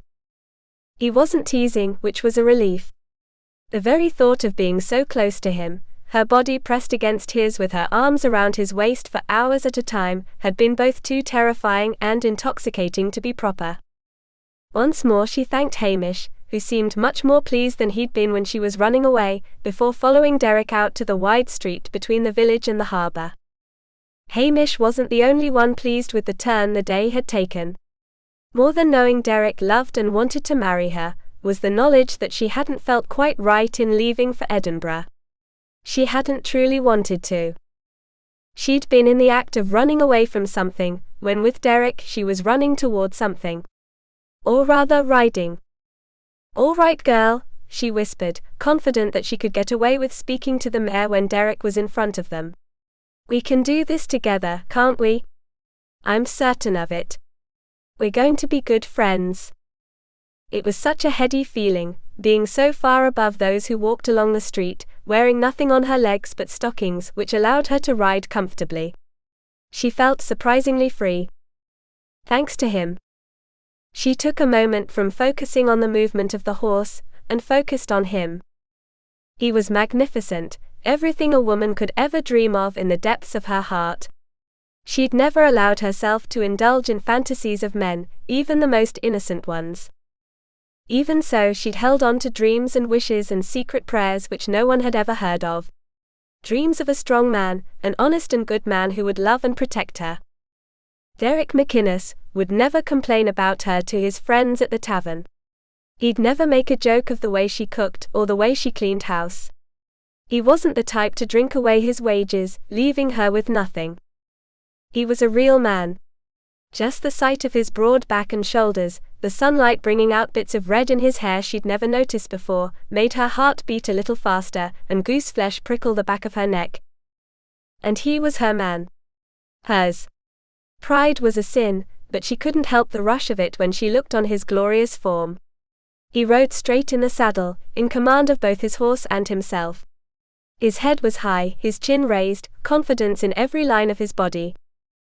He looked over his shoulder, a roguish smile playing across his handsome features. "How are you faring back there?" "Wonderfully." She smiled in reply. "This is much easier than I'd expected." Not that she hadn't ridden a horse in the past, but she hadn't exactly made a habit of it. Most of her travel was done on foot, their horse needed for work around the farm. His laughter was warm and lovely, even if it was clearly at her expense. "We've not yet begun. But worry not. I have faith in you." "Thank you. I hope you've got a high tolerance for saddle sores." He laughed louder than ever. "Brock can tell you all about his." She gasped in surprise and more than just a little disgust. "I have no desire to discuss such things with him, if you don't mind." "Suit yourself." He had a nice sense of humor, another quality she admired. Life had been so dour, so cheerless before meeting him. She felt herself lightening, as though layer upon layer of waterlogged cloth were being peeled back and allowing her to breathe and move more freely. Once they reached the outskirts of the village, where the buildings weren't so close together, and there was room for budding trees and tiny blades of grass only just beginning to poke their tips out from the dark, rich soil, she could look over her shoulder and bid goodbye to a place which had taught her quite a lot in a short stretch of time. Not only about the world, but about herself. What she was capable of. What she could withstand and what was simply too much. Lessons a person couldn't forget once they'd learned them. She couldn't have bought such learning at any cost, and no price would have been sufficient. That would have to be enough. Derek fell back, so the two of them could ride abreast on the much quieter stretch of road. "I believe this is roughly where Sarah and Heather grew up," he explained. "And they are?" He chuckled. "Of course. You don't know anything about the people we're going to meet." "No, we haven't had much time to discuss these things," she agreed. "First, we're going to meet up with my twin brother Hugh." "You have a twin?" She could hardly imagine there being two of them. One was more than enough. He reined his horse in, coming to a stop. "In fact, I thought he would be here. Or at least nearby. Brock too." Margery looked around. To her right in the distance, was the sharp drop-off of a cliff which overlooked the Firth of Forth. Her heart thrilled at the beauty, the sheer power and majesty of what the villagers likely took for granted. The morning sunlight turned the water to gold, which flashed and sparkled with every little wave, and even farther out she noticed the retreating masts of the ship on which she would have sailed had Derek not caught up to her in time. She sat there on her mare, imagining what she would have been going through in her mind had life taken a different course, and she had in fact stepped foot on that ship. Derek, meanwhile, rode his gelding up and down the line of spruce trees whose branches were just beginning to bud. He peered into the deeper woods, his forehead wrinkled in a frown. "What is it?" she whispered. "I don't understand why they're not waiting here," he murmured. "I don't like this. What might have happened? Either they left thinking we weren't joining them, likely I suppose, or…" The snap of a thick twig caught their attention, followed by the rustling of leaves just inside the trees. Margery's mare shied away from the sound, ears turning in the direction of the woods while she scrambled back. Derek shot her a sharp look of warning. "Stay here," he mouthed, turning toward the woods to face the danger head-on. How could he do that? Every instinct she possessed screamed at her to get out of there, while his instincts urged him on. Was it all men who were like this, or only him? She realized at the last second that he was unarmed, and opened her mouth to cry out to him, her hand shifting down to the pack tied across her body and hanging down over her back. Hamish's knife was still there. Did she have time to get it to Derek? No, because he was already off his horse, tying the reins around the nearest tree limb, before stepping cautiously toward the offending noise. "Who goes there?" he called out, his already rich voice deepening with grave intensity. "It's I, you idiot." Out stepped a man who, on first glance, could have been Derek's mirror image. Derek's shoulders sagged. "What do you think you're doing, hiding in there?" "Just wanted to give you a bit of a fright before setting out." The man chuckled. Margery realized she must be looking at Derek's twin, Hugh. Hugh shoved Derek, but good-naturedly. "And now you know just a small bit of what I went through when you didn't return as you'd promised, brother." Derek sighed, running both hands through his hair, "but you didn't have another to be concerned about as I do." Hugh's smile faded as his gaze landed on Margery, whose heart was still beating a bit faster than usual thanks to the excitement. He bowed, suddenly quite serious. "My apologies. I thought only to play a trick on my brother, but didn't consider how it might frighten you." "Do not worry." She smiled, even offering a shaky laugh. "I'm only glad you aren't a threat." "Well, that remains to be seen." He grinned, which drew a series of grumbles from his brother. "Where are the others?" Derek asked. "Only a wee bit farther out by now, I would imagine," Hugh replied with an easy grin. "I'm sure we'll be able to catch up to them without much effort." "Your man Brock isn't much on a horse, is he?" Derek chuckled, as he swung up on the back of his own animal. "Nay, he's much more a seaman than a horseman." "He'll learn yet," Hugh predicted. "Come then. Let's set off." He retreated into the woods to locate his horse, leaving Derek and Margery to exchange a long look. "Are you ready?" he asked, and Margery took the deeper meaning behind his question. Was she ready to leave behind everything she'd ever known, in favor of a life with him? Whatever that might mean. She looked behind her once more, off toward the village. It looked so small from a distance, so unthreatening. The sort of place one could easily forget after passing through. She made the decision then and there to leave her unhappy memories behind, as no one in Kirkcaldy would ever remember her, except maybe Hamish. Why should she remember them? "Yes. I'm ready," she decided, and followed Derek on horseback into the woods. Chapter 25. "Let the horse go where it knows it needs to go," Derek advised her as they picked their way through the woods, using an old trail which winter winds had left covered in leaves and needles. They brought up the rear of their little party, with Hugh's men in front and Brock just behind them. Hugh followed behind, which enabled him to call back instructions or warnings to Derek and Margery. It was good, being with his brother again. Strange to think they'd spent so many years apart, with Hugh believing there to be a rift between them at that. The fact was one of which Derek was far from proud. He simply hadn't given very much thought to his brother and the Duncans, assuming they took him for a fool to run off as he had. The months spent at the manor house had erased all the time between them, and he felt confident in his belief that they were closer than they'd ever been. Perhaps it was because they were grown men, men who had seen plenty of life and what it had to offer. But they were also boys together, and had a shared history, almost a language of their own. Which was why, when Hugh's hand shot up, Derek immediately drew in his gelding's reins. Margery was just off to his right, and he held out an arm to signal her to stop as well.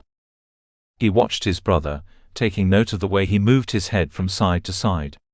While unable to see for certain, he would have bet Hugh's eyes darted over every rock, tree and shrub surrounding them, searching for some unseen threat which one of the party had perceived. A glance at Margery told him she was tense, even a little frightened. This was all new to her, traveling in the woods, keeping watch for wild animals along the way.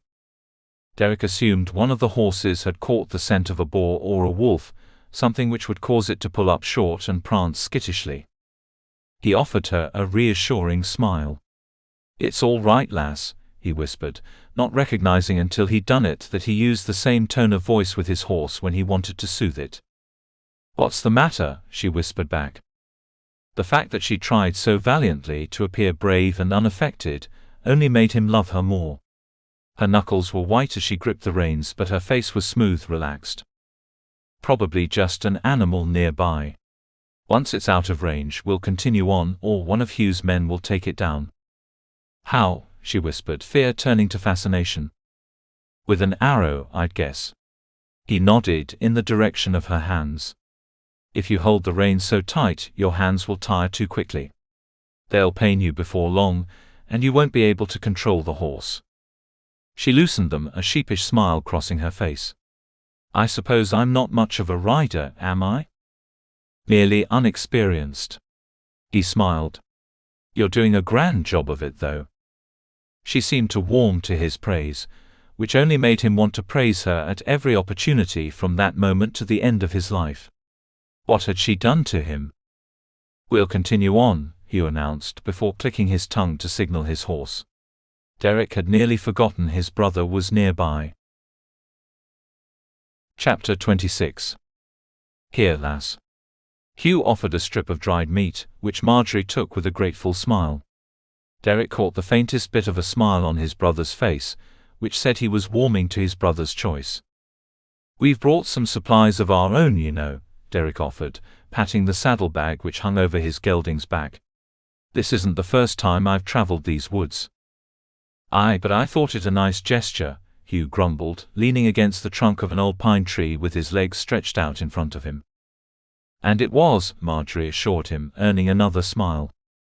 Derek sat beside her, gnawing his own strip of meat, a flask of water between them.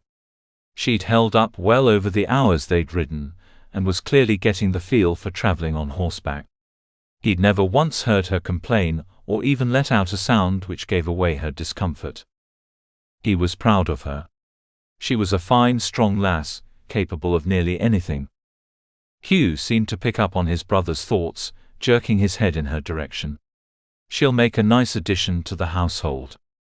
The women will take to her very well." Though Derek sensed her pleasure at this observation, a slight frown creased her smooth forehead. "Do you think they'll demand I live with them in the manor house?" Hugh chuckled, more in surprise than actual mirth. "Demand? Nay, I doubt they would demand anything of you." "I don't mean to be ungrateful," she said in a rush, cheeks turning a deep shade of red. "It's only that I don't want them to think I'm forcing myself on them, nor do I." "Nor do you what?" Derek asked. She looked away, suddenly very interested in a small cluster of mushrooms growing at the base of the tree against which they rested. "I must admit, I'm unfamiliar with the way life is lived in the Highlands. While we offered fealty to those considered royalty, they played only a very small part in our daily lives. We were free to come and go as we pleased, in other words, without his interference. Philip rarely interferes with the lives of those under his protection, if that's what worries you," Hugh offered. She shook her head. "It isn't only that." "Does he? Will he think me terribly rude if I tell him I would rather live among his villagers, or in a little home of my own outside the village? Would that even be possible?" Derek and Hugh exchanged looks over the top of her head. Hugh raised his eyebrows in silent question which Derek understood, and he nodded in deference. When it came to all matters related to the Duncans, Hugh was the expert. "Philip isn't the type to force anyone into anything," he began, clearly taking his time to use the correct words. "He's rather broad-minded, really, though sometimes quick to temper. But his wife balances him out with good sense. Now, Heather and Sarah live with their husbands in the manor house because that is their home. But Mackay and his Alice live in a house of their own, a rather small one granted, but it's theirs. Dalla and I will do the same. You'll be free to live where you want, how you want, so long as you pledge fealty to the laird and declare your loyalty to the Duncan clan." Margery thought this over, chewing her lip. "What about you?" she asked, turning to Derek. "Me? You're part of the Duncan clan, yes? Even though your name is McInnis?" "Aye, so long as he'll have me on his lands, I'm loyal to the laird," he explained. "Not that I would have taken up with any enemy clans, should I have met up with them, mind you. I was always loyal to the Duncans. But while on their land, under his protection, I'm one of them. That's how it works." "I see."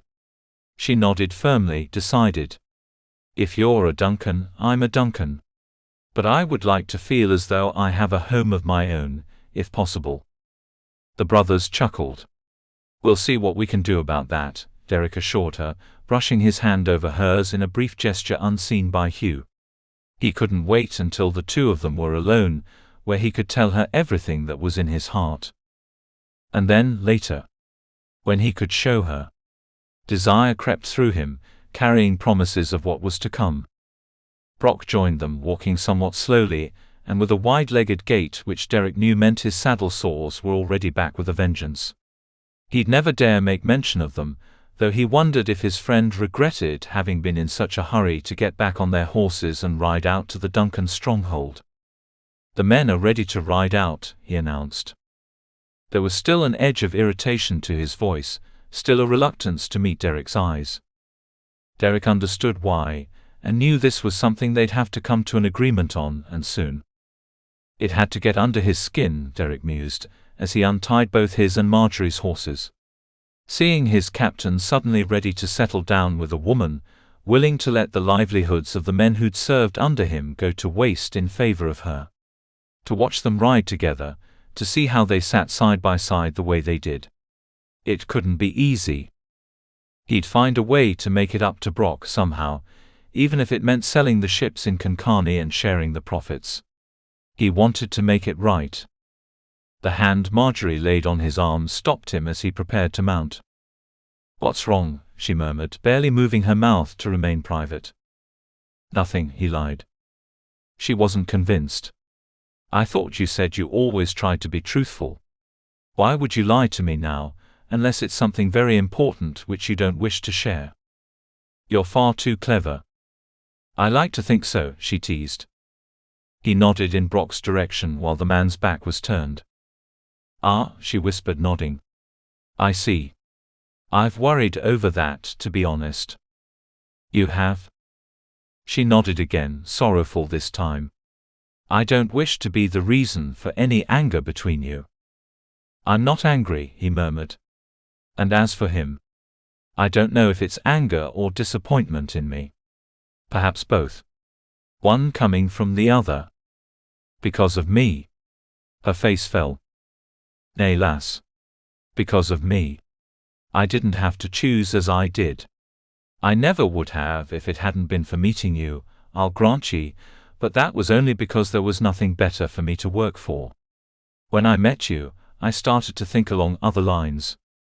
He stroked her cheek, allowing his hand to slide over her neck and across her shoulder. "Nothing I could have gone back to would have satisfied me half as much as the mere thought of living a life with you does," he vowed.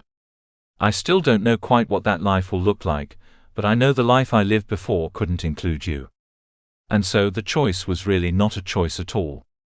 She leaned into him, resting against his chest for the briefest of moments before straightening again and returning to her mare. She understood everything he wasn't at liberty to say, or didn't have the words for. Chapter 27. Oh Beatrice. I wish you could see this. I wish you could see the adventure we always wanted to go on." How many nights had they spent whispering in the dark about just such journeys as the one she was on? They were only girls then, neither of them with any idea of the world outside Thrushwood, so not much about what they'd imagined was true to life. But the sense of adventure had been there, the sense that something exciting was possible. Traveling on horseback through the woods, never knowing what was coming around the bend. Listening to the sounds of the birds twittering overhead, watching squirrels as they ran up and down the lengths of trunks and branches. She giggled at their antics, watching as they chased one another. There was such promise all around her. That was perhaps the biggest change in her life, even bigger than the presence of Derek. Promise. Possibility. Everything had changed so quickly too. When she looked forward with this in mind, knowing how it took little for life to change course forever, she could only imagine the wonder which awaited her. Even if there was a measure of heartache to go along with it. She was a reasonable person, she knew such things, and what had happened to her weren't specific to Kirkcaldy. It was the way of the world. But the heartache only made the sweetness that much sweeter. And she'd no longer have to go it alone. "Whoa there," she murmured, when the mare stumbled over a rock which Derek had easily guided his horse around. "Is she all right?" he asked, looking over his shoulder. "Yes. It was my fault. I was lost in thought." "Try to keep your attention on what you're doing," he advised. Many the rider who slipped from their mount did so because their mind wandered. "You speak as if from experience." She chuckled, somewhat embarrassed. "He does," Hugh called out with a laugh. She wasn't aware of how their voices carried, and was even more embarrassed to know he must have heard Derek chastising her. "It's wonderful, having a brother along on the journey," Derek grumbled. "What happened?" Margery asked. How old were we at the time?" Hugh asked. "I have no memory of it." Hugh's laughter rang out. "Come on now. We both know that isn't true. I believe it was our 12th summer, though I could be wrong about that. At any rate, we'd both gotten horses of our own on our birthday. A symbol of manhood, I suppose. I know I felt like the king of the world when I was on the back of that beast." Derek admitted. "I did at that." "I thought you had no memory of it," Hugh joked. "I remember the horse, damn it." "As I was saying," Hugh continued, "we were on our mounts and feeling quite full of ourselves. Pretending at being soldiers, to be honest. We both held such lofty goals in those days. Seems to me I remember serving in later days." Derek muttered, gazing up ahead to where Hugh's men rode along with Brock. Hugh fell back a bit, until he was nearly abreast of Margery. The humor in his face was unmistakable. "We were pretending, you see, that we were on patrol. I took the east flank, Derek the west. In reality, we were circling a field on the northern end of Duncan territory, but we pretended it was a field of battle." Derek was silent. He chuckled at the memory. "The next thing I knew, I heard Derek's horse squeal and turned just in time to see it rear back on its hind legs.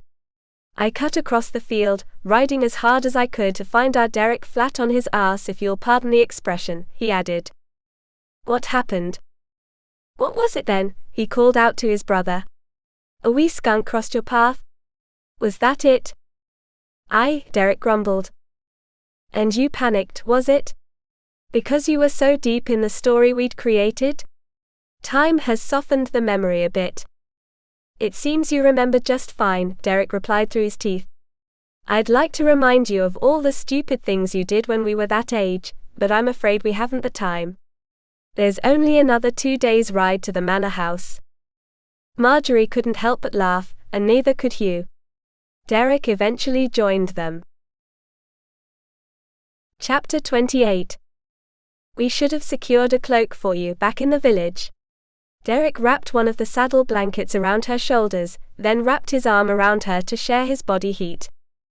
We're in a bit of a hurry," she reminded him, doing what she could to fend off the shivers which raced through her. The night air had become chilled, and she understood why. They were traveling up into the mountains, where the air wouldn't be as warm at night as it was down in the village. This is true. Och lass, I'm not accustomed to this. She heard the uncertainty in his voice, and it touched her heart. She leaned into him, nestling her head against his shoulder. He was very warm, as though he had a fire inside his chest. Sleepiness threatened to overcome her, but she fought it off in favor of comforting him.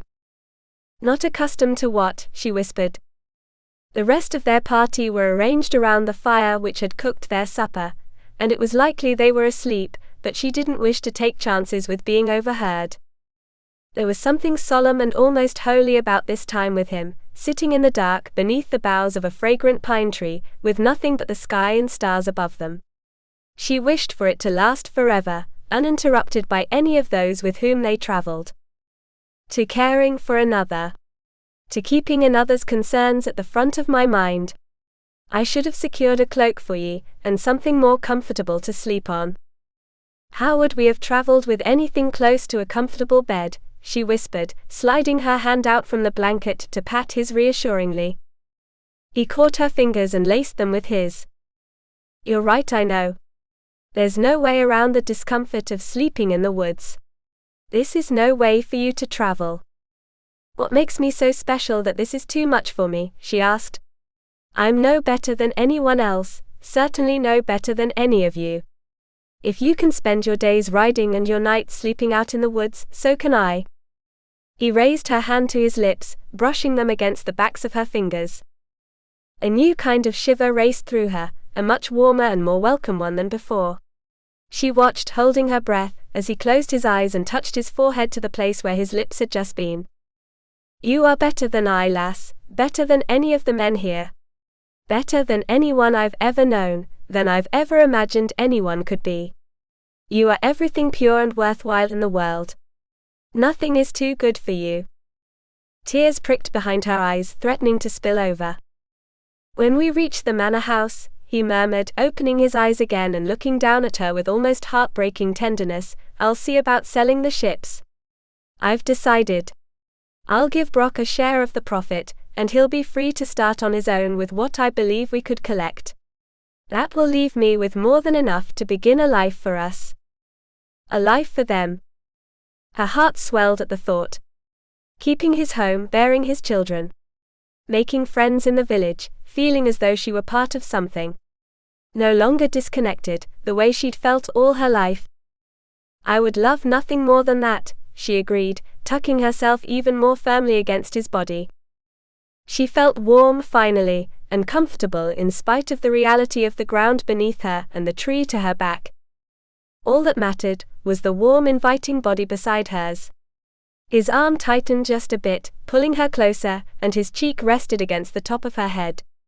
She was certain nothing could ever be more wonderful, and she regretted the fatigue which tugged at her. To sleep would mean to miss being aware of his nearness. Her eyes slid shut nonetheless. It was the anxious movement of the horses which woke her. She wasn't alone. When she looked around, foggy-headed and rubbing sleep from her eyes, she saw Hugh and his men crouching by the fire, muttering to each other before each of them went their separate ways. What's happening? She asked, turning to Derek. He was wide awake, sharp eyes darting in all directions. It seemed the sounds of the woods had quieted, the hooting of owls, the croaking of frogs down by the pond they'd settled near for the night. All was silent except for the anxious horses. He turned to her, his arm like a band of iron around her shoulders, pressing his mouth to her ear. There's something or someone nearby, he whispered. I want you to stay with me now. Do not leave my side. Understand? She turned her face toward his neck, and felt the throbbing of his pulse under the skin. He was just as afraid as she was. Yes? If I tell you to do something, you do it quickly and without question.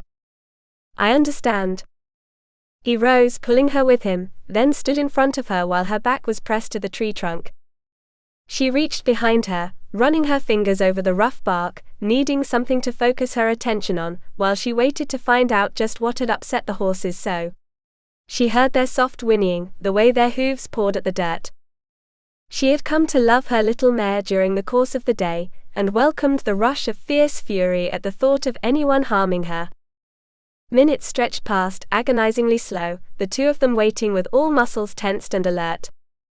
Brock waited too, crouched by the fire with what looked like a small knife in one hand, ready to spring into action at the first sign of trouble. That trouble was not to make itself known, at least not just then. Hugh announced himself in a low voice before stepping back through the last cluster of trees at the edge of their camp. "It appears as though the noise from the horses frightened them off," he muttered. "Who?" Margery whispered, her question lost against Derek's back.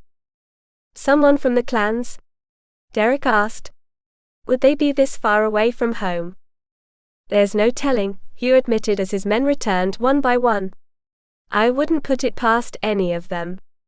But it could be they were just passing through and were interested in our camp, whoever they were. If they'd wished us harm, they could have attacked." There was something in his voice which told Margery he was softening the blow, likely for her sake at that. If she had been a man, he would have been honest about the danger they could all be in. The sky was still full dark, the stars having shifted their position since the last time she'd looked up through the crossing branches. How much time had passed? She'd never learned to tell time using the passage of the stars. "There's no sense in attempting to start out before first light," Derek decided. "We should sit up in shifts until then." "I'll take the first watch," Brock offered. "Fine, and I'll take second," Hugh agreed, with Derek taking third. Though something told Margery he wouldn't be sleeping, regardless of whether or not he was supposed to be.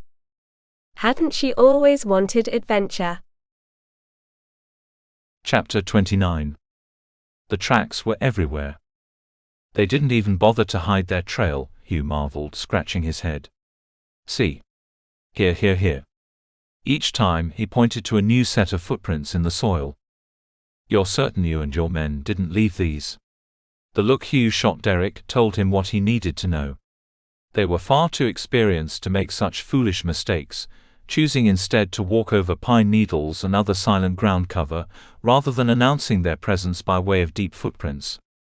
"They aren't experienced at tracking," Hugh mused. "Which means?"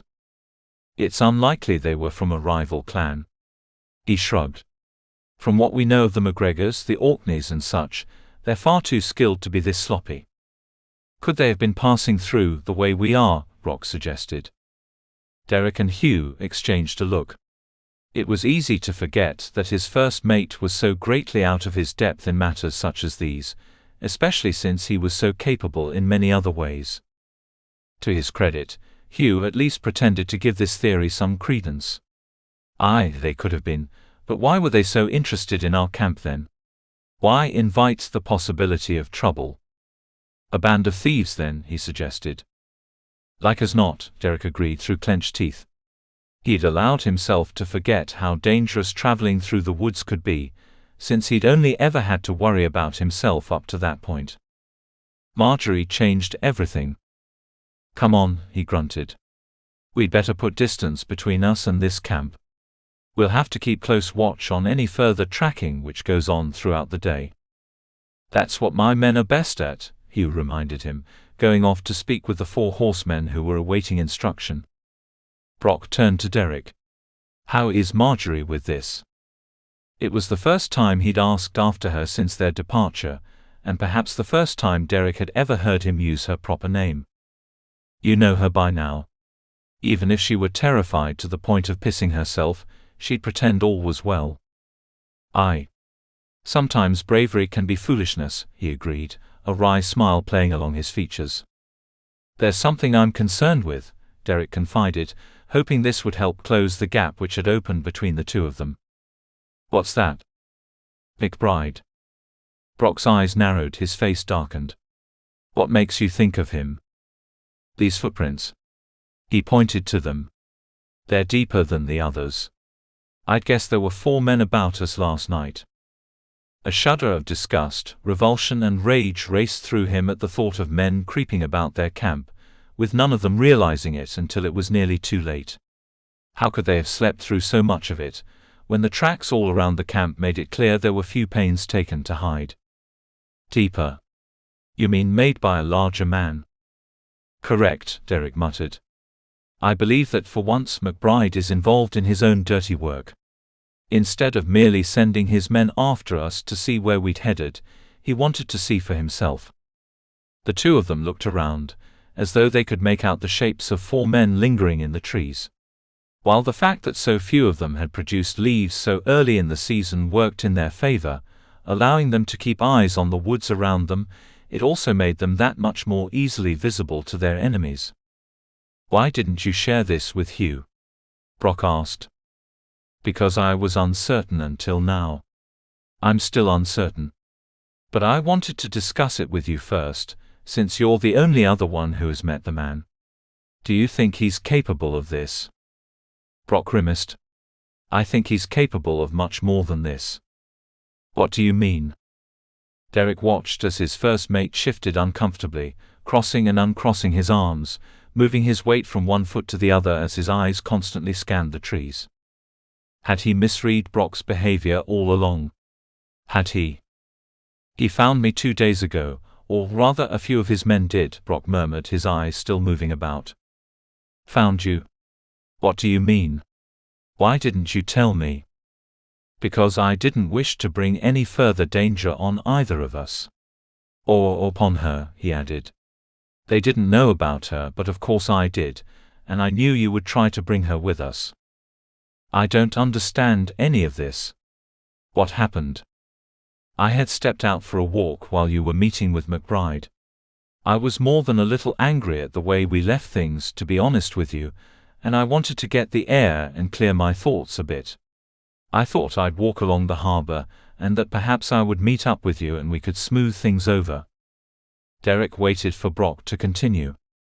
"It could be that you had already finished your meeting. I don't know. I walked for a long time without ever seeing you. But I did cross paths with 3 sailors who cornered me and demanded I press you into signing the ships over to McBride.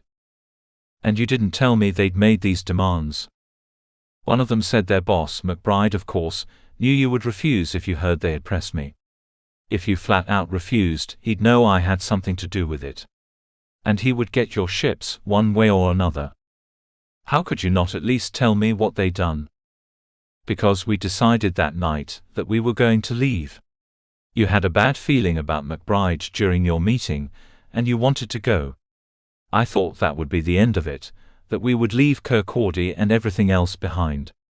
Only when we reached the safety of Duncan Land would I have told you this. In case I needed assistance from Philip." "Just that, yes." Brock's eyes went wide, pleading. "They didn't come right out and say it, but you know what he had in mind. That he'd kill you if he had to. And then I thought, Margery will be with us, or you would want to stay with her. One or the other. It was best for us all to get out of there while we still could, and decide what to do with him later." Derek wanted to be angry. He wanted to be furious. In some ways he was, but not with the man standing in front of him. "I can't pretend I wouldn't have done just as you have," he admitted. "If it were just the 2 of us, I would have fought that bastard to the death if necessary. But there's Margery now." "We should move," Brock urged. "Let's get to the manor house as quickly as we can, eh? The sooner we're there, the sooner I'll no longer have to feel like a right coward for not being straightforward with you." Derek clapped him on the back, shaking his head. "I would never call you a coward. You're anything but. A coward might have fled to me and told everything and begged me to run. You didn't. You kept this to yourself because you wanted to protect me from it. Not that I need protection, you know." "I can't help but feel you do at times," Brock grumbled.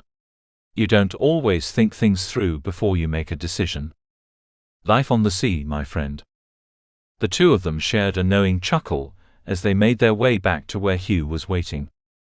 There was no time to weigh one's options when navigating a ship through rough, choppy waters. Decisions had to be made quickly, on the spur of the moment, using what little time and information one had at hand. All a man could do in that situation was hope he was correct. He'd known nothing of McBride when he went in to meet with him, so certain of his experience and reputation that he assumed he'd come out successful. He should have asked about him, gotten a feel for the man's character before striding into his warehouse. Instead, he'd left himself open to threats. "Stay with Margery for the moment," he murmured to Brock. "I'll let Hugh know, so he'll have an idea of who we're looking for." McBride wouldn't be difficult to miss, that was for certain. With his size and heft, he would make a tremendous noise. McBride considered himself a man of the sea. He had no experience with tracking in the woods. Or was that merely another incorrect assumption on Derek's part? Hugh's expression grew more and more grave as Derek relayed Brock's story. "I'm certain we're looking for him, and he's looking for us. He's just large enough to have made the deepest tracks. And clumsy enough to have alerted the horses to his presence." "I should have seen to the bastard when you told me you'd made an enemy," Hugh snarled.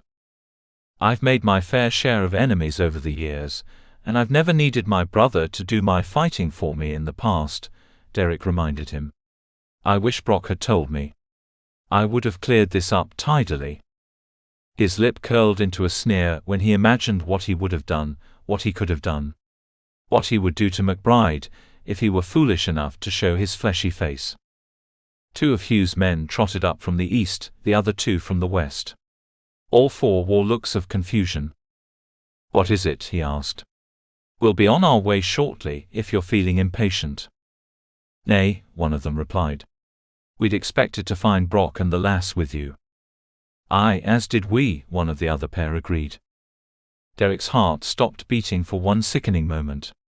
At that moment, no longer than the length of time it took to blink an eye, he saw the way it had all happened. "Why did you leave her alone in the camp?" he demanded, running for the place where they'd set up for the night. "Derek. Wait." He barely heard the sound of his brother's voice as he darted between the trees, smashing his way through the brush. She wasn't there. They hadn't seen her there. His foot hit something large and softer than a tree root, but more solid than brush, and he went sprawling into the trunk of a large birch. Only sharp reflexes kept him from hitting it headfirst, his arms and hands breaking his fall. He looked at what he'd stumbled over, and found Brock lying face down in the dirt, the back of his head a bloody mess. "Here!" he shouted when he heard his brother approach. "Brock is injured." That didn't stop Derek from continuing on to the camp, only a few dozen feet away. He knew better than to think she would be there, waiting patiently for him, but that didn't stop the pressure in his chest from building until he was certain it would kill him. There was no way a man could live through something like it. "Margery!" he shouted, turning in a circle, eyes trained for any sign of her. There was no blood on the ground, no torn cloth, nothing to show what had happened. It was as if she'd disappeared. Chapter 30. "They're either very smart or very lucky," Hugh muttered as he studied the fresh tracks through the camp. "They crisscross each other so many times over, it's difficult to tell who is who and which way they went." "They could have done this to confuse us," one of his men agreed. "Aye, which worries me." Derek nearly pulsed with hatred and rage. He shot a glance in Brock's direction, where he was being treated by another one of the men. He hadn't yet opened his eyes, but it seemed as though the wound on the back of his head had stopped bleeding. "I have to go after her," he growled, glaring at his brother. "We can't go off in a panic," Hugh reminded him. "What if? From what you've told me of the man, he's only doing this to push you into selling your ships to him. He ought to know that harming Margery wouldn't lead you to do what he wants. It would only lead you to hate him, perhaps kill him. So he'll keep her for a little while, try to frighten you, then bring her back when he feels you've suffered enough. I refuse to stand here and allow him to do this. I won't wait for him to decide when I have her back. He doesn't decide this." Derek felt panic rising in his chest into his throat, his heart beating dangerously fast and his lungs unable to pull in enough air. Hugh took him by the shoulders, giving him a brutal shake. "Get a hold of yourself. She needs you to keep a cool head right now." Derek flung his hands away. "He's right." They both turned to find Brock fighting to sit up. His eyes looked unfocused, glassy, and he appeared to have a difficult time keeping steady. "Don't overtire yourself," Derek urged, kneeling in the pine needles. Where are they? Who are they? Hugh asked, standing behind his kneeling brother. Did you see them? Derek asked. He shook his head. I heard his voice. That was all. Who? Hugh asked. Derek didn't need to ask. McBride. It wasn't a question. It was a statement, a snarl. As far as he was concerned, a death sentence. Brock nodded, reaching around to touch his fingers to the back of his head. He stared in amazement at his own blood. He was off to the side. I was just about to turn and face him. And that's all I remember. Derek clenched his fists, squeezing hard in a desperate attempt to calm his fury. Was she here? Could you see her through the trees? Brock closed his eyes. For a moment, Derek thought he might be slipping out of consciousness again. I don't remember. I want to remember, but I can't. It's just as well, Hugh said. Derek's head snapped up. That's easy for you to say, he spat, glaring at his brother. Because it's true. It doesn't matter who hit him, or where she was at the time. They could very well have been watching all along, waiting for the moment when she'd be alone. My men should have stayed with her, he admitted, throwing withering looks their way, but they were following the tracks around the campsite too. Margery was lost in all of it, I'm sorry to say. He was right, and the truth of it gnawed at Derek's conscience. She had counted on him to keep her safe, on all of them really. She had no way to defend herself, nothing but the few tricks he'd taught her. They wouldn't serve when she was surrounded by 3 or 4 men, all intent on spiriting her away. She had counted on him, and he had let her down. Just as he'd vowed never to do. He rose, fist still clenched tight at his sides. We're going to find her, he muttered, gazing out over the wide expanse of woods around them. We are, Hugh agreed. And I'm going to kill him. I would expect nothing less, brother. Hugh jumped into action, sending the 4 men out in all directions, telling them to report back the moment they found a set of tracks which looked to lead away from the camp. Derek? Brock looked up at him, watching as he paced. I'm sorry. I should have told you. If I had, we would know that he might be following, or he might not have had a reason to follow, if you had worked things out with him back in the village. There was nothing to work out, not in any way he would agree to, Derek muttered. She was out there somewhere. She had to be. She would be alive and waiting for him, and he wouldn't let her down again. Even so, if I hadn't pulled you aside to talk about him. Enough. He didn't mean to sound so sharp, but that was what it took to silence his friend. I'm telling you, there's nothing to be sorry for. You didn't make any of this happen. He did this. And so did I, he added silently, berating himself beyond all measure. It was his fault, for getting involved with the man without knowing the first thing about him. He slammed his fist into his open palm, knowing there wasn't enough physical pain in the world to drive away the pain in his head. A high, sharp whistle sounded out, the signal from one of Hugh's men. His heart leapt. It hadn't taken long at all to locate the tracks. There could still be hope of finding her before the worst happened. Will you be all right here? He asked Brock. I'm going with you. Brock struggled to his feet, swaying once he reached them. No, you're not. You're going to stay here and watch what's left of the horses, and we're going to come back for you when it's over. But. No buts, Derek snapped. You're wounded, you're unsteady, and I can't have you slowing us down. Captain's orders. Brock winced but offered no further argument. Aye, he muttered, sliding to the ground with his back against a sturdy tree. Derek mounted his gelding and trotted off in the direction from which the signal came. Hugh met him halfway, and the 2 of them rode together to where his men had gathered, all of them looking at the ground. Here, one of them said, crouching and pointing. They're trying to be more careful now. Aye, another agreed. Like as not they heard us speaking of the tracks they left last night. They have to have at least one skilled huntsman among them, Derek observed, following the deep tracks into a thicket of closely grouped trees which led even deeper into the woods. One of them knows what he's doing, and is trying to keep the others in line. Whether they heed his advice is another story. There are still the same size tracks, Hugh pointed out. Nothing smaller, like a woman would make. Derek nodded, his jaw tightening at the image his brother's observation called up. Aye. They're likely carrying her. Perhaps over their shoulder. Notice there aren't any horseshoe tracks. Only feet. They must have tied the horses off somewhere else, and are carrying her back to that place. And since she didn't make a sound that any of us could hear, they must have hit her as they did Brock. Or gagged her. You don't know that they've harmed her. They're harming her regardless.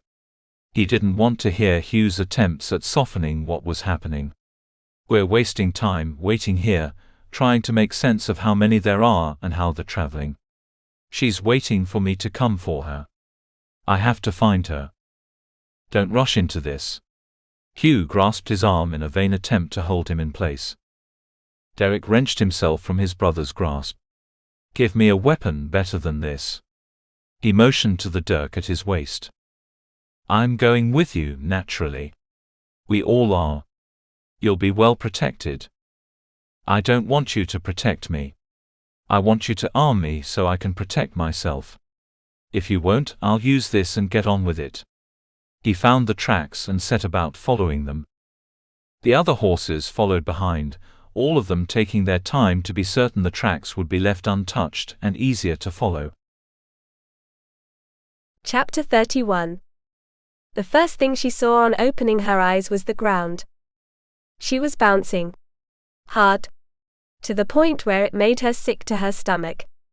The dried meat she'd feasted on the day before hadn't been appetizing on the way down. She couldn't imagine it would be much more delicious on coming back up. But where was she? It was difficult to say, and even more difficult to understand why she seemed to be upside down wherever she was. Bounce, bounce. Bounce, bounce. A deeply unpleasant aroma hit her nose, adding to the growing nausea. What the? She realized she was bouncing against the back of a rather large, decidedly sweaty, murderously odorous man who seemed to care little for her condition, as he allowed her to flop about like a sack of potatoes. A scream threatened to tear itself from her throat, as the severity of her situation became clear. It all came back in a rush, once again a hand over her mouth. The feeling that she was cornered, trapped like an animal and alone. With Derek much too far away to offer help. And then she must have fainted because she remembered nothing else. Or perhaps they'd hit her. There was little way for her to tell if she was injured, still flopping around as loosely as she could, over the shoulder of the brute carrying her through the woods. Instinct told her to pretend to be unconscious, to let them take her where they would. She could use the element of surprise to catch them off guard, and perhaps escape once they put her down. But escape to where? How was there any hope of escape when she didn't know where she was? Beatrice spoke up, louder and clearer than ever. Pay attention to where you are now. She would have to thank her sister when they saw each other again. If they did. She turned her head ever so slightly, making sure there was no one off to the side who might catch sight of her open eyes before observing her surroundings. It provided welcome relief from the stench of the man whose shoulder she hung over to, fresh air greeting her and helping clear her head a bit. The trees were thinner here, spaced farther apart than they'd been before. Mountains stretched out in the distance, to the right of the man carrying her. If she managed to run, she would keep the mountains to her left. She saw a Y-shaped tree which looked as though lightning had struck and split it, and farther up a series of boulders. She squeezed her eyes shut each time she saw something like this, wishing to seal it in her memory. There were no voices, no other footsteps. Only the sounds she had already become accustomed to over the last day of travel. Twittering birds, the scurrying of squirrels and other small creatures who skittered over the needles and leaves which had fallen before the winter and had rested under the snow. She called again, on what she'd done to protect herself while traveling to Silith. Water was important. It kept a person alive. She had always kept her ears trained to the sound of flowing water. She closed her eyes again, focusing all of her attention, pushing away the sound of heavy footprints and heavier breathing in favor of the trickling or rushing of water. And there it was, somewhere to her right, opposite the mountains, what sounded like a stream. Too far away for her to know exactly where it was, and she was afraid to turn her head in that direction in case someone was watching. It seemed hopeless. How would she ever? "You've finally caught up." Her heart froze at the sound of the deep, rough voice. She went rigid out of fear and surprise, then reminded herself to go limp again. They had to believe she was unaware of what was happening. "She looks light, but she gets heavier the longer one walks," the man who carried her complained through gasps for breath. "If you'd taken any longer, I might have believed you stopped off to get to know the lass a little better." Several men laughed at this, including the one who carried her. The thought alone was enough to make her skin crawl. Who were these fiends? How many of them were there? She wished she knew. Would it help to know more about them? Should she wait, continue to feign unconsciousness? Did she have that sort of time to waste? "I need to put her down." She kept her eyes closed, and deliberately let her body sag heavier than ever, as the brute bent at the waist. She flopped back, then onto her side in a thick pile of leaves and twigs. It took all of her self-control to stay still, as sharp twigs poked at her in a dozen places. She could only imagine what might be burrowed under the makeshift bed she'd been dropped on, and prayed it didn't come out to visit. She sensed someone moving quite close to her, crouching beside her. Hair had loosened from her braid, covering half her face. When a finger swept over her cheek to brush the hair aside, she bit her tongue to keep from screaming. A pretty thing, the man who touched her decided. He was the one with the deep voice, the one who had spoken of her captor getting to know her better. Was he the leader? He spoke with authority. It's easy to see why he brought her with him, another of the men agreed, before laughing nastily. He'll come for her. He's certain to. You're so sure? The deep-voiced man asked, still near her. Wouldn't you? There isn't much I wouldn't do for a golden-headed wench like this one. Ripe and tasty. A low guttural chuckle accompanied this. Margery's blood froze. What were they going to do to her while they waited? She couldn't afford to find out. The man beside her stood, shifting his weight with a groan as he did. Lass? Why don't you open your eyes now? I know you can hear us. Oh no. Should she keep pretending? Should she do as he ordered? A sharp nudge to her ribs made her gasp. I said, open your eyes. She did, her eyelids snapping open so she could glare at the beast who'd kicked her. Who had dared to touch her? I thought so, he sneered. He was a very large man, tall and extremely round. His eyes were small, set deep in his fleshy face, and they watched her with no trace of kindness. What are you doing? She asked, sitting up, brushing the leaves and dirt from her hair with all the dignity she could muster. There were 4 of them in total, gathered around her in a half-circle. She wanted to curl into a ball, to beg them not to hurt her, to plead for her life. What she wanted more was to scream and fight and hurt every single one of them. And what she absolutely didn't want was to let them see how terrified she was. So there was no curling up in a ball. No begging. She looked at each of them in turn, holding their gaze, defying them to look away first. And all of them did, except the leader. He held her gaze for a long moment before speaking. What are we doing? It's fairly easy to understand, lass. I have business to finish with Mr. McInnis, a coward who ran away before I could get what's coming to me. What do you think is coming to you? She stalled, her mind running in all directions as she struggled to make sense. It was because of Derek and his business, probably the business that had brought him to the village. He would come for her, just the way her captors had predicted. He might already be on his way. Did he know there were so many waiting for him? Would Hugh and the others be with him? Was she worth the fight that was to come? He crouched again, groaning softly as he did. She wondered if he even knew he made such noises while moving. Her mother had groaned and grunted that way when she or Beatrice had helped her move about in bed, but she'd been sick. Dying. This man was merely over fond of eating. What's coming to me, lassie, are the ships he promised me. Promised you? She asked, raising an eyebrow. Aye, he barked, making her gasp. He promised me. Told me he was looking to sell. And then, what did he do? He changed his mind. Reneged on his word. Ran off without another word, the lying coward. That didn't sound like Derek.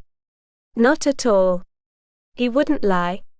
And it was his right to do with his ships as he saw fit. The sharp crack of a large hand against her cheek surprised her more than the flash of pain which sent her head snapping back. The pain bloomed, spreading across her face, sending stars exploding behind her eyes. Nobody talks back to me, lassie, least of all a little slip of a thing in your position. He spat on the ground, just short of the hand she used to prop herself up while the other covered her cheek. How dare you, she hissed, spitting at the hand. It was something she'd never done before, something a woman like her never did, but she was incensed enough and disgusted enough to forget herself. Spare me the speeches. I haven't the time.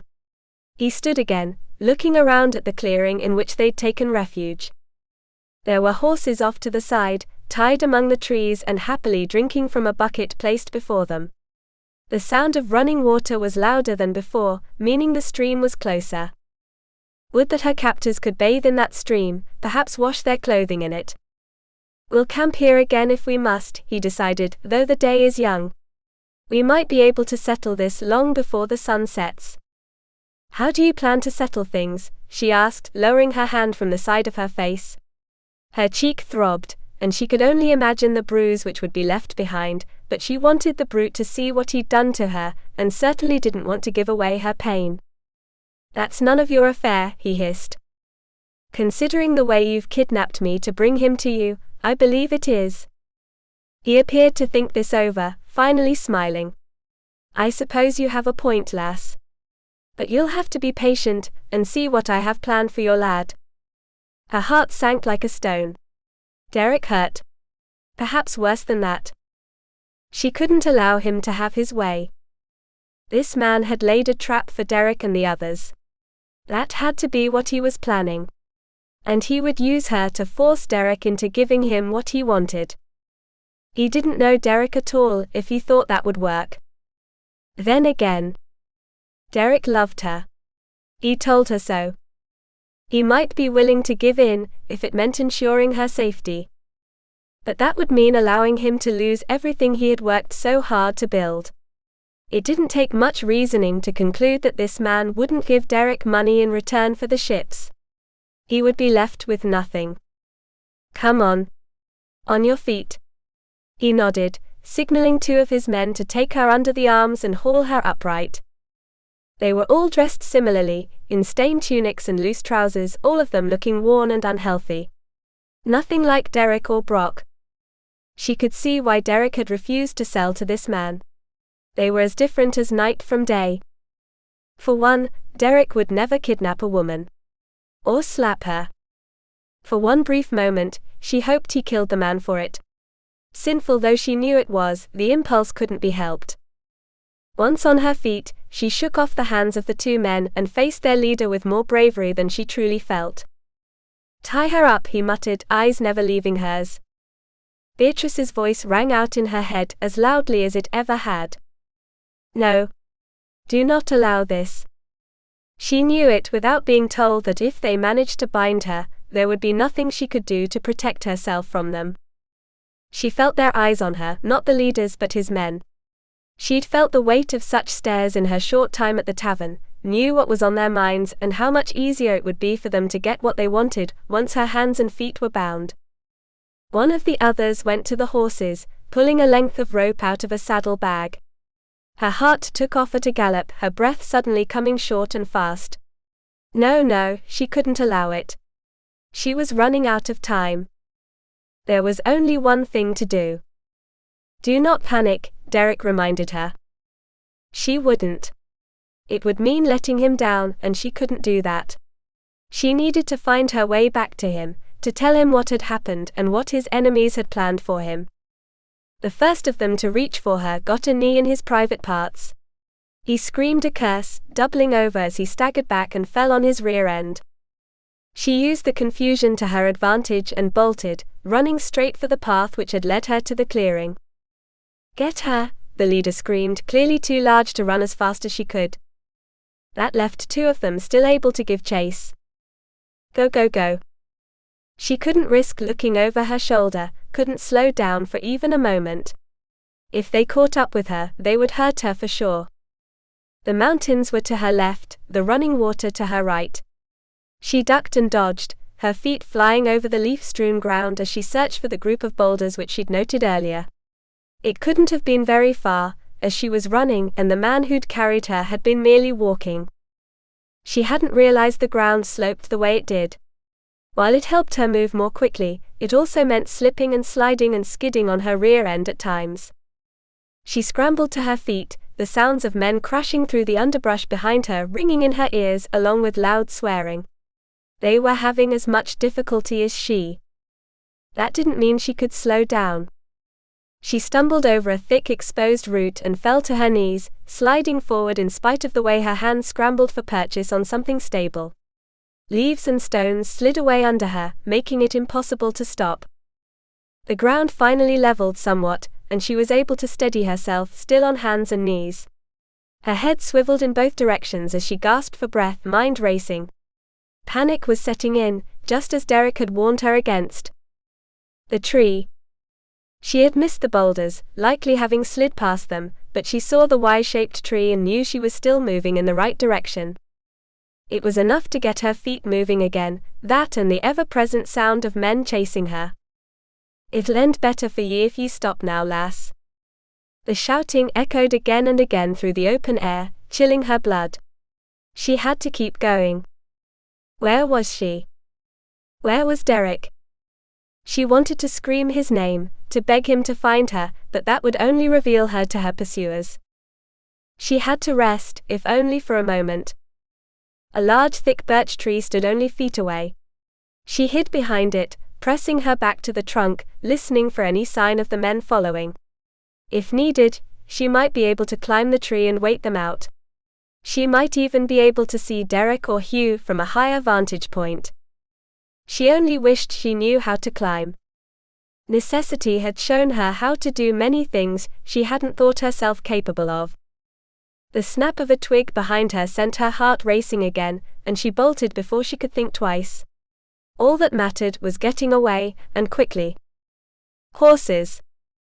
Just on the other side of a line of trees. She threw herself toward them, drawing in breath to scream for help, when something heavy hit her from behind and sent her slamming into a tree. "If you want him to live, you'll keep your mouth shut, lass." A blade pressed against her throat and she whimpered. The man who held her in place chuckled, his breath hot in her ear. "You might even live through this too if you're smart." Chapter 32. I know I heard something. Derek's ears tuned to the sounds around him, and he closed his eyes ever so briefly, holding his breath, desperate to hear again what he was almost certain he'd heard before. A gasp. A whimper. The sound of a collision. When he opened his eyes, he found Hugh looking just as concerned. They exchanged glances, then slid from their mounts and handed the reins to the nearest men. He was careful where he placed his feet, reflexes kicking in as he avoided leaves and twigs, nearly holding his breath. The animal sounds around him had all but ceased, even the song of the birds. They knew something was wrong just as he did. Where were they? Who were they? How many were just beyond the next tree, behind the next shrub? Lying in wait. A twig snapped. Then, another. He whirled in the direction of the sound, his dirk ready, every muscle tensed. His eyes locked with hers, his heart soaring and sinking all at once. She was dirty, scraped and scratched, one side of her face swelling from where she had clearly been hit. Her tunic was torn, covered in needles and bits of pinecone. But she was alive. So. Here we are. McBride stood behind her, one arm tight around her shoulders and chest, crushing her to him. He was sweating profusely, it rolled down his face, soaking into his tunic, and his heavy breathing caused Derek to wonder if he were about to have an attack. A large man such as he, running after a tiny lass probably twice as fast as he. "Here we are," Derek agreed. Hugh stood to his left, scanning their surroundings, likely watching for the other men whose tracks they'd followed. Everything was so clear, so sharp. Down to the delicate buds on the branches of the trees behind McBride's head. Derek saw everything, heard everything. The way it used to be just before battle, when his senses had focused with unnatural intensity and allowed him to be the victor. He could think clearly too, which was just what he would need to do. Her life was in danger. It wasn't just his life anymore. He was fighting for much more than that. He needed every bit of clarity he could get. "You know why this has to happen, don't ye, lad?" McBride gasped, his entire body heaving in an attempt to suck in the air it so desperately needed. But the blade he pressed to Margery's delicate throat didn't shake. Just a bit more pressure and it would break the skin. Derek stayed perfectly still, gauging everything around him. Hugh and the rest could take care of McBride's men. This was his fight, right here in front of him. This was the man he would kill, or likely be killed in the attempt. "I know." He nodded. "Nobody leaves me high and dry, as you did. I never meant to mislead you." "Drop the dirk," McBride ordered, his voice sharper than before. He was beginning to get hold of himself, which didn't bode well. Derek did as he was told, and Margery's soft whimper told him of her growing despair. To her it would look as though he were giving in, when he was doing anything but. Footsteps sounded around them.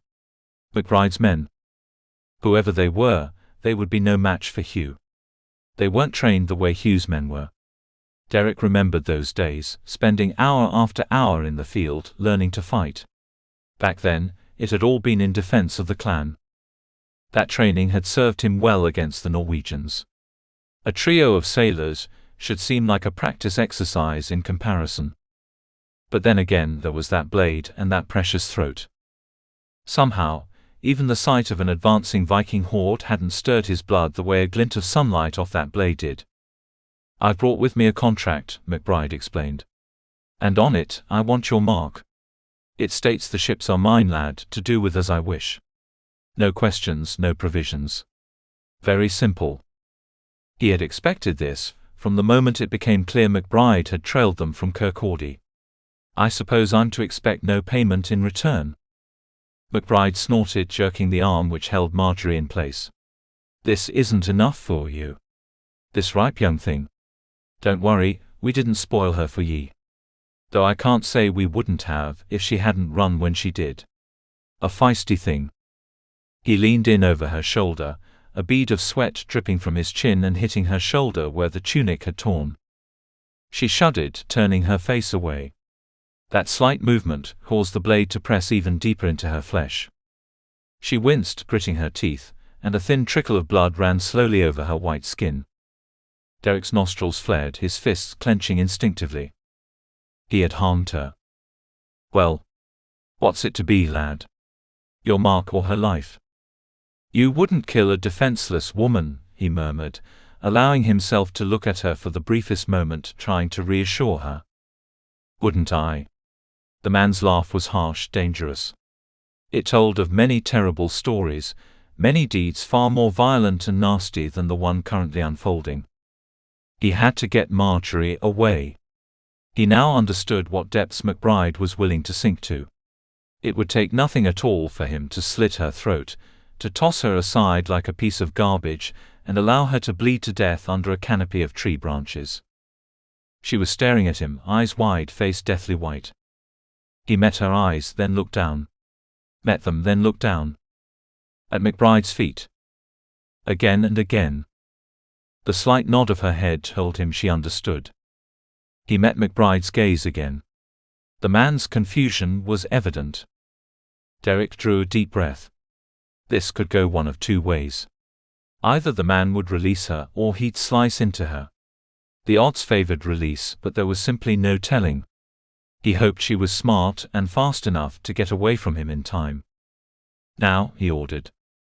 Margery lifted her leg and slammed her heel down with all her might, grunting from the effort. Something snapped in McBride's foot, and he bellowed like a wounded steer, his arms going slack. "Find cover!" Derek shouted, and Margery ducked and ran with one hand over her throat. He was already in the act of throwing himself at the oversized man, catching him off guard, and sending the two of them sprawling in the dirt. "Derek!" "The knife!" Margery screamed, and he caught sight of the gleaming blade just in time to throw his arm up in defense before McBride could bring it home. It went flying, skittering somewhere in the brush. "I'll kill you," McBride grunted, closing his hands around Derek's throat. He brought his arms together between McBride's and forced them apart, then closed his fist and smashed it against the man's nose. The sight of Margery's trickling blood flashed around the forefront of his mind just before he pummeled the man once again. The sounds of fighting filled his head, telling him Hugh and the others were battling McBride's men. Margery screamed. When Derek turned to see what had caused it, McBride used the opportunity to pick up a large rock and smash it against the side of his head. Grey spots danced in front of his eyes, which he tried to blink away. Something warm ran down the side of his face, which he knew was blood before the smell of it hit his nostrils, but it mattered little. He blocked a second blow before McBride had the chance to deliver it, getting to his feet, drawing back one leg to deliver a kick to the man's ribs. McBride rolled to his side, curling into a ball to defend himself. Then something must have caught his eye. He scrambled on his hands and knees, scurrying toward something. The dirk. Derek ran after him, throwing his body over that of the larger man just before he could reach the weapon. A flash of movement caught his eye, and he realized too late that Margery too had understood what was happening. She'd run for the dirk and was just reaching for it when McBride grasped her ankle, bringing her down. "Bastard!" Derek roared, rolling the man over to deliver yet another blow. Sharp, almost blinding pain struck his side, and he realized, again too late, that McBride had managed to reach the dirk after causing Margery to fall. And that dirk was currently deep in his flesh. An ear-splitting cry pierced the air. "No!" Margery shrieked, throwing herself over the both of them and pummeling McBride with both fists about the head and shoulders, screaming obscenities in between ragged sobs. McBride cried out in surprise, raising his arms to fend her off. Releasing the dirk. There was no choice. Derek grasped the handle and withdrew the blade, dripping with his own blood, only to plunge it into McBride's chest. The man seized, eyes opening wide, mouth gaping in pain and shock. He began to tremble, shaking from head to toe, gasping for air which would never save him. It was over in a matter of seconds. He went limp, eyes still staring up at the clear sky. Chapter 33. Oh, Derek. She threw her arms around his shoulders when it was all over. He was still sitting astride the now dead man, blood flowing down the side of his face and from the wound in his side. "Och, lass," he gasped, patting her arm with a bloody hand. "You did well, my love." "What did I do?" she asked, trying to make sense of what had just happened. It was as though she wasn't in control of her actions. Everything was a haze of terror and blood. He winced when he tried to raise himself off the dead man's stomach. "I'm afraid he stuck me deep." "I know. I thought I would die when I saw it," she whispered, looking down at the spreading red patch on his blue tunic, turning the cloth purple. My love, my love." "I'm proud of you," he murmured, kissing her briefly before grunting from the effort of getting to his feet. He staggered a bit, as though he were dizzy. She slid an arm around his waist and draped his arm over her shoulders in an effort to help him walk, and he did lean against her as they moved slowly away from the scene of the fight. "Derek!" Hugh crashed through the trees, his tunic streaked with blood which didn't appear to be his as he was unwounded. In one practiced glance, he sized up the situation and immediately took Margery's place at his brother's side. He was much more of a help than she could ever be at that moment. A thought struck her, sending her darting back to where the dead man waited. It took both hands and all the strength left in her, but she managed to pull the dirk from his chest with a grunt. There was no telling whether the weapon could be linked with the McInnis brothers. She knew nothing of how such things worked, but had the instinctive belief that the fewer clues as to who had killed him, the better things would go for Derek. When she caught up to them, Hugh was helping Derek sit on a mossy tree trunk. "Get the supplies," he barked, using the hole already in his brother's tunic to tear it further until the wound was exposed. One of his men brought over a bag, which Hugh opened and unpacked with haste. "Where are the others?" "McBride's men?" Derek asked. "We took care of them." That was all the explanation offered, and all that was needed. Hugh called out to another of his men. "Go back to Brock, bring him here. I should have this treated by then. We'll need to move, get away from this area. And the sooner we're back at the manor house, the better." Margery knelt at Derek's side. "Can I help?" "Aye, lass. You can clean that wound on his head." Hugh nodded to the horses. "Fetch a flask of water."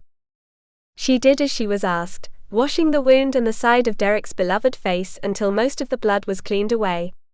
The wound itself didn't seem to be bleeding much anymore, only oozing, and slowly at that, so she felt a measure of confidence. It was the wound to his side which caused her nauseating panic. "We have to get you to Sarah, quickly," Hugh muttered, pressing a wadded-up strip of linen to it. "She'll know better than I what to do. So tired." Margery noted the way Derek's color had changed, turned gray. She bit her lip to hold back a cry of dismay. "I know it, brother." Hugh patted Derek's knee, exchanging a worried glance with Margery. "Perhaps we should rest here for now," she suggested. "To give him time to recover his strength. If he eats and drinks and sleeps, with the rest of us watching him carefully, he may be able to ride by the morning." "It's only late afternoon now," Hugh muttered, lifting the linen to examine the condition of the wound. "I know that," she said, more than a little frustrated. "I cared for my mother for years. She was ill for a very long time. Nothing like this, of course, but I learned that food, drink, and sleep were the three most important things in the world when it came to recovering one's strength. So long as the wound is clean now, there is nothing more we can do." "She's right about that," Derek whispered, a faint smile playing along his lips. "A smart lass I chose, is she not?" "Aye." Hugh grinned. He looked at Margery. "You're right. It's at least another day's ride to the manor. If we continue now, he might bleed to death." She bit her lip hard enough to draw blood. "We can't go now." "But we can't stay here," Derek murmured, opening his eyes to look at his brother. "We must get clear of this place." Margery's mind raced. What if your men carried him, while you and Brock and I led the horses? One of the saddle blankets might support his weight, or two layered together. They could each take a corner and carry him that way. We might be able to walk for an hour, maybe two, before they tire and it becomes too dark to travel any farther. Hugh nodded. "And they could always take turns with Brock and me, once they were too tired," he agreed. "All right. That's what we'll do." He had Margery hold the linen pad in place, while he wound more around his brother's waist to secure their makeshift bandage. Brock arrived minutes later, immediately going to Derek's side. "They told me you were injured." "Aye, but I didn't get it nearly as badly as that bastard." "Good work." He patted his friend on the back, before turning to Margery. "I'm sorry, I should have been there to protect you. I heard you handled yourself well." She attempted a smile. "Did I? I hardly remember, honestly." "You'll remember in time," Hugh predicted. "It'll come back to you in a day or two, in bits and pieces." She wasn't sure she ever wanted that time to come. Chapter 34. Their camp that night was far different from the one the night before. Derek rested against a fallen log, his head and shoulders propped up against it while his body stretched out in front of him. Margery took pains to ensure his warmth and comfort, placing a saddle over the log and beneath his head to give him something more forgiving than rough bark to sleep on. Hugh's men built a fire, and Brock tended to the horses while Hugh examined Derek's side. "It seems as though the bleeding has stopped," Hugh announced as he changed the linen dressing. "You'll have to be careful of how you sleep tonight, make sure you don't roll or stretch for fear of opening it." Derek nodded, and Margery noticed with relief how much better his color was than earlier. She took this as a good sign. It had been a long afternoon, stretching into early evening before any of them wanted to give up for the night. They knew that the closer they got to Duncan Land, the better, the sooner Derek could be properly tended to. Night would not be denied once it fell and travel became too dangerous. Especially with the presence of wild animals prowling the woods, perhaps able to pick up the scent of Derek's blood. Margery's stomach turned at the thought of the blood they'd shed back in the clearing, of McBride's body lying where it had fallen. Of what the animals might be doing to him, at that very moment. She scrambled away from her place at Derek's side, managing to make it a safe distance away from him before the contents of her stomach released themselves. Now that they were resting for the evening, and no longer going through the difficulties of travel, she had the time to reflect on what they'd done. The men were kind enough to leave her alone, and to pretend they hadn't overheard her retching once she returned to the fire. Brock merely offered her a flask so she might drink. Later, after they'd eaten and some of the men had already stretched out for the night around the fire, she sat at Derek's side. "How do you feel?" she whispered, wishing to avoid waking those who were already sleeping. "I don't know that I could win in a foot race at the moment, lass, but I've been much worse." His eyes traveled over her face, his forehead creasing as he frowned. "When I thought I might lose you for one." "You could never lose me." "You know what I mean." One of his hands closed over hers, his thumb running over the ridge of her knuckles. "I learned something today too. I never knew what true fear felt like until this day." "Oh, Derek." "I mean it," he insisted. "Even in the army, I never knew what it was to be truly afraid. I could handle myself. On stormy seas, standing at the wheel of my ship, navigating through the whitecaps, half blind from lightning flashing on all sides, I never felt fear. Anger, perhaps, at nature for thinking it could get the best of me. But never fear." She listened quietly. "Not like today," he concluded with a sigh. "I don't know how other men live with that sort of fear in their hearts.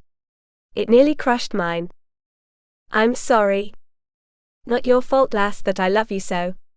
That I would have gladly given my life for yours." His eyes glowed nearly green in the light from the fire, and they burned into her very soul. "I would never ask you to do any such thing." "You wouldn't have to ask." She rested her head on his shoulder, staying on his good side, and he wound an arm around her. "You were very brave. As were you. A wildcat, in fact." "I was." "You still don't remember." It's for the best. Perhaps you never will. Sometimes when we're overcome the way you were, we never quite remember what we did." "There are battles I don't remember," he admitted. Even now. I know I survived. I know I came out of them covered in the blood of other men. But I don't quite remember how it came about. I don't want to remember." "Then I hope you don't." They fell silent for a while, both watching the fire and the men who fell asleep around it one by one. The sky was clear, the stars shining brighter than they ever had. Perhaps it was her happiness that made them appear that way, or the relief of knowing they were safe and Derek would survive his wound. She did remember seeing McBride bury the dirk in his side. That was the last clear memory she possessed. Perhaps that was enough to send her into a frenzy. "I need you to know something, Margery." He rarely called her by her proper name while they spoke casually, so she knew this was important. "What is it?" she breathed. He sighed, his arm tightening ever so slightly. "If we could have gotten out of there without my killing him, I would have preferred it that way. I never go into a fight looking to kill the other man. Even when he's done something as terrible as McBride did. But there was no other way. He forced it on himself, if anything. He would have killed you. He tried to." That he did. If he'd managed to strike higher, he might have done just that." "Don't say such things." "Even though it's true?" he asked, and his question hung unanswered over them. She refused to entertain such a thought. Even though it was true. She was certain she'd never fall asleep, in spite of the fatigue which seemed to live in her very bones. She had never pushed herself as hard as she'd been pushed over the course of their travels into the Highlands. While fleeing to Silith, she hadn't been in the possession of a mare and a gelding who didn't enjoy being led through the woods for one. At least the scenery was beautiful, staggeringly so. She'd never imagined such beauty, the majesty of the snow-capped mountain peaks as they'd approach the Grampians, the golden light which seemed to pour itself over those very peaks and the woods which surrounded them in the late afternoon. The fresh, thrilling scent of pine, and the sight of deer as they dashed in and out of sight, enjoying the early spring with its soft breezes. Beautiful or not, she was exhausted, and the warmth and strength of the man beside her soothed her into deep sleep before long. Chapter 35. It was another full day and a half of traveling before a group of men on horseback met up with their party. The going had been slow, with Derek's condition still a concern. It had been difficult to move between taking their time for his sake and hurrying for his sake. Only with one of Sarah's poultices would any of them feel secure that he would heal well. There was no fever, at least, which made it appear as though infection would not be a concern. Yet, Derek had heard more stories of Jake's close call with his own infection than he cared to recall, so he knew how terribly painful and dangerous that could be. His gratitude to Hugh and to Sarah for instructing his brother in how to perform basic healing measures was nearly as great as his gratitude for Margery's safety. Hugh had saluted his best friend at first sight of him, and the wave they'd received in return had been enough to bring tears to Margery's eyes. "What is it?" Derek had asked, bringing his horse in line with hers. The wound ached something fierce, sometimes to the point of agony, but he'd never let her see it. They'd slowed their pace somewhat to accommodate him, but he wouldn't have slowed them any further for anything in the world. Margery needed to be safe, after all. The sooner she was with the Duncans and being fussed over, the easier he would rest. She'd laughed softly, wiping away the tears which had already coursed down her cheeks. One of those cheeks was badly swollen, thanks to the slap from McBride. When he thought about that, which he did every time he looked at her, how could he not? He was glad the man was dead. "I almost didn't believe we would ever arrive." She'd laughed. "Isn't that silly? Being here, getting to the house, means you'll be cared for." "That's funny," he'd said with a grin. "I was thinking the same about you." Chapter 36. She did what? Sarah's eyes were wide with appreciation by the time Derek got to the part where Margery had attacked McBride. She beat him with every ounce of strength she had and then some. If it hadn't been for that, he might have stabbed again and again before I could stop him. And she doesn't remember. She claims she doesn't. I wouldn't be surprised. It's too much for her to think on. I can only imagine. How is she? Sleeping comfortably, the last I checked. She needed a good hot bath and clean clothing, of course. A big hot meal which she ate with great relish, while the others peppered her with questions about herself. And now she sleeps. Good, he decided. She was safe, she was protected, she was loved. He could finally rest. Young Mary dozed in a basket by the fire, and Sarah fetched her once she was finished with his treatment. With one of her poultices on the wound and a tincture for the pain, not to mention a few pillows behind his head, and a soft bed beneath him, he felt better than he had in days. He smiled at the sight of the babe, who seemed to have grown by leaps and bounds since he'd left. "And how is young Jacob?" he asked when she returned to his bedside, cradling the baby on her shoulder. She smiled brilliantly. A strong, fine boy and the apple of his father's eye. I would expect nothing else. And Heather? Furious that I won't let her out of bed, naturally. No matter how many times I've reminded her that there will come a day when she wishes somebody would order her to bed, she refuses to listen. She should be up and around within a few days, however, and I'm sure she'll come to see you as soon as she can. I don't expect to be down for long, he replied. She fixed him with a cold stare. Do I have to deal with 2 uncooperative charges? You'll lie abed as long as I tell you to. You've already pushed yourself far enough, riding for days after being wounded so. I know it was necessary, but it isn't now. Yes, Mother. She rolled her eyes with a snicker, rising. Get some sleep. I added something to the broth to help with that. I'm not certain I would need the help, he murmured as she left, his eyelids already sliding shut. When he woke, the sky outside the window was full dark. He tried to think back on the time of day it had been when he first fell asleep, but couldn't quite put it together. He might even have slept an entire day, for all he knew. He'd been that exhausted. Turning his head to the side revealed a happy surprise. Good evening, Margery whispered, beaming. Good evening, lass. He patted the side of the bed, then took her hand as she sat down. You know, it isn't proper that I be here in your room, alone, she murmured with a teasing grin. But we've slept together out in the woods, haven't we? That we have, and while I've never backed down from a challenge, I must admit there isn't much I could do to compromise you in this state. She blushed. Good thing then? How are you? He asked, always more concerned for her than he was for himself. Wonderfully well, she admitted. Everyone has been lovely. The girls are sweet and the babies. Her happy sigh told him what he needed to know about her feelings. Have you met Philip and Jake? Oh yes. They wanted to know all about me. They're both rather strong in character, she observed, clearly trying to be gentle. He laughed as hard as he dared, with a hole in his side. Aye, they are that, and then some. But they're generous and caring. They were both in to check on you too. I'm to send for them when you wake up. I don't see you running for them now, he murmured, foregoing her hand in favor of the thick, clean hair which hung loose about her shoulders.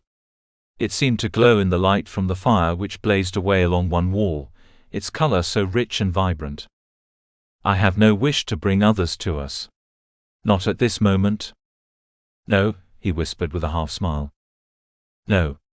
She was bolder than she'd ever been before as she leaned down, one hand on either side of him to press her mouth to his. He held her face in one hand, the other resting at the small of her back. It seemed to go on and on, the sweetest thing he'd ever known. Just the two of them, just her heart beating madly against his chest where his beat just as madly. When it was over, moments or hours later, he wasn't certain which, she smiled shyly. I've been wanting to kiss you properly for days, I have to admit. He blew out a long, slow breath. If waiting for days results in a kiss like that, I'd say it was worth the wait. Chapter 37. Margery sat beside Derek, taking his hand in hers. It had been 3 days since their arrival at the manor house, and he was finally declared well enough to leave his bed just that morning. Philip wasted no time in summoning him to his private room, where he did all of his business. Jake was waiting for them, standing by the window with his nearly newborn son in his arms. You'll spoil the boy before he's even a year old, Philip warned him, the more experienced of the two. My boy won't be spoiled, Jake argued, eyes never leaving the sleeping baby's sweet face. The child was asleep, unaware of what was being said about him. I'll be just as firm with him as our father was with us. There won't be a spoiled head under this roof, as long as I have anything to say about it. Philip then turned his attention to Derek. I'm glad to see you doing so well. My wife tells me you had a rather close call by her estimation. Derek cleared his throat, shifting his eyes in Margery's direction as though to signal for silence in her presence. She merely shook her head. Sarah already told me. I'm not a wilting flower. I can accept that the blade came close to wounding you much more severely. I didn't know you knew, he murmured. Philip chuckled. Get used to it. I've learned that women understand, and can handle much more than we give them credit for. My wife still surprises me from time to time. Margery decided she liked him quite a lot, Jake too. While they had overwhelmed her when she'd first arrived, she was already growing accustomed to their strong presence. In that respect, they weren't unlike Derek. And they were almost painfully sweet and gentle with their wives, which went a long way toward warming Sarah's heart. A man who could cradle his baby so tenderly was undoubtedly a good soul. What are your plans now? Philip asked, getting to the business of their meeting. Derek shifted in his chair. This was something he hadn't yet shared with her, though she knew he'd been meeting with Brock since their return. The two of them had come up with something together, she felt. I've discussed this at length with Brock, he announced. At first, I was set on selling the business, if not re-establishing it in Kirkcaldy. Now my priorities have changed. He squeezed Margery's hand. I wish to live a more stable life. Brock, on the other hand, wishes to return to shipping. It's all he knows and he enjoys it. You'll sell the ships to him then? Jake suggested. Derek held up a hand. We had considered that as well, but it would take quite a long time for him to pay me their worth, though I would never hold the debt over his head, mind you. He's too proud a man to be comfortable with an arrangement such as that. And so, I did what I had planned on doing in the future. I named him my partner. Margery smiled in relief. It made perfect sense, and she'd never thought of it. Apparently, neither had either of them until recently. You'll still be part owner of the business then, she asked. In name mostly. With my name still on the business, my merchants will know who they're dealing with and will have faith in shipping with us. Brock will be involved in the day-to-day work, while I will have a say in major decisions. Now that there will be a void in Kirkcaldy, he added, clearing his throat, I'm certain we can establish a new warehouse there. No wonder he looked so pleased when we crossed paths with him this morning, Philip observed. He then turned his attention to Margery, who swallowed hard when the weight of his gaze fell on her. And you? And me, she squeaked. He chuckled, softening. I've heard you had plans to request protection, and a home of your own in the village. She wished someone had warned her they were planning to announce her intentions. She felt at a loss, having been unaware of his knowledge. Yes, she replied, seeing no other option but honesty. I had considered requesting that on arrival. Derek's condition took my attention until now. Naturally, he agreed. Do you feel the same as you did before? I would like to remain on Duncan land, she admitted, her voice soft. Why did she suddenly feel so shy? But I would like to live someplace I could call my own. I realize it wouldn't truly be my own, she added, blushing. I understand, he replied, smiling kindly. I've always lived on a farm, and I believe I would do best there. Philip pursed his lips, then rewarded her with a slow nod. I think we can arrange that. I see no reason why you shouldn't become part of the Duncan clan, if you wish to do so. Especially since... He trailed off, waving a hand between the two of them. She blushed harder than ever. Yes. Especially since that, Derek agreed. There is one thing which still concerns me, she added once she found her voice again. My sister.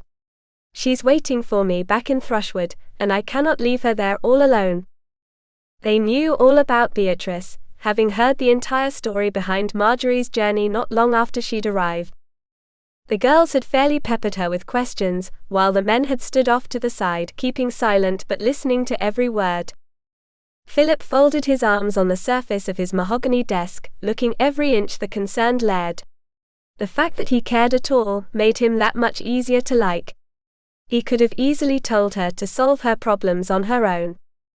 I'm sure that a man who owns 3 ships could arrange something, he suggested with a twinkle in his eye. Derek groaned, his head in one hand. I can't believe I never thought of it. Philip shrugged.